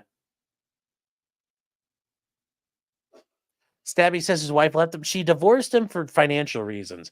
I'm assuming she divorced him to protect everything and to hide their assets. It sounds like she still cares for him and loves him. So, any news on the EZ case? No, but we'll be starting that up tomorrow. We're going to be catching up. Remember, guys, we're only like 2 days behind. We're actually, hold on, 1, 2, 3. Yeah, we're only like 3.5 days behind. Because remember, they don't do anything on Mondays. So we actually got a little bit of slack there. The pupper manipulating women are the worst. Aaron says, does Wisconsin have what is like an Allen charge? I'm not sure. Every state's got something similar, and it came from the Supreme Court, the Allen charge. So every state's got something similar. If a jury's not reaching an agreement and they're deadlocked, everybody's got a charge for that, and it's up to the judge. I mean, in some states, it's up to the judge how many times he wants to read it or has to read it to them. I mean, we saw with the Florida case, they came back once. He's like, well, I'm not going to send them back. If they're screwed, they're screwed. Jeffrey says 340 viewers, 550 votes, rigged. Well, let's see what the vote totals are now. Now that we're done, what's the vote? All right, here we go, Chad. I'm going to end the poll. 556 voters, the best number, 556. Great number ever. For the verdict, we have not guilty, 45%. Guilty of lesser included, 30%. Guilty just of the originally charged counts, 12, and a hung jury as 11%. Thank you guys for that. Yeah. We're stopping the count. No recounts either. No recounts. Yep, not guilty, 45%. And apparently a lot of you guys agree. And a lot of law and crime looks like they're agreeing. Yes, Green Cap says the George Kelly case are doing the ranch visit tomorrow, which that's going to suck up pretty much their whole day. So, like I said, we're not behind. We'll catch up real quick. No mail-in ballots. Sorry. Charlie says that the George Kelly trial has the Ricada schedule. They don't work on Mondays, and the rest of the week's up in the air. Yeah. What kind of sentencing range would be looking at if they sign the lesser charges? Let me see here.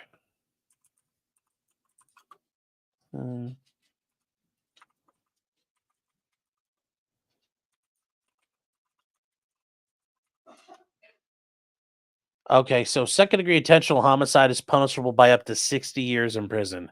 So up to 60 years, which sounds like he could pretty much, yeah.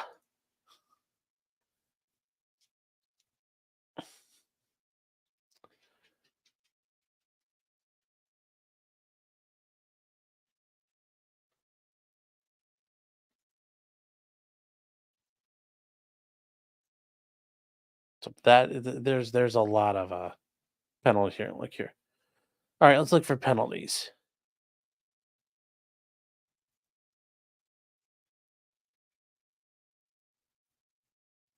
So the first degree murder, the minimum. Here we go. We're cheating. I'm gonna cheat here from let's see. I'll bring this up. We can look at this. So with life, with the first degree intentional, it's life, minimum life sentence. So mandatory life sentence. Second degree intentional homicide is up to 60 years in prison. First degree reckless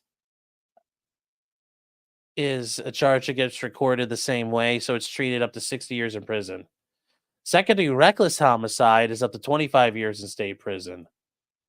So he's looking at, he's dying in prison no matter what happens. Guy with heart issues like that, I don't think he makes it 20 years. He's already got kind of crappy health, so he's looking at a minimum of 25 years in prison.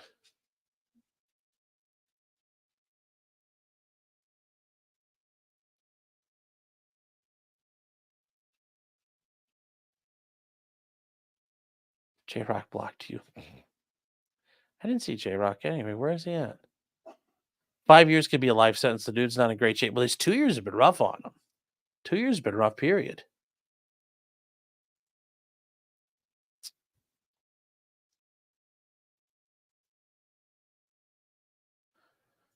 So it's, I kind of get the feeling they're going to take all day tomorrow. I think Friday is going to be the verdict day. I think Friday by noon we'll have a verdict, which will suck because I am not going to be here till the afternoon. Damn it. So that's how life goes, chat. That's how life goes. So once I find out about it, we will cover it. I mean, if I'm out doing stuff and it happens and I could stream from my phone, I will, but I don't know how well that's going to work. Because I don't, yeah.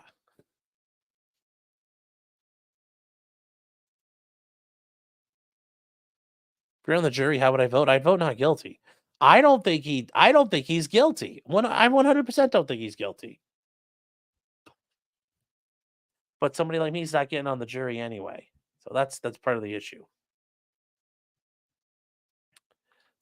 Bush is saying, I think it's bullcrap the defendant is allowed to defend their client against the lesser charges.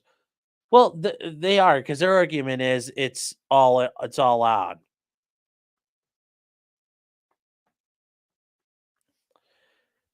That's what they're saying. It's self-defense. Every option you look at, ladies and gentlemen, is self-defense. Jesus, getting cold.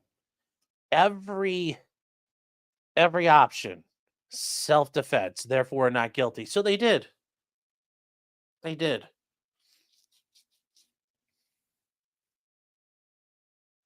Green Cap says, "What if he only gets the battery if the weapon is guilty?" I mean, he's looking. It's still going to be a lot of time, especially because it'll be multiple counts. Aaron saying, "I still think it will be a not guilty all count." Sean, I say Friday at noon. I hope, Aaron. Once again, I hope. I pray to the gods. I beseech that Olympus hear my cry and hear Nicolae's plight and rescue him and deliver unto him a not guilty verdict. I hope it happens. I hope Perseus comes riding down with Athena riding bitch behind him, and they come in and save the day and defend him and protect him. I don't think it's going to happen. I'd laugh if it happens. I would laugh if it happens. The molding and seething and the salt will flow in Hudson, Wisconsin if that happens. That courthouse will not have to worry about ice for the next 20 winters. The amount of salt that'll be harvested. And then I hope Nick Miu walks out and goes, yeah, he comes walking out just like, I want to say to everybody, he just hand knives everyone. I hope that's how it goes. Oh my God, that'd be so funny.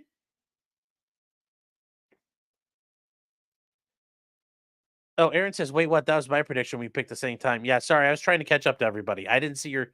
Yeah, so I think it's going to be by noon Friday. I think it's going to be hung jury. Bronca is starting at 10 a.m. tomorrow. Guys, I'm in court, so I'm not going to be around. Sorry. I'll be covering it like it'll be like just me going like this, like, hey guys, let's watch, and I'll be watching it off to the side on a split screen, going, oh, not guilty, but that's probably it.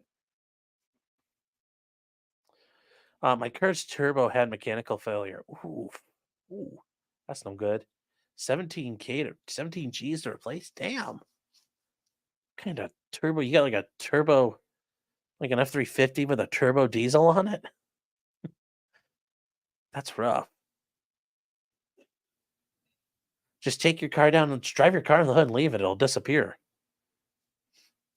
Who's the jury comprised of? We don't know. I don't think that's been released yet. Nobody's reported on it yet. He's not guilty. Carrie says he's not guilty, but the teenager drunk girl is guilty as hell. Yeah. Remember, Cohen. Parenthesis.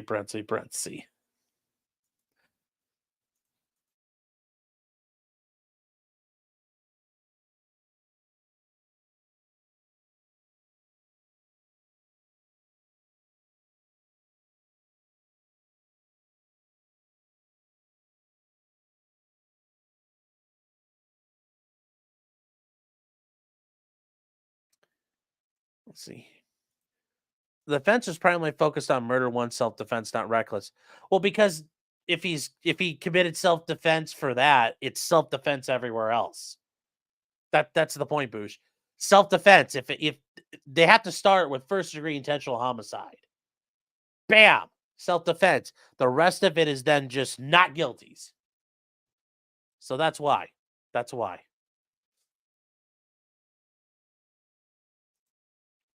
Maserati V8 twin turbo. Ooh, that's not good. But it's a Maserati, so I'm a confirmed Odinist. Yeah, right.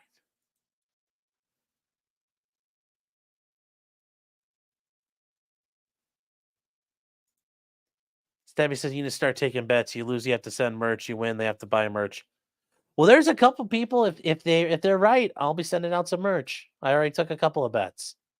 I took like 3 or 4. I'm not going to take out a 5,000 bets.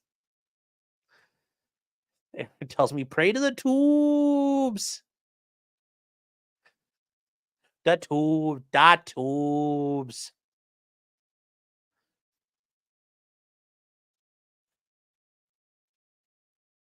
Yes, quattroporte. That's Italian for 4 doors. Quattroporte. Yes. Read in Jeremy Clarkson's voice. Or he says, give me my knife back. That would be great if he comes out there.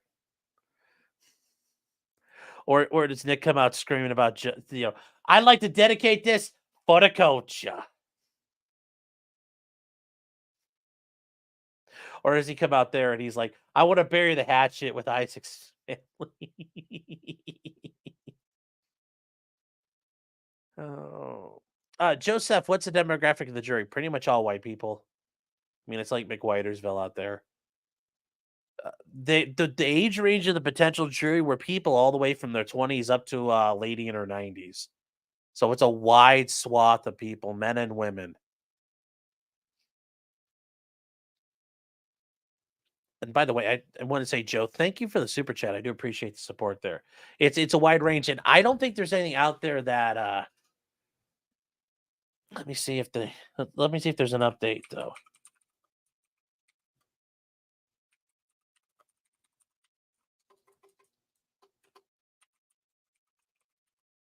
I don't know if there's the jury's 8 men and 6 women. So yeah, this is from a couple days ago, but we don't know who are the alternates. We don't know who the alternates are at this point, who got kicked out.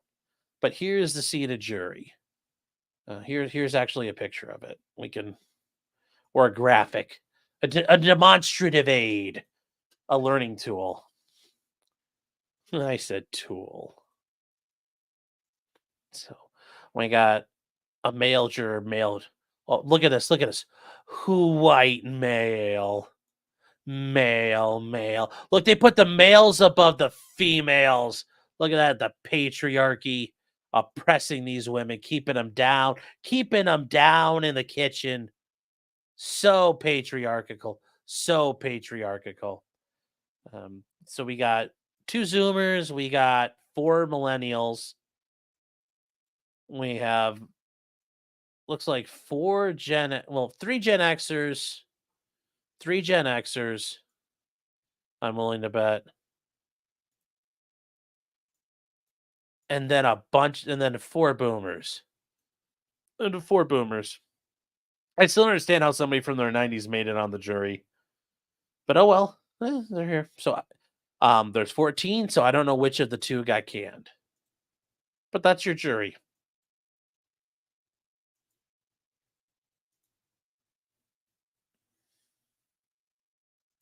That's your jury. I don't know what happened. So I hope that answers your question. Now, if you're asking, are they white or are they this or that? I don't know. I'm assuming they're white. Hold on here. Let's just what is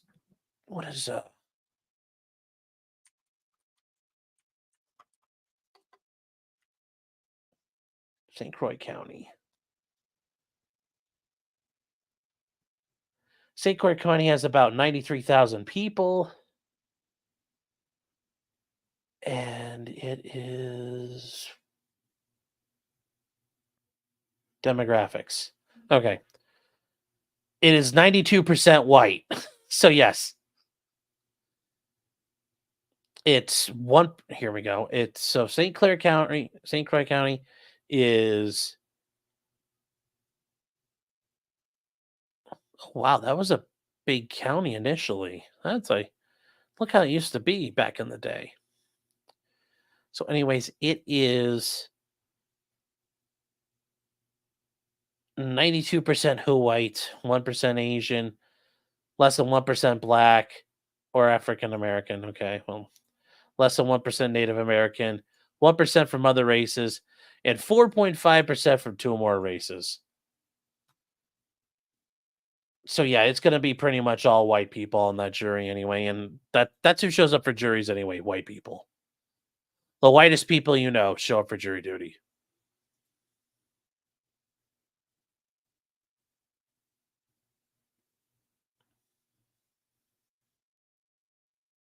You think the lead was the one dozing? Actually, I doubt it. I have a feeling it was somebody else. Eric said, did testimony ever get released? That little bit we saw on Court TV, and I think that was somebody scribbling out notes. I don't think there's an actual transcript yet. Yeah, Bronca broke down the makeup of the jury yesterday. Yeah, and we just covered it today.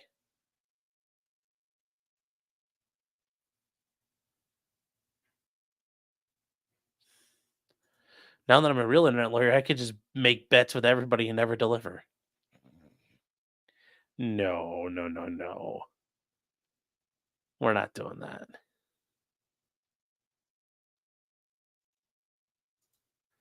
So Catherine says, what is my screening schedule for the rest of the week/weekend?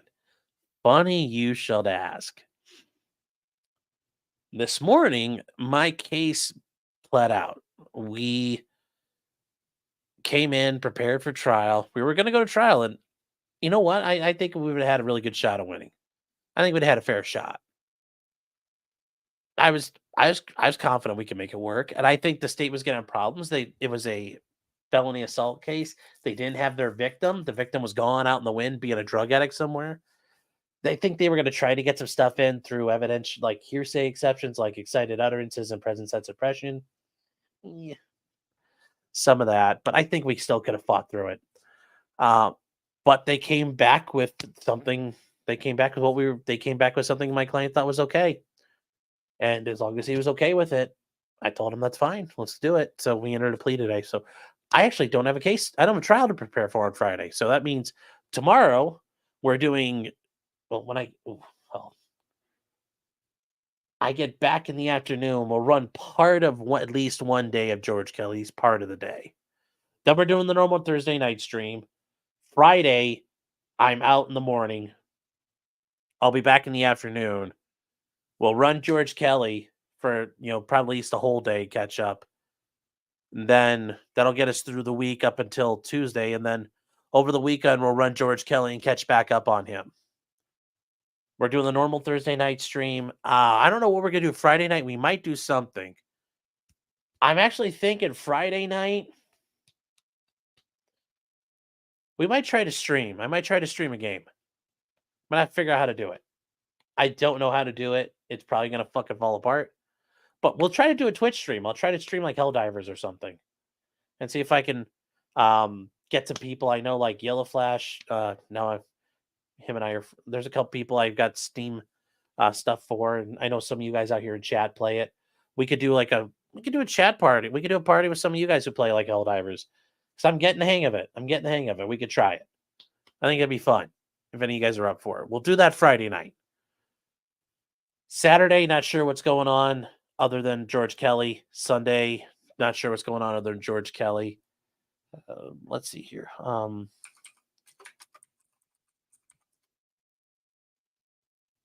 So we don't have anything else because the Chinese Grand Prix is not until like 2 weeks, right? Just a week from Saturday, next coming Saturday. So no F1 race to worry about. But that's gonna be our schedule this week, Catherine. So George Kelly probably won't be till like probably 4 or 5 o'clock. We're only gonna be able to do a half day of it to make sure we have time to do the Thursday night show. And then we'll run a bunch of it on Friday in the afternoon. Oh, on a wall saying one lady, one guy got kicked or got picked. Okay. Yes. Well, so a guy named Darren became an alternate. Yes, but we don't know anything else other than that. Fair enough. Good catch. I completely forgot about that part.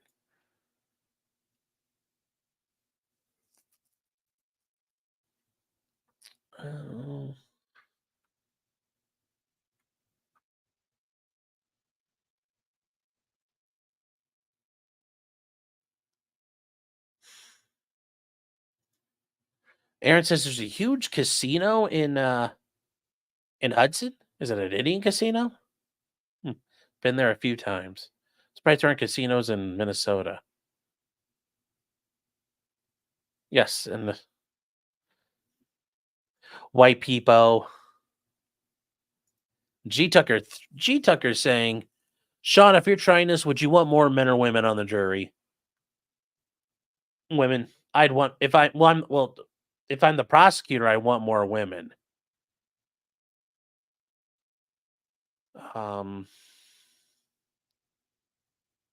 I think if I'm the defense, it doesn't matter. It's going to be more about just the argument you can make to people, but the state's going to want more women to make the emotional arguments. But this one is not as critical. I think. If I pledge the bets, I'm free and clear. Yeah, I've made a couple of bets, and if they happen, I will fulfill them. I should stream Open TT. What the hell is Open TTR? Or is that a program? I'm not doing Train Simulator. Thank you.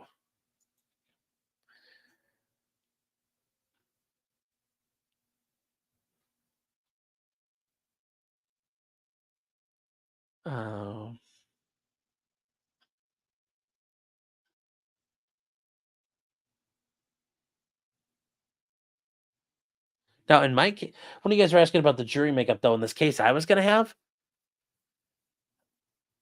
I mean, I would want younger jurors. I don't want as young as people as I want younger people. I'd want people. This case I was going to try. I'm pretty sure I'd want as many of my jurors under 50 as I could get.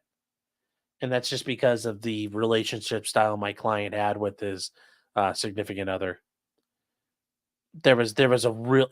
If you're older than 50, it's going to seem like a completely insane dynamic. So I'm sorry, I was kind of thinking about that, but also thinking about what my strategy had been that I'd planned out for the trial. I shall help you spread freedom and manage the democracy, lawman. Well, Stabby, I know I can count on you then. Nicolae Miu, free me! Help! Help! Help me! Help me! Oh, Lord! Don't worry, Nick. We're coming. We're coming, Nick. Oh, be careful if I phrase that. Charlie says a show with the Keto Casino guys would be funny. Yeah, I think that'd be fun, but if it ever happens, it happens. I always want more.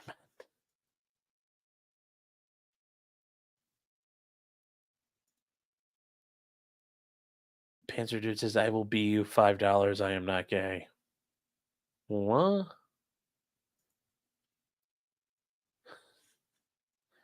Harbor Warble says the driver from China is washed, but the track in Shanghai is really good. Yes, it is. It's actually a nice track. Pretty neat.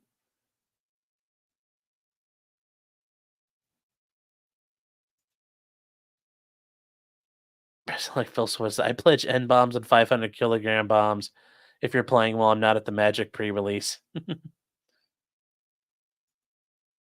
If you ever did a Kino Casino stream, you know what the topic would be. Yeah, I know. Well, that's also there's only so much you can really say. Bill says 90% of trials don't go to trial because the DA threatens to make people plea. Yeah, see, that's the funny thing. In our case, that wasn't actually an issue. They indicted him for felonious assault, meaning he's facing up to 2 to 8 years in prison. And my guy didn't have a my guy actually had a pretty obviously you don't want to have any type of criminal record, but his record was pretty kind of like small time. He had like 4 or 5 felonies and he was, in his mid 40s. I'm sorry, 4 or 5 misdemeanors in his mid 40s. Like 2 of them were for drug possessions. Like one of them was possession of marijuana like 20 years ago. So not that big a deal, really not that big a deal. And they weren't seeking the max. They were just like, if your guy pleads, we'll let you argue sentence.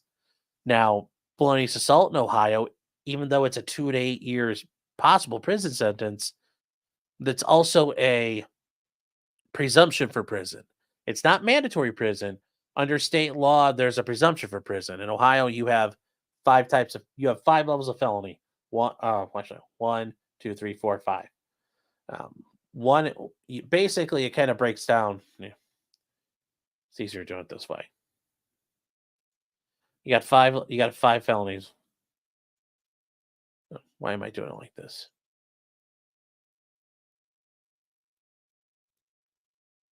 Oh, I can type. I forgot I have that ability.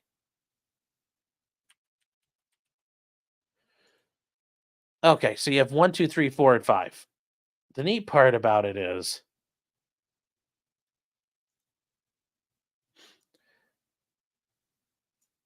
there are 2 big classes of things. First and second degree felonies are the worst. 4 and 5 are the least worst.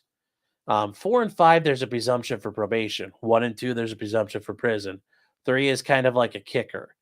The only time you really have mandatory sentences are for homicide offenses, certain sex offenses, and certain types of drug trafficking, so drug possessions. With the higher up you get, and depending on what type of drug it is, you're looking at mandatory time. So we weren't any of those. It was just felonious assault. So it was a second degree felony. And they offered that, and we would just argue sentence. And I'm like, my guy's like, fuck that noise. Let's go to trial. He didn't want to take that. And I agree. Oh, hold on one second.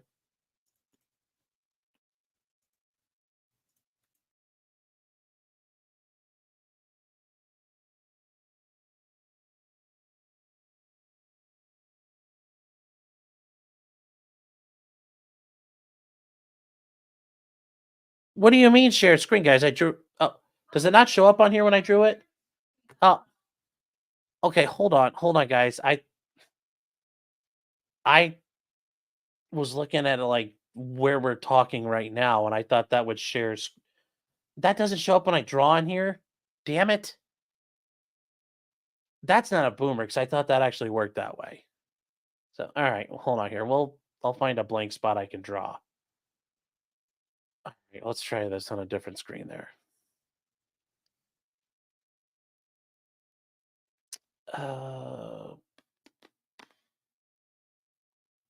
Let me see.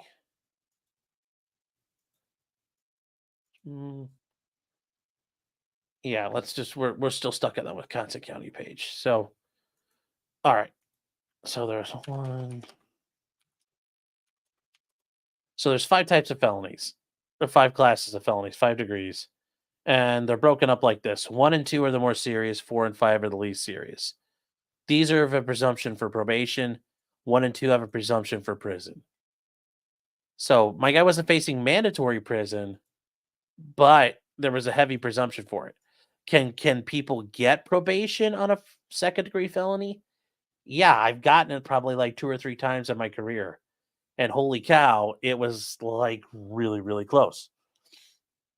But we got it. I got it once or twice. Like one of the guys I got it for him was a burglary charge, and really good, and really, really nice dude. He really kind of had some bad luck happen to him.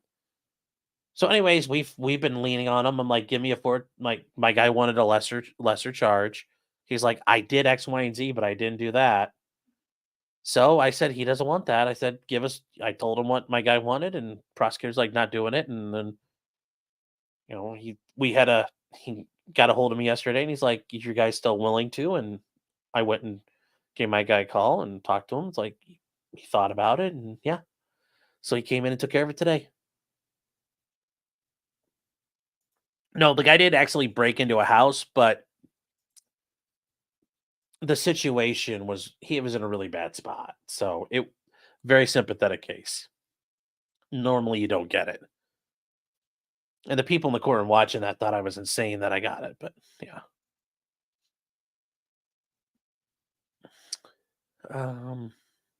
So yeah, we have free time this week, which is in the end, my client he's okay with it, and that's fine. If he's okay with it, I'm okay with it.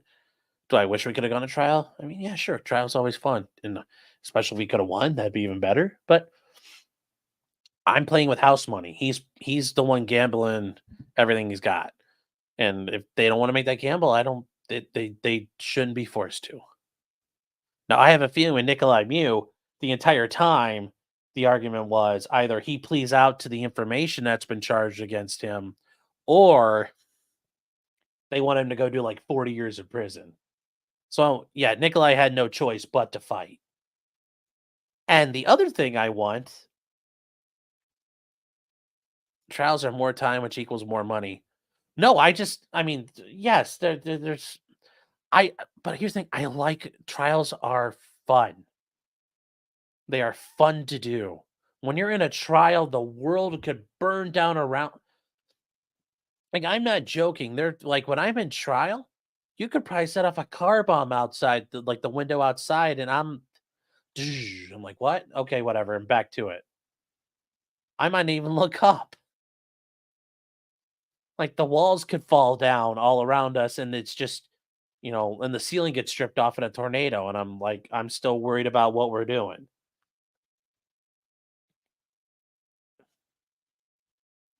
But that's the thing. I enjoy them.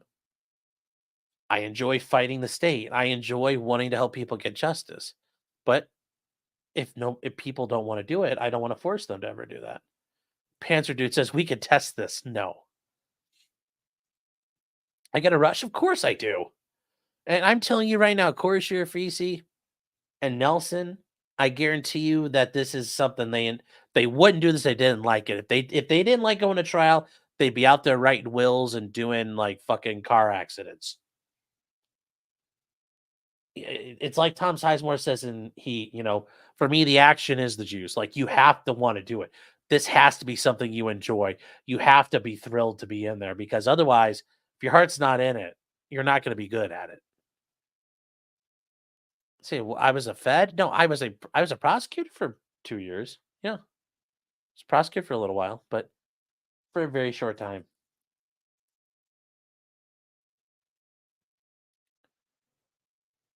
So trials are cracked? No, but they're a lot of fun. They're a lot of fun. TT says it seems a lot of concepts in law are duality, but divided by a gray area. Pretty much. That's why people like to make fun of attorneys, because their answer to everything is sometimes, maybe, it depends. And that's because the gray controls. And the gray is where law is made. The clearly right and the clearly wrong don't require the law. I was a lawyer cop. Oof, that hurts. That hurts.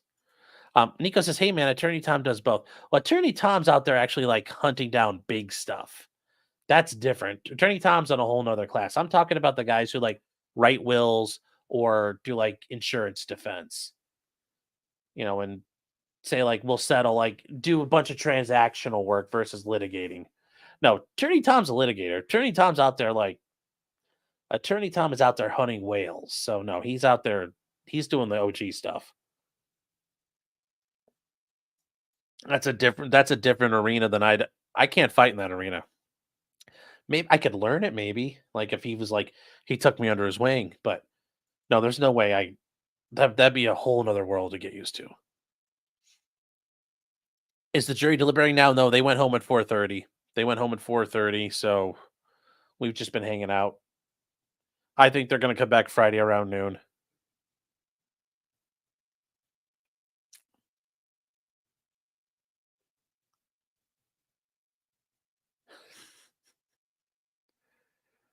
Attorney Tom is chasing the NFT. Yeah, he's chasing down Logan Paul, going after the big ones.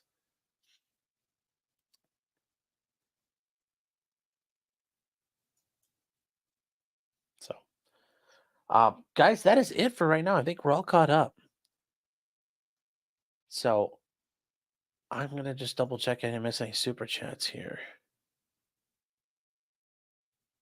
Catherine, I hope you guys heard my schedule. Tomorrow, we're going to do a little bit of George Kelly right before the Thursday night stream. Friday afternoon, we are going to knock out George Kelly. And this weekend, we'll get caught up on George Kelly. So that is the game plan. And Friday night, we're going to try to stream, and I got to figure out how to set that up because I don't know how to do it. Any MLS updates? Not right now, guys. But yes, David over at Making Law Simple, the What the Hales channel, because David said things they didn't like, started copy striking him. And then finally, when David got the police department's recorded phone call of them with Jeremy Hales copy striked him, claiming it was his. So David's channel is facing deletion, and we're trying to work with people to try to get that fixed. Cringe says I stream video like I stream trials. I don't know if that's a good thing or a bad thing. J-Rex says streaming again tonight. I might in a little bit. I'm not sure. I'm not sure what I'm going to do tonight. I might do locals tonight. I'm thinking. Not sure yet. Actually, you know what? I think I'll go on here. I'm just not sure yet what I'm going to do. Need a little bit of time to figure out what's going on. Tilly, I'd love to do that right now, but I'm not going to do that to people. I thought the Hales were cool. No, the Hales are scammers, man. It's all a bunch of cringe farmers, and the way they treat their protection order they had against Lynette and the other guy. No, they're turds. I'm like, what the fails?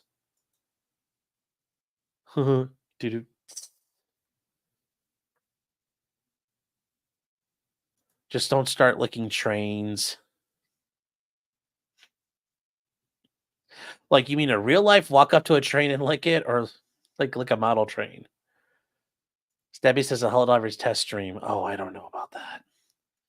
No, actually, we'll cover tonight. We will cover Hannah Reid's bond hearing that her attorney had. It's only a half hour long, and he gets smoked, but it's actually interesting to listen to. We could do the response.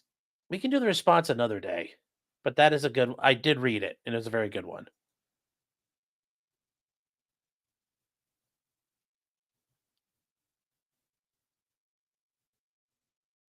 So that'll be our plan. Because the Hannah Reid hearing was recorded, but it's all done. It was all done through Zoom. So he always gets smoked. I heard Baldwin lied. What happened? The prosecution just said like Alex lawyers are full of shit, but I don't think they're probably as full of shit as things let on. Sean, is Casey Anthony still living with her attorney, Jose Baez? I don't know. If she is, good for him, man. Good for him. Getting in that East Palestine settlement money. No, I am not. I am not.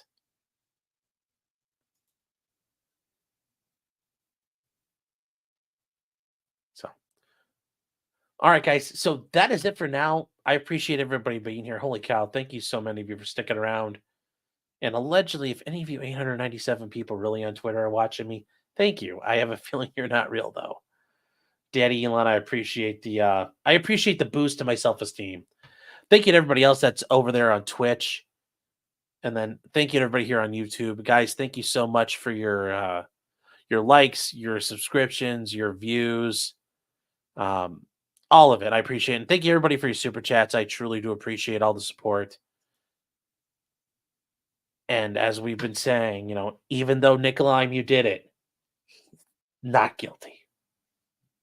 So good night, everybody. Take care. I'll see you guys a little bit later tonight. I will figure out what time shortly we'll go on and do the Alec Baldwin hearing. Or I'm sorry, the Hannah Reid hearing. So take care, everybody. Bye.